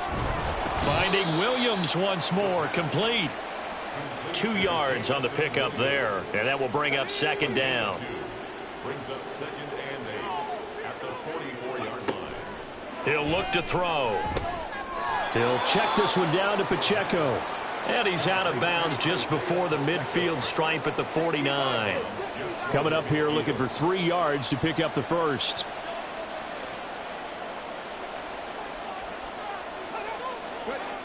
Again, he'll drop to throw. And that is incomplete. Whether that's a little grabbing, a little hand fighting, by any means necessary on 3rd down, he was able to get the job done in the secondary and swat that one away. On is the punter Townsend as he gets this one away. And this one goes angling out of bounds, and it will be spotted inside the 30-yard line. And Detroit getting set to go now. I kind of feel like they've reached a do-or-die point in this game, Charles. If they're going to try to pull off an impressive comeback, It has to start right here, right now. Yeah, now they've got a final chance to get out of this situation, but they also understand they've got to move the ball. And he's free going down the left side. It's a foot race. And he's able to get this to the 40-yard line before he's out of bounds. It'll go as an impressive 31-yard gain. Well, partner, I'm not sure how this drive's going to end, but how about the way they flip field position there? A nice attacking play that picked up a heck of a chunk of yardage. So the big play moves him all the way across midfield to the 40 now for 1st and 10.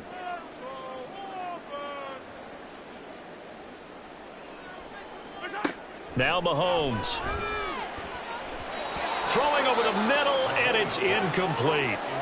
Anytime a ball's thrown in the middle of the field and it's popped up in the air, I expect someone to catch. It doesn't matter whether it's offense or defense, because there's usually a great amount of bodies in that part of the field. In this case, no one came up with it. Mahomes, this throw taken in by Johnston. And in for the Lions, touchdown. Quentin Johnston, 40 yards. And the Lions are able to cut into that deficit. I know these wide receivers are about flash and dash and high-flying plays, but a good number of them played running back at some point in their career, and that's how they finish off a lot of their big plays, run after the catch. And this time he finishes off the big play in the end zone. Now the extra point try forthcoming.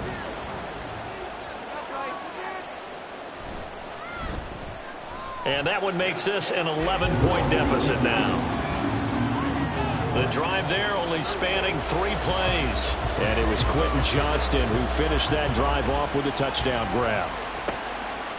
And there will not be a return here. It's a touchback, and it'll come out to the 25-yard line. But Jamison Williams out onto the field as his guys take over on offense. Sort of a slow and steady game so far, but reliable for him here in this third quarter. Sounds like we're describing a possession receiver, right? The one that finds a way to make the big catches, the ones that break the backs of defenses, keep first downs, accumulating. I think he's that and maybe a little bit more. Yeah, he's been pretty good so far. We'll see if he can make this good game a great game. They'll come up now 2nd and 4 from the 31.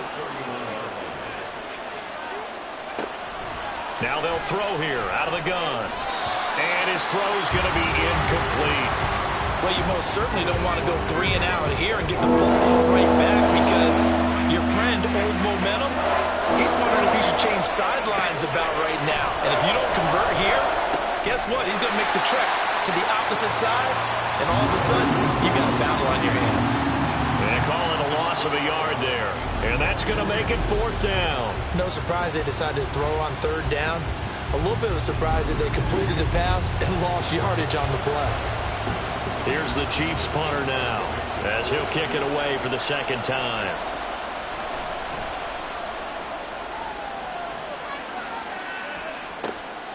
This is fielded at the 27. It'll be a net of only 30 here. 40-yard punt, 10 on the return. And the Lions will take over.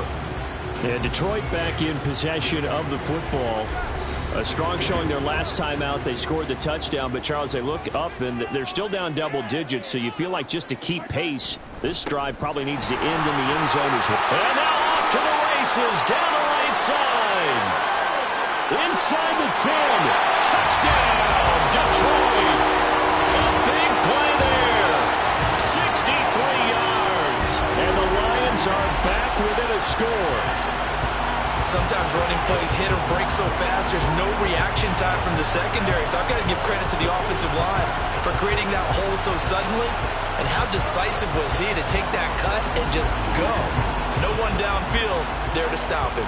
Mahomes now going to lead his guys up for the 2-point try. They're going to try and run. And this time he'll be stopped short of the goal line. He might have been out of gas after the long run. In any event, the try for 2 fails.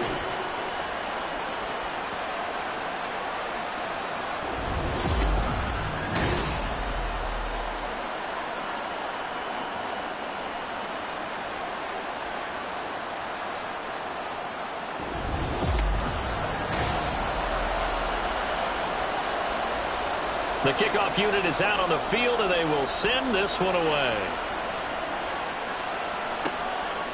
And they'll put up the stop sign there as his guys will get it at the 25. So here are the Chiefs to take over. They're on a 3-game winning streak, and right now looking good in this one as well.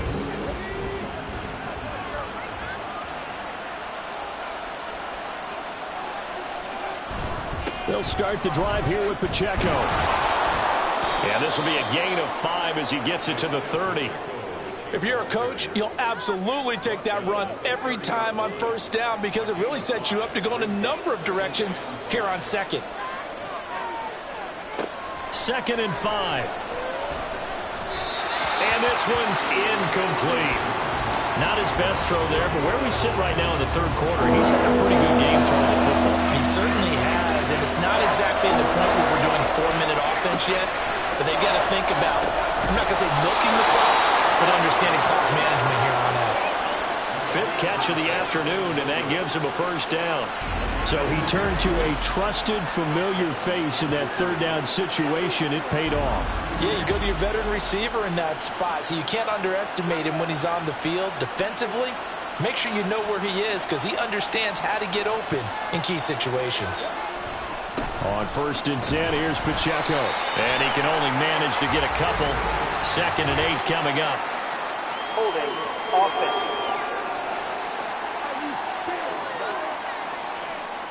That flag accepted, and it backs the offense up a little bit. He'll drop to throw. That ball caught. It's Rice. And he's taken down right at the 45-yard line. A really nice gain of 25 yards. I'll tell you what, a lot of those mid-range throws have been available because sometimes teams get too concerned about the deep ball and they leave too much space in front of them, and these guys have been taking advantage so far. And he is swallowed up right at the line of scrimmage. No gain on the play there, 2nd down.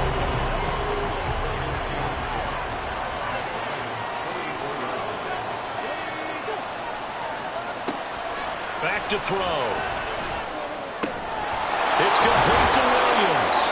And it's going to be another first down as they'll get him to the ground at the Lions' 29-yard line. A solid gain of 15 yards and the sticks move.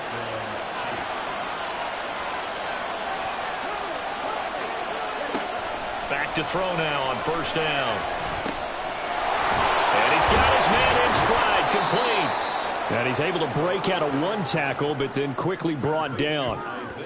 I think the best offenses love to give the ball to their running backs in open space because they have the ability to make people miss, and they also have the ability to run over people. And if you do that throughout the game, after a while, they might just run through some of those tackles and go a long way. We saw him shed a nice tackle on that play. And he'll go down, and that will do it for the 3rd quarter of action.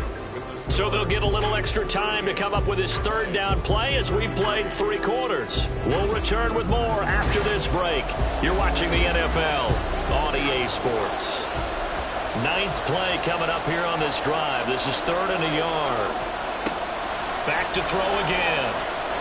He had him. He was open, but he couldn't get it to him. It's incomplete.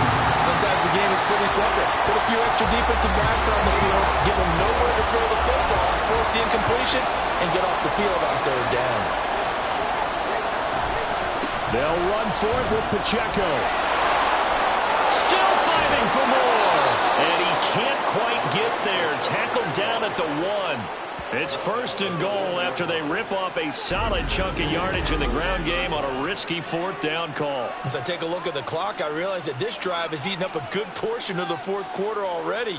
Got to tell you, partner, when you're trying to salt away a game, this is exactly what it's supposed to look like. So 1st and goal, 6 points here would go a long way toward wrapping this one up. Here's Pacheco. Nothing doing there. They're going to wind up holding him at the 2. Now I think we're going to get a timeout here. Yes, a timeout here as it looks like we've got a Lion that's shaken up. So as the medical staff takes a look, we'll step aside. 2nd and 2.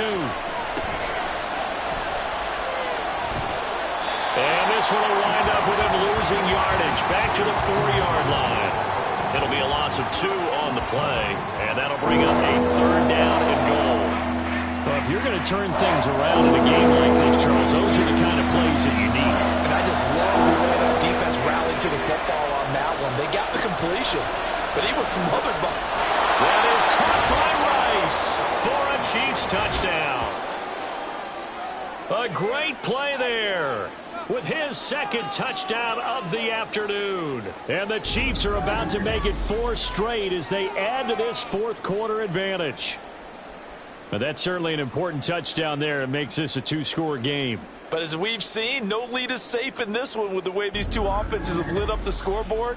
I would imagine that on their sidelines, they're both yelling at their defenses, hey, you want to get involved here? One big play from you, that could win the game for us. Extra point by Butker is on target. And it gives his guys a 12-point advantage.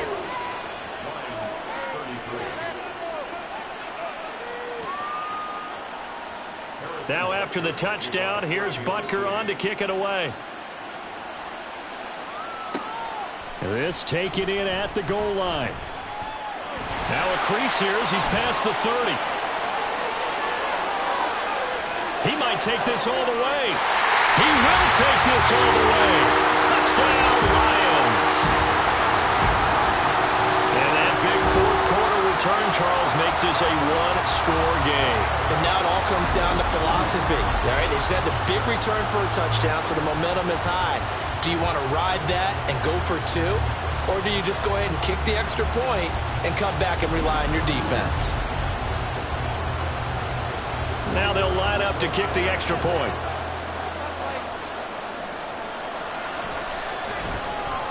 And this is back to a 5-point game.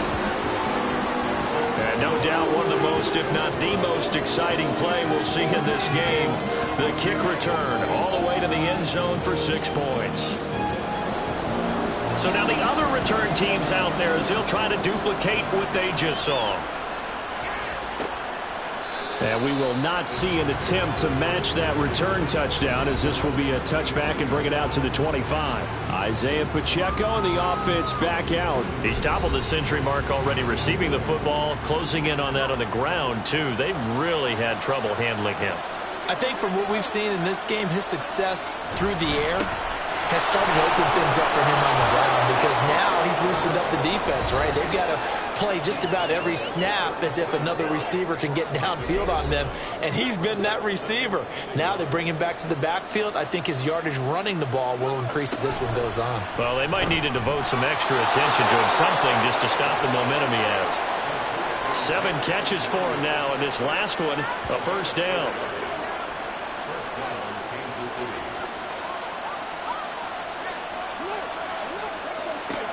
Back to throw here.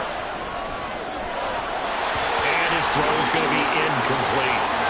As a defensive back, you have some weapons at your disposal that we don't often talk about. And you can read the receiver's eyes, you can read his hands, and you know that the arrival of the ball is imminent, and that allows you to make a play on it and oftentimes knock it away. He'll try again with the arm here on 2nd down. Over the middle, that's caught by Rice. Now he's into the clear again. And all the way in for a Kansas City touchdown. Rashee Rice, his 104th career touchdown, one shy of Tim Brown on the all-time list. And the Chiefs add on to their 4th quarter lead, and they are on their way to improving to 8-2. Butker on for the PAT.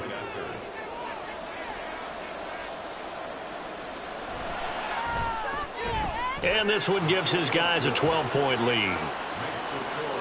Just a 4-play drive that time. And it winds up with the Chiefs hitting pay dirt. And he'll just sit on this one as their drive will start at the 25. Here's the Detroit offense now as they head back out onto the field. And you figure after giving up that last touchdown, they trail by 2 scores here in the 4th quarter. This drive becomes very critical. Mahomes now on 1st down. Open here is Allison. That's complete. And this will be a gain of 5 as he gets it to the 30. Fourth quarter, every drive so critical, and you figure may only get one more shot after this, so a touchdown's imperative on this drive. It is, but you also have to think to yourself in play calling, don't hold anything back. Don't even save it for the second touchdown. You got the first one for the second one to even matter. They call his number again. It's his 6th catch and a first down. First and 10 at the 39-yard line. Here's Mahomes now on the option right. And some good acceleration there as he's across midfield to the 48-yard line. And that one will go for 13 yards on the keeper and a first down. That's good for the Lions. First and 10 at the 48-yard line. Looking to throw is Mahomes. And he'll be hit as he releases it, and that'll fall incomplete. Now it's 2nd and 10.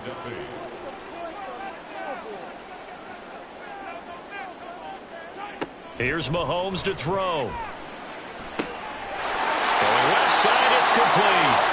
And he'll be brought down with a first down as the tackle's made at the Chiefs' 22-yard line. A good pickup there, 26 yards. Good yardage on the completion there. When they look at the scoreboard, they do understand a field goal is not going to do them any good. My guess, they're going to press the ball downfield as far as possible, try and throw it into the end zone and get a score because they know they've got to get that done and get the ball back as quickly as possible.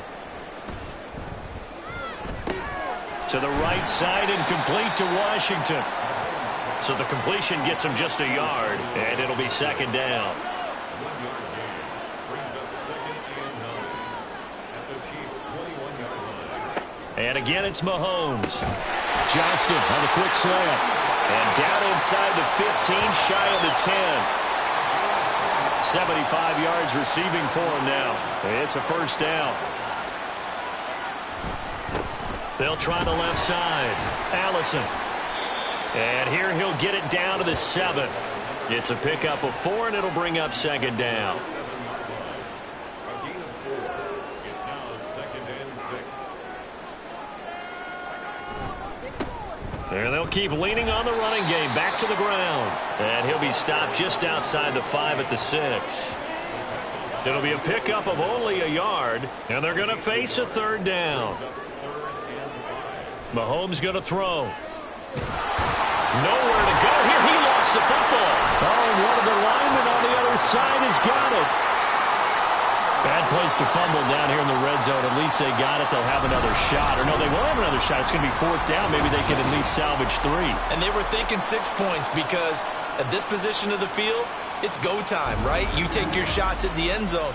They weren't able to do that one. So you look over at the sideline. There's the head coach saying, oh, heck, kick it. Field goal time. Now Mahomes got to have this one. And he's got his man. It's caught for a Lion touchdown.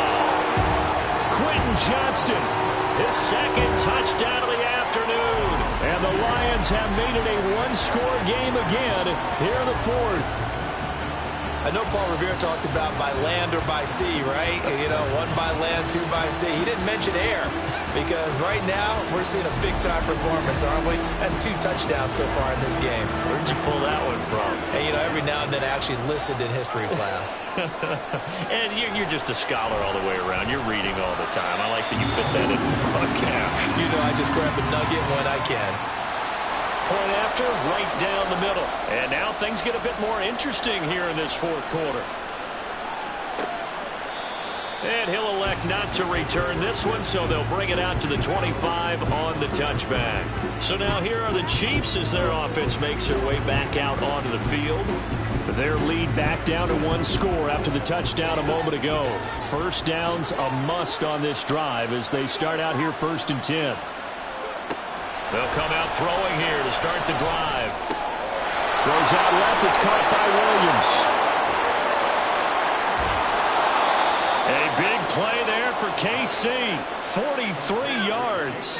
And the offense is saying to itself right now, only they were all this easy because he was wide open.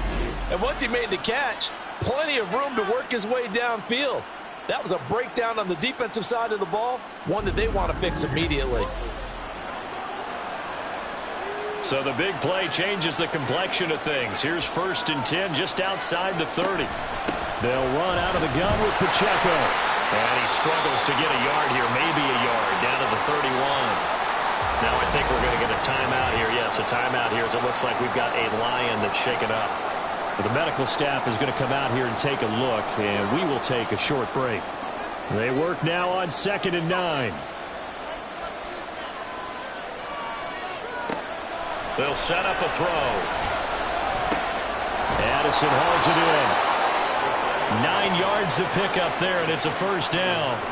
And a good quarterback facing zone coverage. If he has just a little bit of time to survey the scene, that's what's going to happen. No doubt about it. If there's no pressure, he's going to continue to pick them apart because...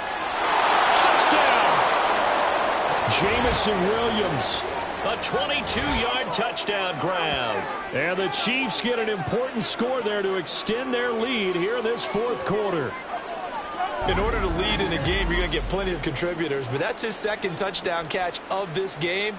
He's one of the key guys in this one. And you better believe he'll be looking for the hat trick here as this one continues to go.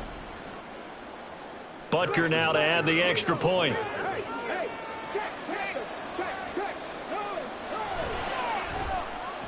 And this one gives his guys a 12-point lead. The drive summary, 4 plays, 75 yards. And it was Jamison Williams wrapping things up with a touchdown. And he'll be stopped right around where he would have been had he gone down to a knee, maybe a yard shy of there at the 24.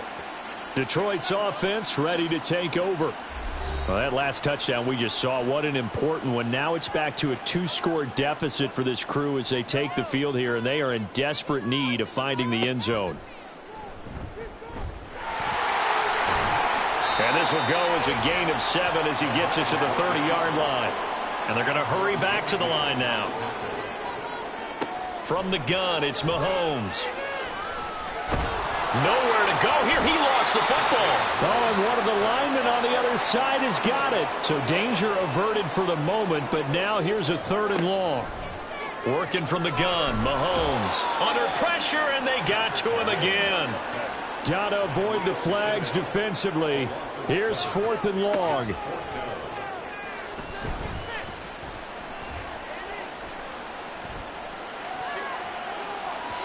Now on 4th down here, that pass knocked away and incomplete. The Lions turned away on 4th down. And now possession will go over inside the 15-yard line. So now with a little over 2 minutes to play, the road back gets very difficult. Difficult, but still not impossible if they go ahead and play this thing out. Now the defense has to come up big. They've got to go for a strip of the football on each and every snap. And he takes this into the end zone for a Chiefs touchdown. Isaiah Pacheco taking it in from 11 yards out. And the Chiefs have pretty well put it away here in the 4th quarter. Well, this, of course, set up by the stop a moment ago on 4th down, and now that might be the score that puts this one officially out of reach. And it's a tough one because your hands are tied when you're losing in the 4th quarter because you know you've got to make something happen. They couldn't pick up the 1st down, and after that, the air just went right out of the balloon, and you knew you were looking at a defeated team. Now after the touchdown, here's Butker on to kick it away. No run back here, down to a knee, and this drive will start at the 25. So the Lions offense ready to go back out onto the field. And their 4-game win streak very much in jeopardy as they go to work here late with a 1st and 10. Got a man, that's Allison. He'll be dropped after a gain of about 6 across the 30 to the 31. So the completion good for 6 yards, and that's going to bring up 2nd down. So the Lions in possession of the football as we welcome you back. They're looking at 2nd down now as they search for a consolation score. Meanwhile, Mahomes' throw caught here by Taylor. Now they got to get to the line quickly. Throwing on 1st down is Mahomes. And that one too far in front. He couldn't reel it in. It's incomplete. This has been a rough one, to put it mildly, for him. And after this one's done, you just feel like at the post-game press conference, this team's going to have a lot of questions and definitely not a lot of answers. Back to the air on second down. It's Mahomes. And he takes a shot on the release as this will be incomplete. We've seen this quite a few times in this game. Offensive line unable to keep leverage, unable to keep people away, facing a lot of pressure. Fortunate just to get rid of it. One of the reasons they're down is that inability, though, to stop the pressure. We saw. And the Chiefs are going to get him. The Lions will use the first of their timeouts as they'll get it with just over 90 seconds to go in the ball game. Work in the middle of the field, and he's got a man complete. And he is going to have the Lions first down. And they convert in style right there. A big play on 4th and long. Meanwhile, this one knocked down in the backfield. It's incomplete. That incompletion is not a surprise with the way that this one has gone, and the frustration, the body language is evident everywhere. This team, they've really been put through the ringer in this one. Mahomes. Oh, he's got a man wide open, complete.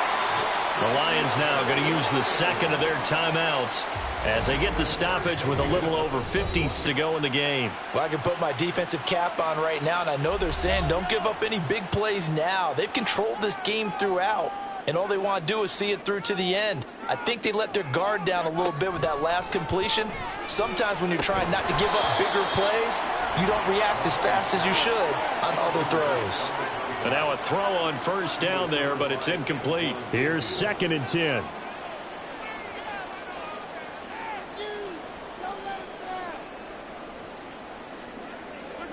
Again, they'll throw with Mahomes. And that is going to be incomplete as he led him a bit too much. That's coverage you'd expect to see in a tie game late. Not in a lopsided game like this. They are not letting up. Throwing is Mahomes on 3rd. That is incomplete. Even with such a big lead late, the effort hasn't lapsed one bit. If the offense wants to score some points in this one, they're going to have to earn it. These guys are not giving up anything.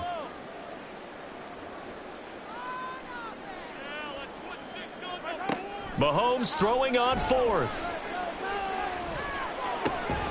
Able to find the open man. That's complete. And they corral him just a couple yards shy of the end zone. They fake the give. Now Mahomes. That's to the pylon and incomplete.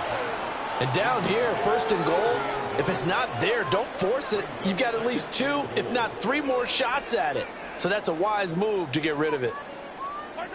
Throwing now is Mahomes. And that is caught. Touchdown, Detroit. A 2-yard touchdown grab. And the Lions have got it back to a 2-score game here in the 4th. I'm not sure win-win is the proper term here, but it certainly felt like it. They got the touchdown they needed, but if I'm on the defensive side of the ball, okay, you got the touchdown, but it sure took you a long time. Yeah, because offensively, though, you're probably hoping for a 1 to 5 play drive. That one ate up a little more time than they were hoping. You're exactly right, and if you have that 1 to 5 play drive, you actually build up momentum and even more hope. When they had to slog their way downfield, they got the touchdown, but it's almost like, yeah, you know, doesn't feel right. Exactly. So time definitely not in their favor. Down 2 scores, but they'll try the onside kick. And the Chiefs have got it. And with that, they should have a victory as well. They knew they needed a miracle. They had to have that onside kick. They didn't get it. Well, as we knew, even before they put the toe to the leather on that one, their chances of getting that done, slim and none. And I do believe we saw Slim just leave the door, didn't we? We did indeed. I think we're down to none.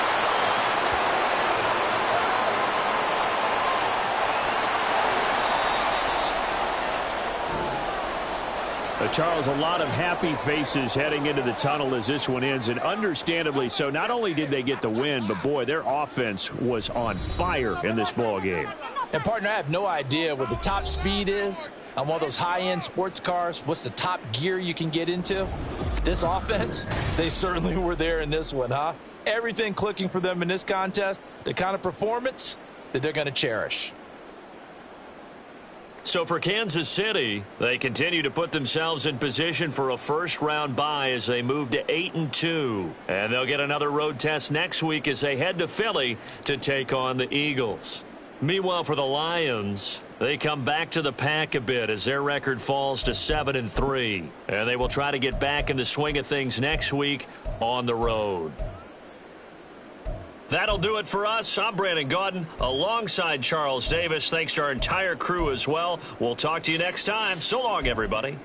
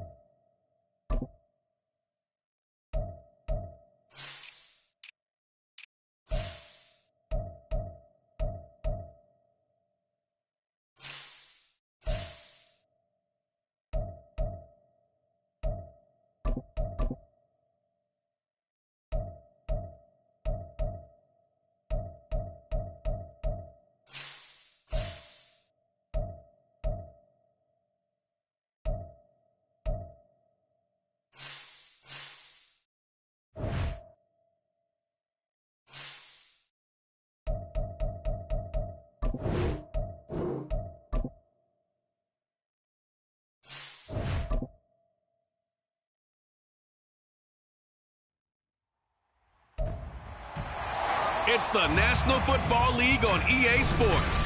And this one features Chase Claypool.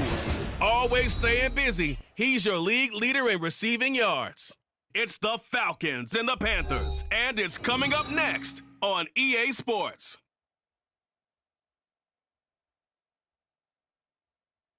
The weather this time of year in the South, perfect. Fall football weather, and we've got the roof wide open here at Mercedes-Benz Stadium in the heart of Georgia.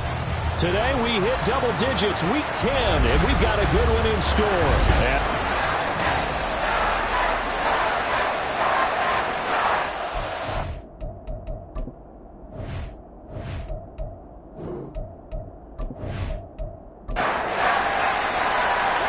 Two teams more than ready to get this one started. And off we go on EA Sports. And here comes a return from just beyond the goal line. To bring it out ends up not being a good one. Costs him about 5 yards as he's tackled at the 20. So here come the Falcons now to get the football for the first time. And they will be led out by their 6'3" quarterback. And you've got to think that they've got to be feeling pretty fresh. You know, coming off of the open week, didn't have to play, right? Gives them a chance to rest up a little bit, heal some of those aches and pains, and excited about playing again. That really rekindles things a little bit. I want to see how they come out and establish themselves here early. And that bye week coming right where they want it, in the middle of the schedule.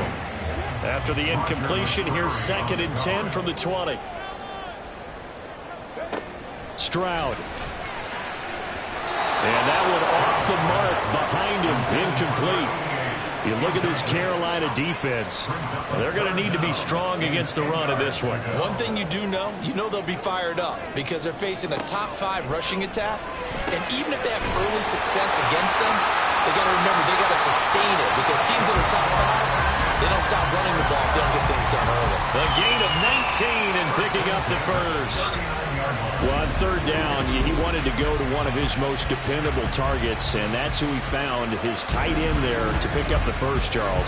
And you use the proper word there, dependable, and sometimes spectacular, because tight ends nowadays, they can do it all. But they're the guys you trust, especially across the middle of the field where there's traffic. He delivers, and they pick up nice yardage. They'll get a nice chunk there on the first down run, and it's 2nd and 4.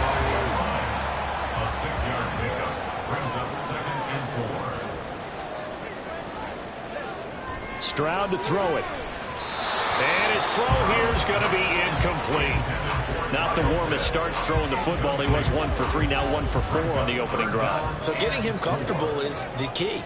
And for him, it might be different than what we think is comfortable. We're probably thinking swing passes, easy check downs. Some guys, they're better off throwing it downfield. That's what really loosens them up.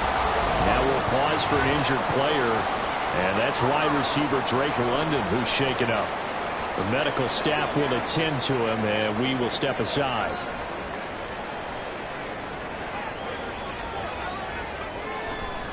On 1st and 10, it's Robinson. And they'll get this just to the 47. 1-yard gain.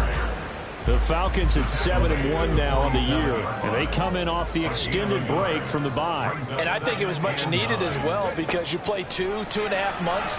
You know you're ready for some time off in order to get prepared for the home stretch. In fact, when they looked at the schedule to start the season, I think they liked where their open week fell. Give them 10 yards there as this offense is on a roll. And this drive continues to plunge forward. Line of scrimmage, the 37 on 1st and 10. Robinson up the middle. And tough sledding. He'll get maybe a yard. Stop short of the 35. These two teams, you might recall, met up back in September in Week 3. And it was the Falcons getting the road victory in that one, so they'll look to finish off the season sweep here in Atlanta. And they're able to get this one past the 30 down to the 25. Coming into the week, he's the NFL's leader in receiving yards. There's his first catch, and it's good for a first down. And they'll go play action here with Stroud. And this one incomplete. Threw it down at the feet of his receiver. One thing that you're going to see from this offense is that they love the matchup with their wide receivers against this secondary. That one wasn't successful, but don't expect them to back away from attacking all game long. That's going to be caught. And out of bounds all the way down at the 3. A well-executed 22-yard gain. And defensively, these corners struggled last week. They're struggling again here early on the opening drive. And you know that was not unnoticed on tape. So when they saw their struggle last week, guaranteed they went right into the game plan, attack them early, see if they're going to play any better, and if not, you keep the pressure on. And he will fight his way into the end zone for a Falcon touchdown. A great effort there. His first touchdown on the year. And the Falcons are on the board first here this afternoon. Crew able to connect on the extra point, and that makes the score 7-0.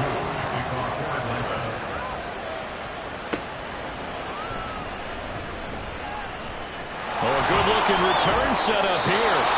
And a nifty return there all the way across the 40. So here now are the Panthers for their first drive of the game. And they'll be led out by their 9th-year quarterback. Every quarterback in the NFL has a little bit of his own signature style out there, but for this guy, he really plays the game in a different way. It's led to a couple double takes from us up here as we see him as something truly unique. It's not that he's just the strongest passer or the best athlete to ever play the position. He just has a certain way of seeing the action, and it allows him to make some special plays out there. They'll come up 2nd and 7.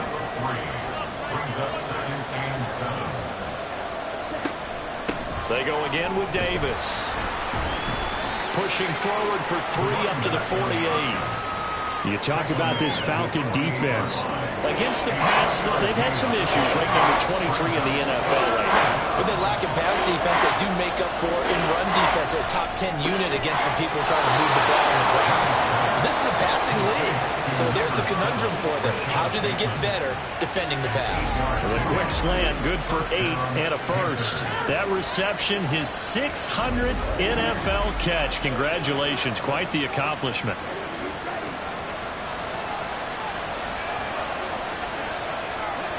First down, Young. Throw left side, going to be taken in by Harris. And he gets it inside the 35 and just shy of the 30. 13 yards, first down, Panthers. Counting down toward the midway point in quarter 1. The first down carry for Davis. And he's going to be met at the line of scrimmage and taken down. Officially no gain on the play, and it's 2nd down. Young will set to throw. And Watson has it right side. And he will lose yardage back to the 34-yard line. They'll wind up losing 3 here on the play, and they'll be facing a 3rd and 12.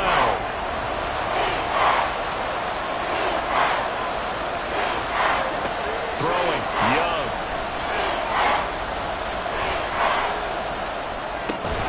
And that is incomplete. Oh, he had a defender right there with him to force that to the ground. And 4th down now coming up.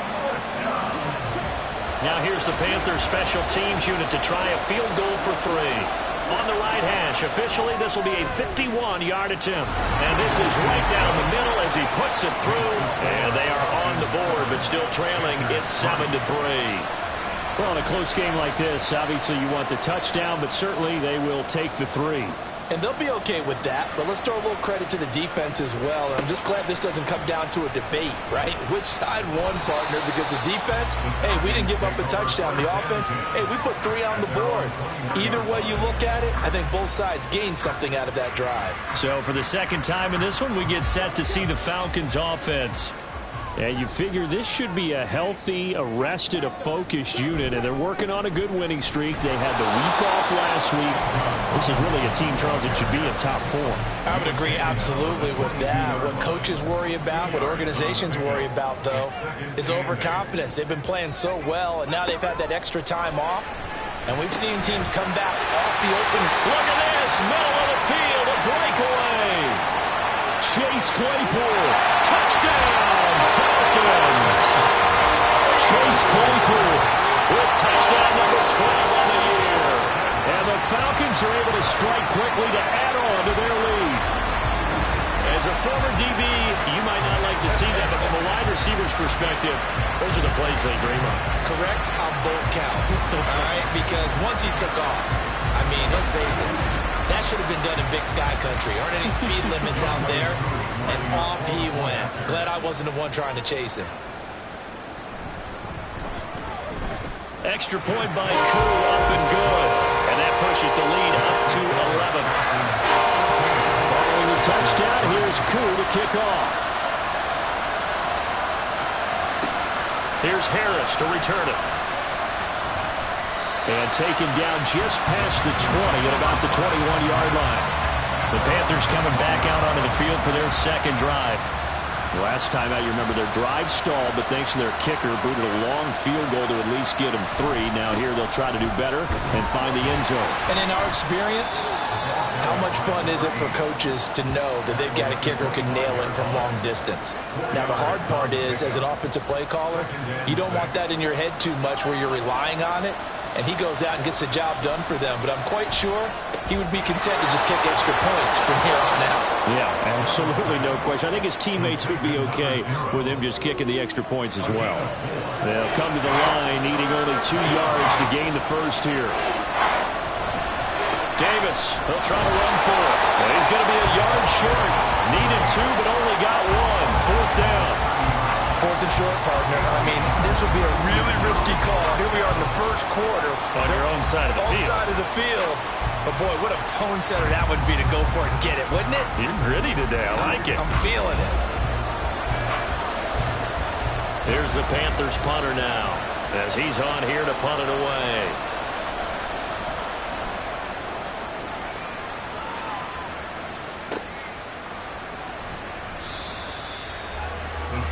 The Falcons back out, getting set for this next drive. So for this offense, Charles, remember, drive 1 made it to the end zone. Drive 2 resulted in a touchdown as well. Now they'll try to make it 3 for 3. Yeah, and, you know, they told us all week that this was the plan and this is what they wanted to execute. But did they really believe it would happen this well, this efficiently? I know they'll take it. And afterwards, they'll say, there's never a doubt in our minds we were going to be successful in this one. From the 26, they'll line up on 2nd and 4. From the shotgun now, here's an inside give. And he'll be brought down right at the 30 here. 4 yards the pickup, 1st down.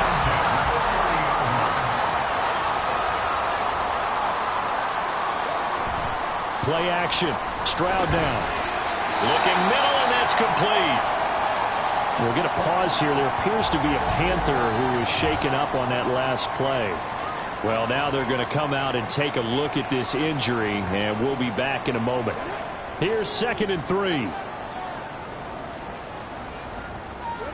Stroud looking to throw. He'll get that one to Crowder complete. First connection there of the afternoon for those two, and it's good for a 1st down.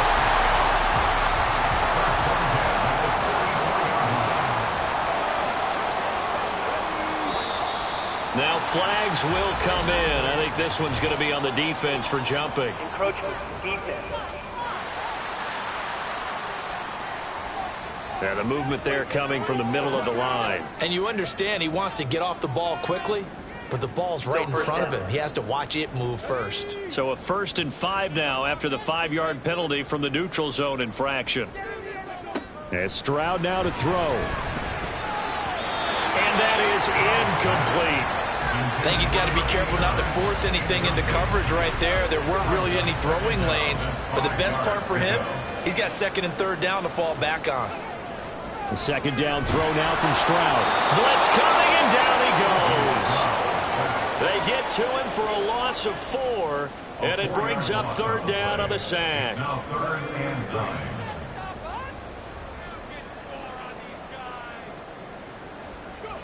Now Stroud. Throwing into traffic there, and that's complete. And he'll get this up near midfield, but that's still a few yards shy of the 1st down. So they'll get 8 out of that completion, and that's going to bring up a 4th down. Well, here's Matt Araiza now. And this one sails out of bounds. I think it'll be inside the 25. It will. 24-yard line is where they'll spot it. This Carolina offense at the line, ready to go. And Charles, a very uninspired effort. The last time we saw them out there was a quick 3-and-out, then they punted the football. Yeah, and you never want to get stopped so soundly during a series, but what would be even worse now is letting it happen again right here. They've got to get going. Panther football to start quarter number 2. Young's incompletion on first down leads to a 2nd and 10.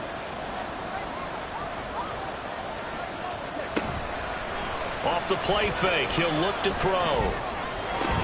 He'll complete this one to Watson. And past the 40 before he's out of bounds. 17 yards on the catch and run. It's a first down. It's so important to tackle well against these guys, but you and I both know that's easier said than done when the guy you're trying to tackle looks like this guy. And it's usually going to take more than one man to get him down, and it did right there.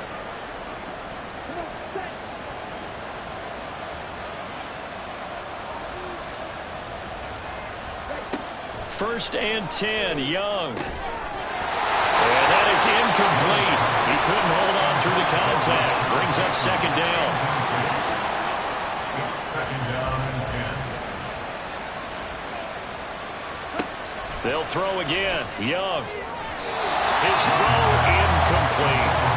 Give him credit for excellent coverage, tight coverage. They're doing a lot of things that we're talking about in basketball. They're causing disruptions in the passing game.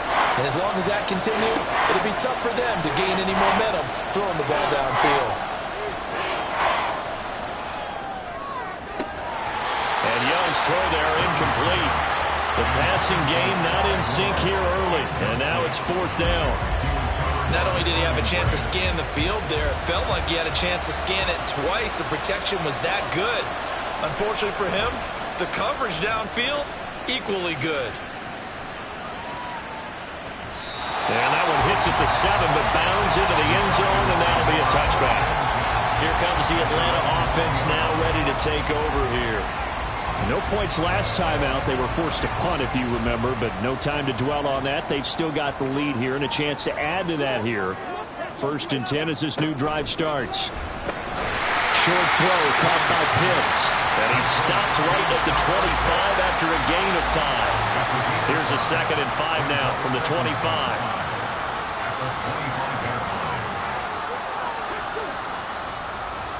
They'll bring a tight end in motion left.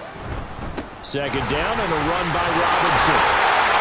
And he's brought down, getting this one up to about the 35. They picked up 5 yards last time. Now they double it and get 10 here.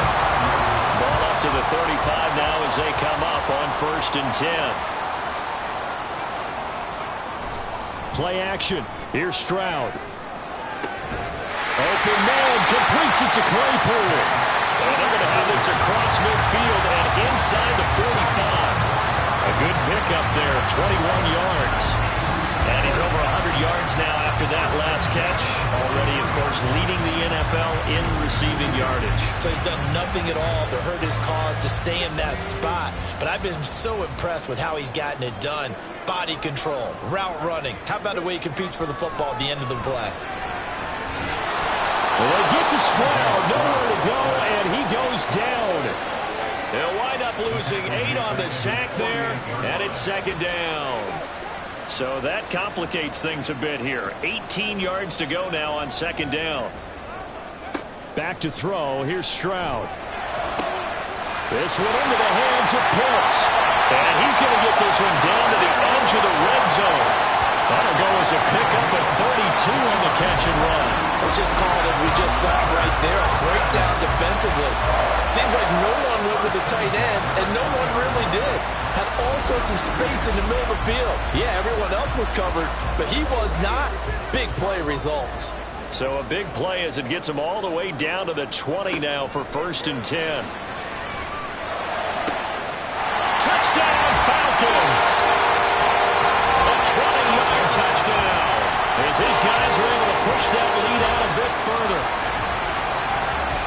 So 3 drives, 3 touchdowns, and they're a PAT from going up 21-3. And there's no doubt in my mind, you're liking what you're seeing so far, aren't you?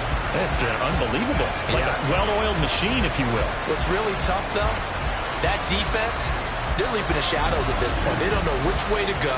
They're being hit in every direction, and they have no answers thus far. Now Younghoe Koo for the extra point. And it's 21-3. So the drive there took 6 plays. And the Falcons score to cap it off. Following the touchdown, here's Koo to kick off.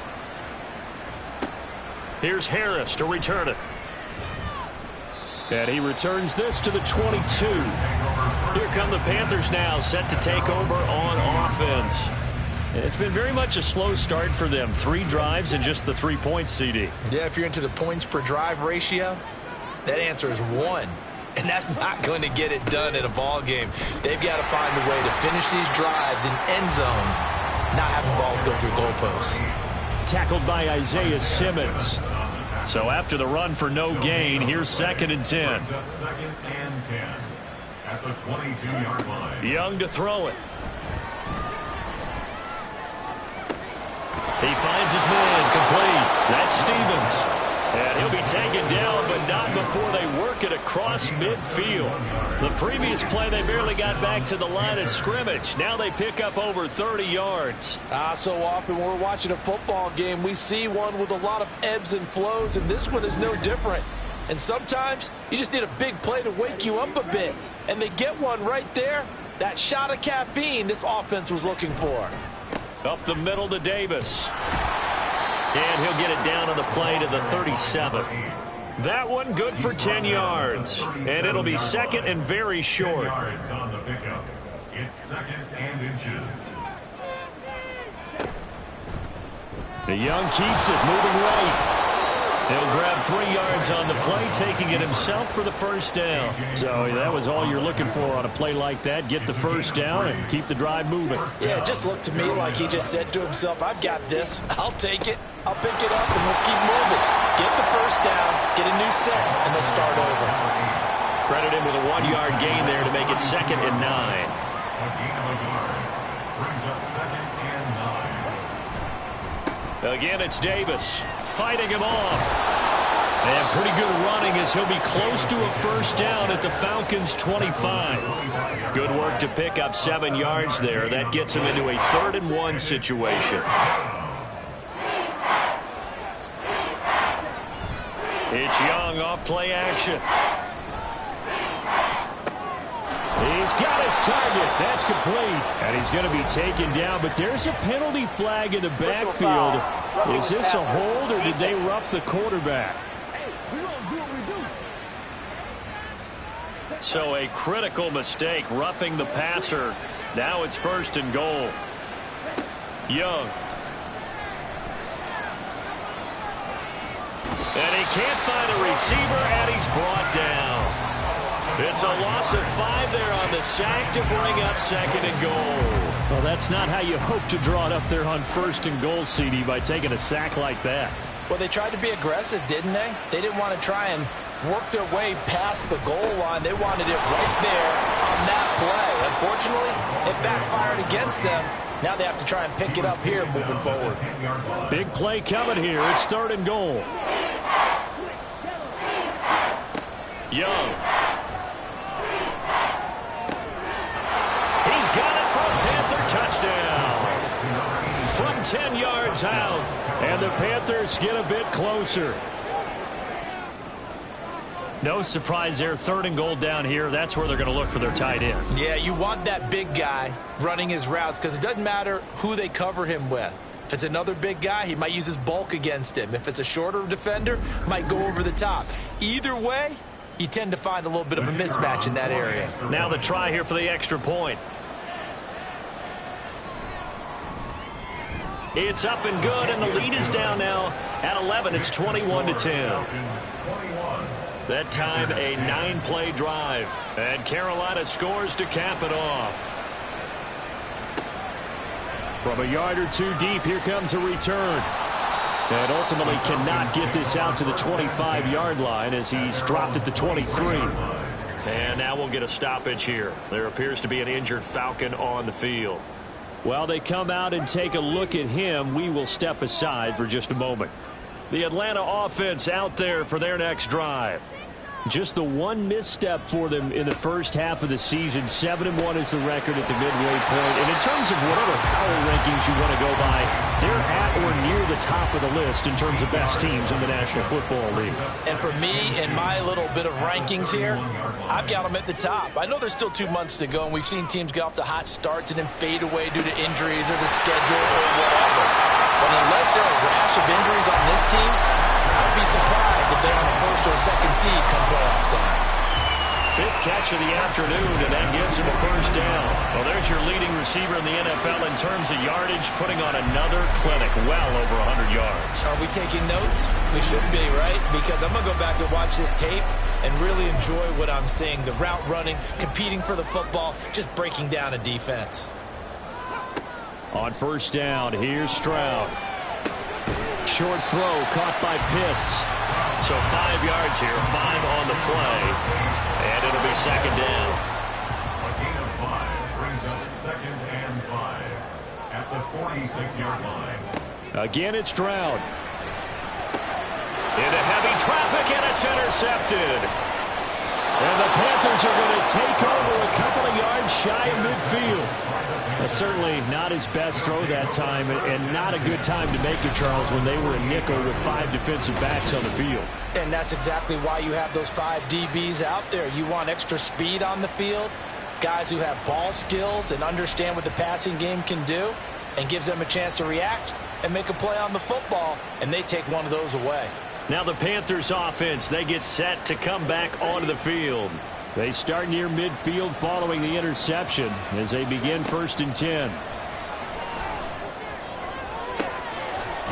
And now a big play to start off this drive as the shot downfield is complete. That's good for 28 yards. They go with the empty set there, 5 receivers in the formation. Normally, you want to have a running back in to block, but in this case, he's lined up to the right, and he ends up getting the football. A lot of confusion caused defensively, and it turns into a big play. And they're going to stop it right at the line of scrimmage. Just no cutback lane to be found whatsoever. 2nd and 10.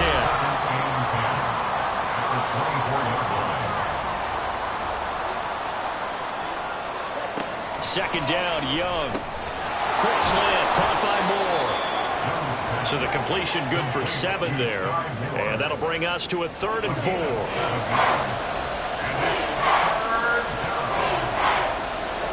Young to throw it. And this is going to be incomplete. The 3rd down battle won by Atlanta's defense. Solid coverage.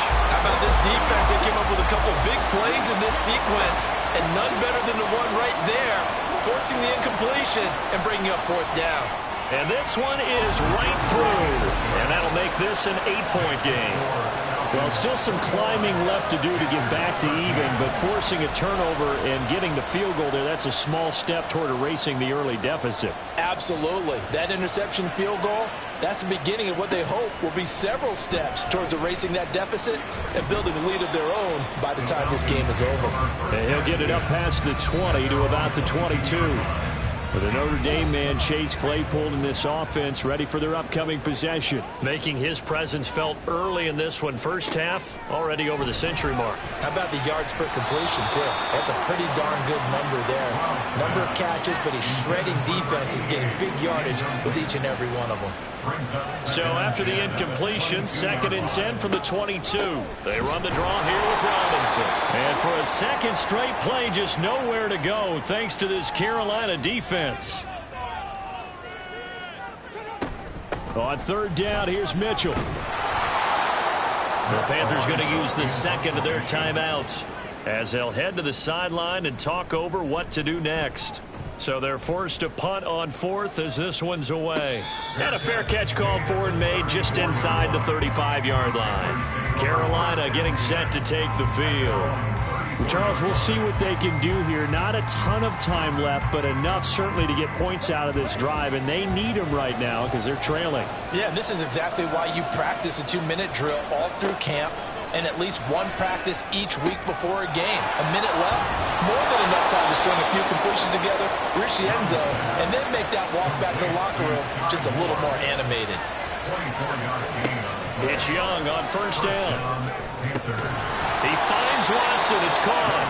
And he's going to get this inside the 30. 15 more yards there, and quickly another first down.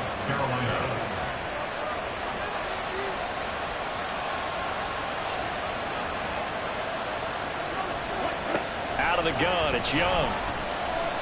Looking for the end zone.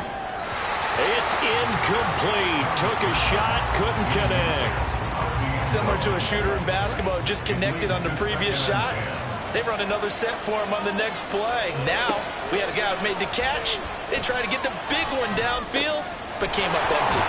And inside the 20 before he's brought down. Now here's a timeout as they're going to get it with 8 seconds remaining here in the first half. Hey, during the course of any game, you'll see tip passes. But how often do we actually see the running back come up and end up making the play? Well, shifty fella getting in there and grabbing it. Yeah, you know, they always talk about how running backs have a nose for the end zone. They have a nose for the ball, too. They want their hands at all times. And his kick is good. And that'll get the lead down to 5. So he's been a busy man here in this first half. That's 3 field goals for him now. And not just 3 field goals, but 3 for 3. So even though the offense has struggled a bit putting it in the end zone, they've still been able to come away with points due to his leg. Taking it about the 1. And not much happening on the return as he'll get this to about the 23. At their own 23-yard line. He'll take the knee, and the final couple seconds will tick by in this first half. So we've come to halftime in a 5-point game. As we'll send you down to Orlando, and we check in with Jonathan Coachman for our EA Sports Halftime Report. Coach. All right, Brandon, thank you very much. More from you two in a minute, but first, let's take a spin around the NFL and see what's going on here in week number 10.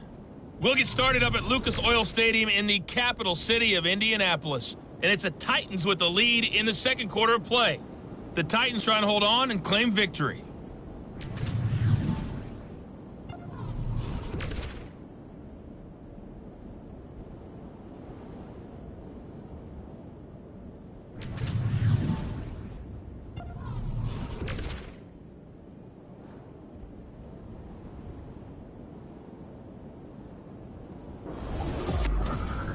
We just watched a very good first half out of the Ohio State man, C.J. Stroud. He fired his guys into the lead with 2 first-half touchdown passes as they were looking like a well-oiled machine in the first half of play.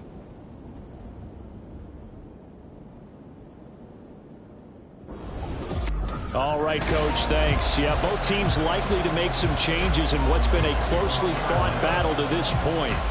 The Panthers going to get the football first, trailing here as well as we resume play in this second half. And he'll be brought down shy of the 20, so the decision to bring it out of the end zone, not a good one. Out come the Panthers. They'll have it first on offense in the third quarter. This offense, Charles, had a strong first half throwing the football, at least in terms of yardage, but that hasn't translated so far on the scoreboard as they begin the third quarter here, trailing and looking for a little momentum. Yeah, you're right about that because, you know, let's face it, in the first half, most of their focus was in the passing game, and to their credit, resulted in a healthy amount of yardage. So I would think that at halftime, they're going to anticipate that defense loosening up a little bit to try and cover the passing lanes. They've got to get the running game going, and there should be some gaps to run through now. 48 yards rushing for him now as he's run it 11 times. So they'll come up first and 10 now from the 33.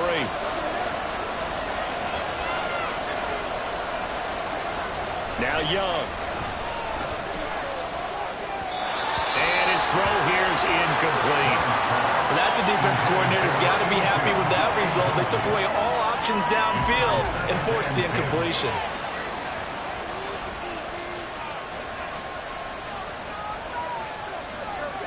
A second down throw for Young. And he will slide to a stop. He does have the first down. Opted to run for it. The decision a good one. Picking up the first, getting 14 yards on the scramble. A couple of first downs on the drive already, as they'll go from the 47 now on first down. And a good push there defensively as they stop him at the 48. Gain of just 1. From the 48-yard line, here's the second down and 9. Now Young. Throw left inside is complete on the diving effort. And that's going to be good for another first down as the tackle's made at the Falcons' 38-yard line. I know at retirement ceremonies, a rocking chair is often one of the major gifts, but don't give this guy one just yet. He may be plus 30, but my goodness, how about that effort? Yeah, he's not that old. Hey, I'm on the wrong side of 32. You okay? You feeling all right? I'll be all right. Okay, good. I just need some chocolate and a box of tissue.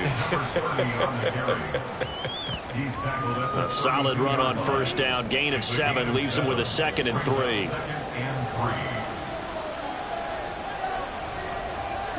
From the shotgun, it's Young. Getting this ball out wide for Davis. And that's going to be good for another first down as the tackle's made at the Falcons' 22-yard line.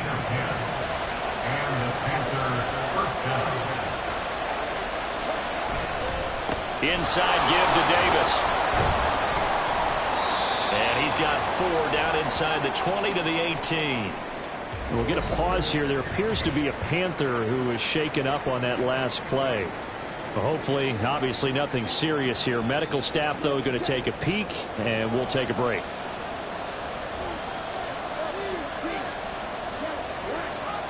Young will set to throw. And it finds his receiver, Watson. It'll be a gain of 5. And 3rd and 1 now.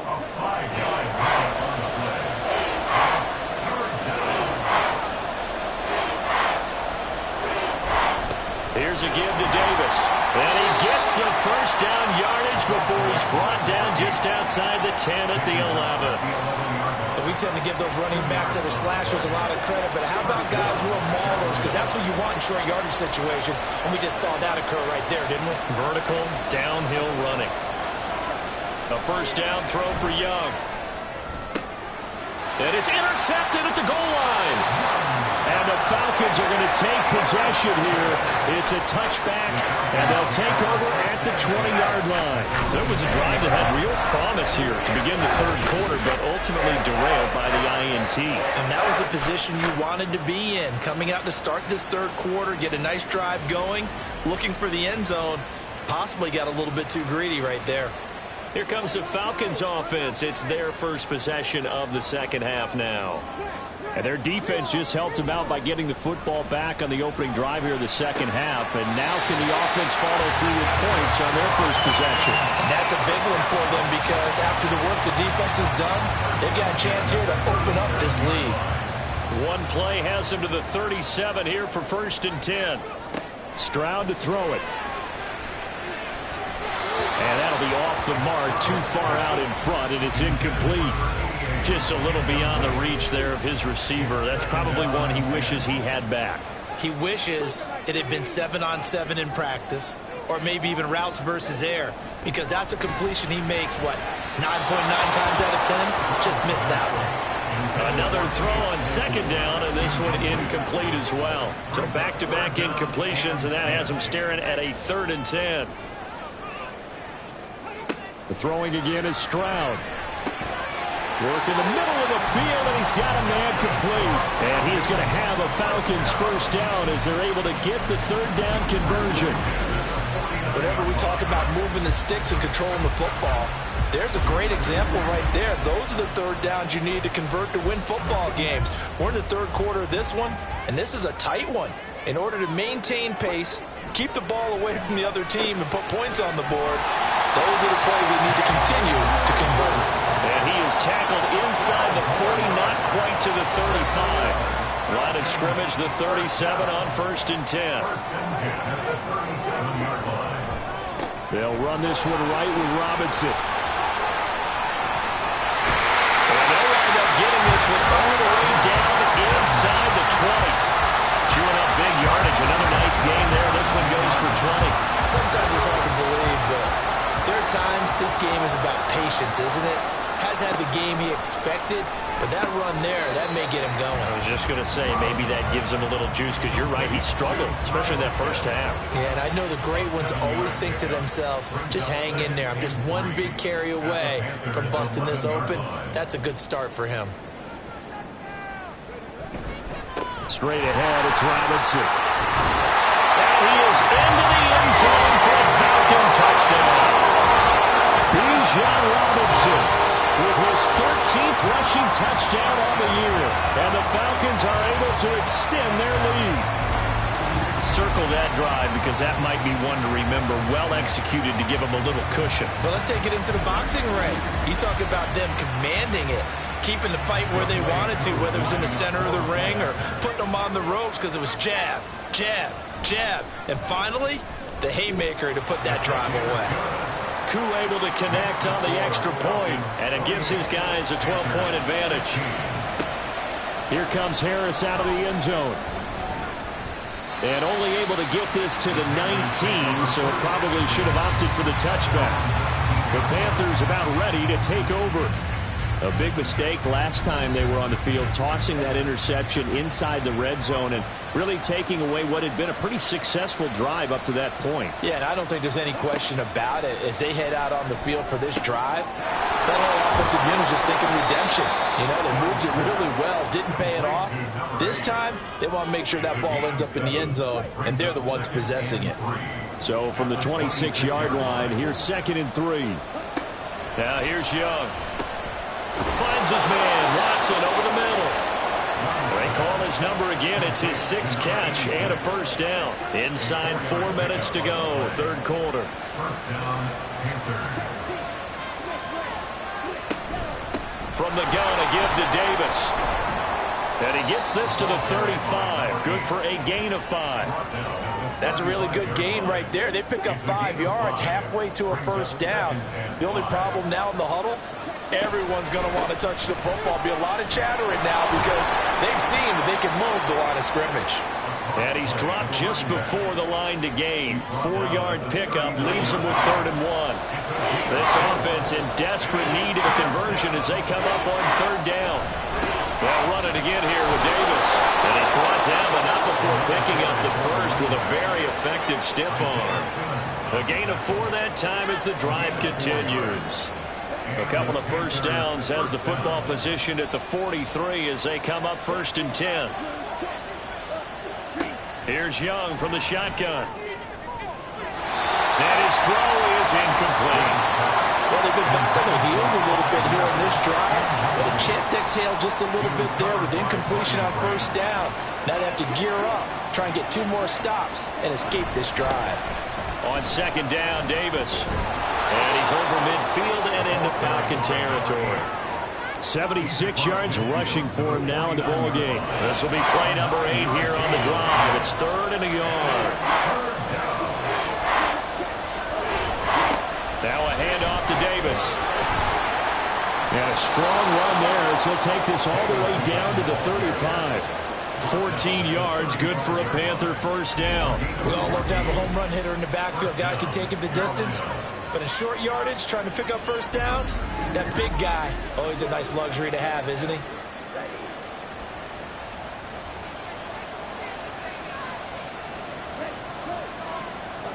Young looks to throw on 1st down.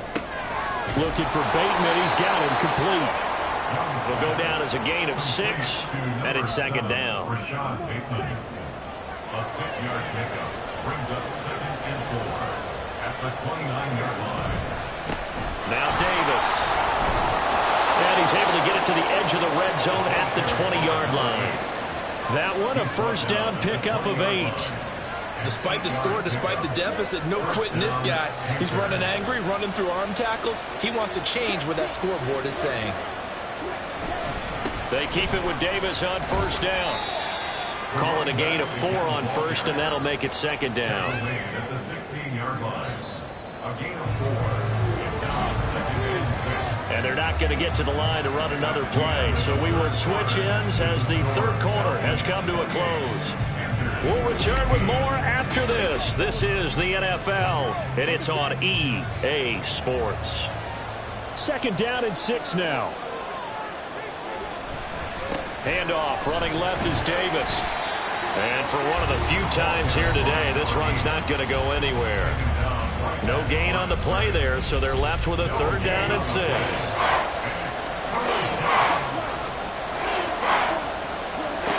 Looking to throw, Young.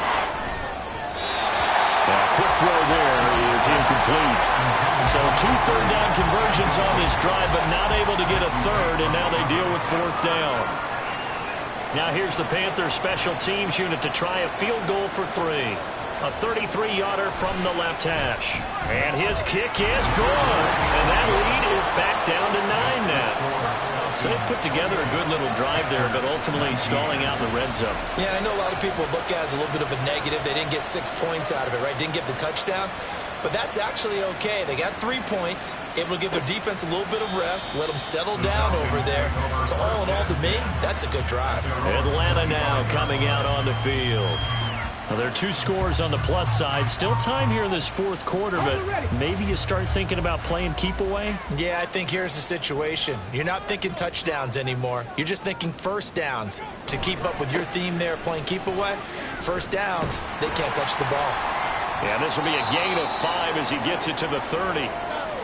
We'll get a pause here. There appears to be a Panther who is shaken up on that last play. So as the medical staff takes a look, we'll step aside. Ball on the 30. They'll come up with a 2nd and 5. Robinson with another carry. There he goes left side. And he'll go out near midfield at the 49. That good for 19 on a first down. Brandon, sometimes it just comes down to the power of suggestion, because I know exactly what they said all week long. We're coming off the open week. We'll have the fresher legs in the 4th quarter, and they will wilt when we get to that point. And right now, it appears that they're thinking that exact thing. Yeah, offensively, they had the bye last week. Defensively, did not. Is that really a big factor? Is that more talk during the week? I think the more that you talk about it, the more that you emphasize it, the more sometimes it comes true for your team. Ball spotted at the 45. Here's a 2nd and 4. Robinson up the middle. Just a yard on the pickup there, and it'll leave him with a 3rd and 3. Well done to sniff that out defensively. He had it diagnosed pretty quickly. I love that description because diagnosed is perfect on that one. Read his keys, made the play, and he couldn't even get going moving the football. And he's going to have a Falcons first down as they're able to get the 3rd down conversion. I got a kick out of that one, partner. You and I talk often about trying to hide receivers in certain situations, but a guy of his size, you can't really hide him. But the tight end drag route, definitely an effective way to sneak him across the formation for an easy completion and a first down. A pretty good looking run there on first down. That'll go for 9 yards, just short of the line to gain. Just need a yard here, 2nd and 1.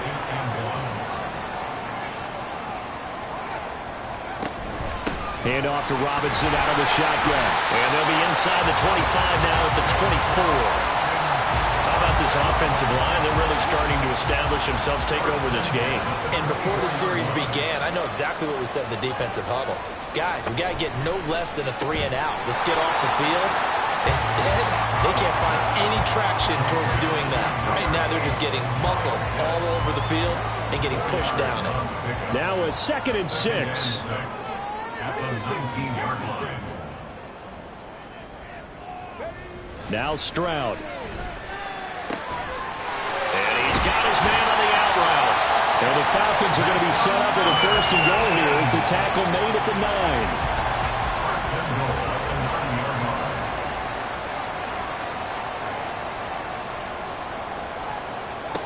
Stroud.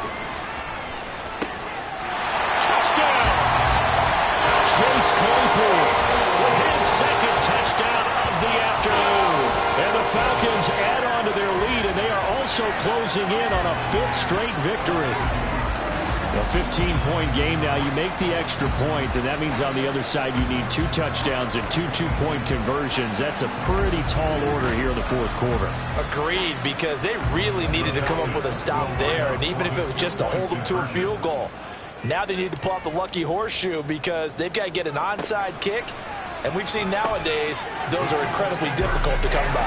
And not to mention they got to get the touchdown and a 2-point conversion first. And, of course, on the 2-point try, had the option to run or pass. They pass it there, and it works. Felt pretty straightforward, didn't it? An open receiver, ball's put on him, 2 points for them.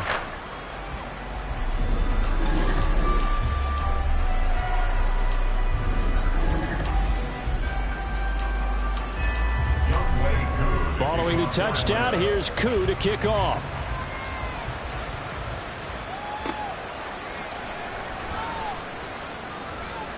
And a good return as he'll be stopped just shy of the 30-yard line. We'll get a pause here. There appears to be a Panther who is shaken up on that last play. The medical staff is going to come out here and take a look, and we will take a short break. The Panthers out there and ready to begin their next drive. And you see a lot of frustrated faces as they are inching closer to a fourth straight loss. This will be stopped about 2 yards shy of the marker. 8-yard gain, 2nd and 2. So from the 37, here's 2nd and a couple. Young. Complete to Watson, the tight end. 7 catches for him now, and this last one, a first down. And the Panther first down. Young. To the right side, and he's got more, complete. So give him 5 yards there on the pitch and catch, and it's 2nd down. You got the big lead defensively, willing to give him that underneath stuff, right? And this is why you work on your tackling. Tackle them after the catch, inbounds, keep the clock running. Just go ahead and bleed the game out that way. And he's dropped just before the line to gain. 4-yard pickup leaves him with 3rd and 1. The offense on 3rd down, they've converted 6 times and could use a 7th here. They're up against a 3rd and 1 situation. Over the middle and complete to Moore. And he is going to have a Panthers first down as they're able to convert, albeit not by much, on 3rd and a yard.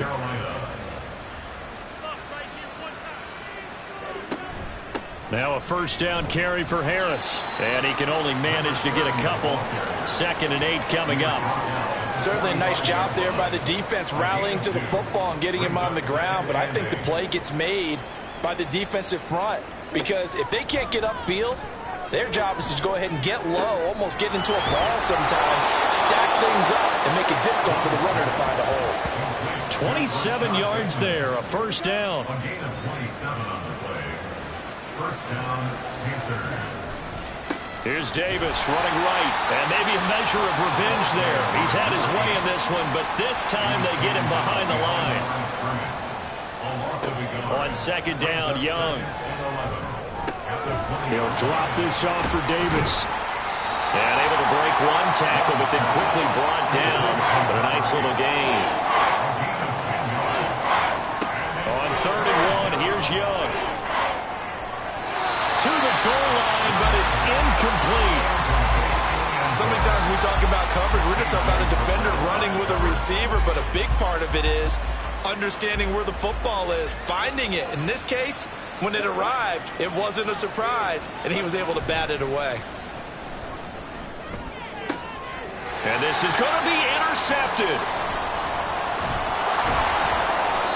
And the Falcons are going to get the football here as the ball will come out to the 20. Well, field goals probably aren't going to cut it at this point. This was touchdown or bust, and unfortunately for them, it turned out to be bust.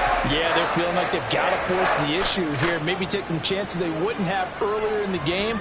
But give credit to this defense. They've really stood tall throughout, and they come up with the interception in the end zone.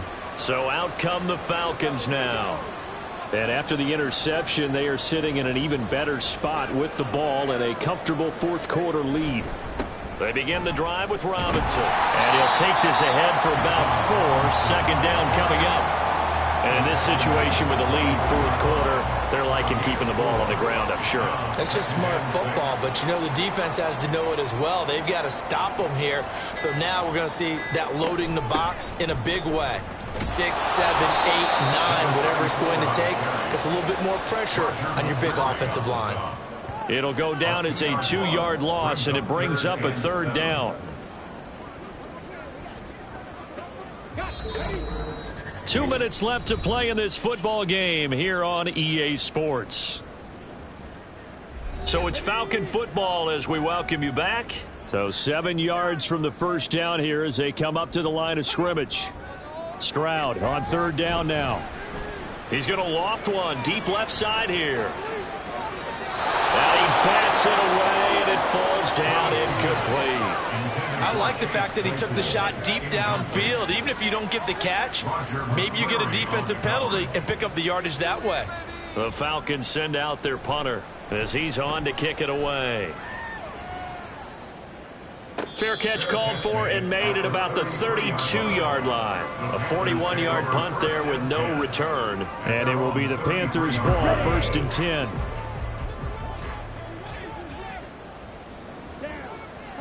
Trying to shake off the interception from the last drive. He'll look to throw. Finding space at the 40. And he'll be out of bounds, but able to get it up past the 45.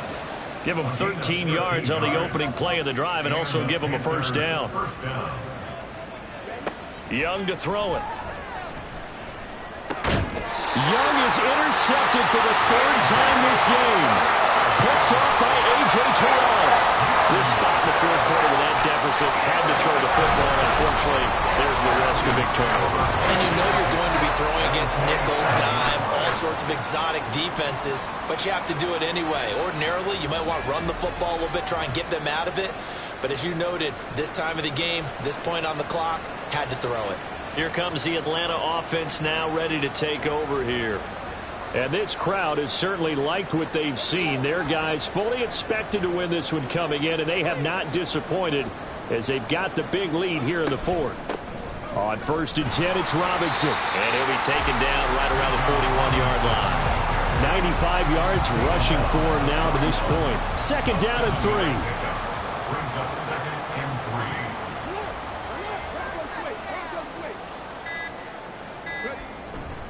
3. They'll run again here with Robinson. And they'll be inside the 35 now at the 34-yard line. 7 yards there and a first down. Hate to be blunt, but it is just continuing to prove to be the case that this O-line is manhandling this D-line right now. They deserve to roll up their sleeves and show up their biceps because they're doing exactly what you just described, manhandling the defensive front. They've got the leverage, they're powering through, and they're controlling this game. Calling no gain on the play, and it'll be 2nd down. So time runs out. It's a victory for the Atlanta Falcons. And it was their defense that led the way, allowing just 3 points, that lone field goal in the entire 2nd half. And remember the old adage, offense sells tickets. Defense does what? Wins championships. And in this game, maybe a championship wasn't won, but a game was by the defense, right? Held them in just a field goal. That's a heck of a job. I mean, when they went out there with that determination and a pretty good game plan, pretty good idea of what they wanted to accomplish, just love the execution, love the tenacity, love the way they finished. So for the Falcons, they're setting themselves up as a major contender as they move to 8-1 now on the year. And they'll get to stay home again next week. Meanwhile, for Carolina, they're going the wrong way as this will drop them to 3-7 now on the year. And they'll try to turn things around next week as they have a matchup in New Orleans against the Saints. Thanks for tuning in, everybody. Alongside Charles Davis, we thank our entire crew. I'm Brandon Gaudin. This is the NFL on EA Sports.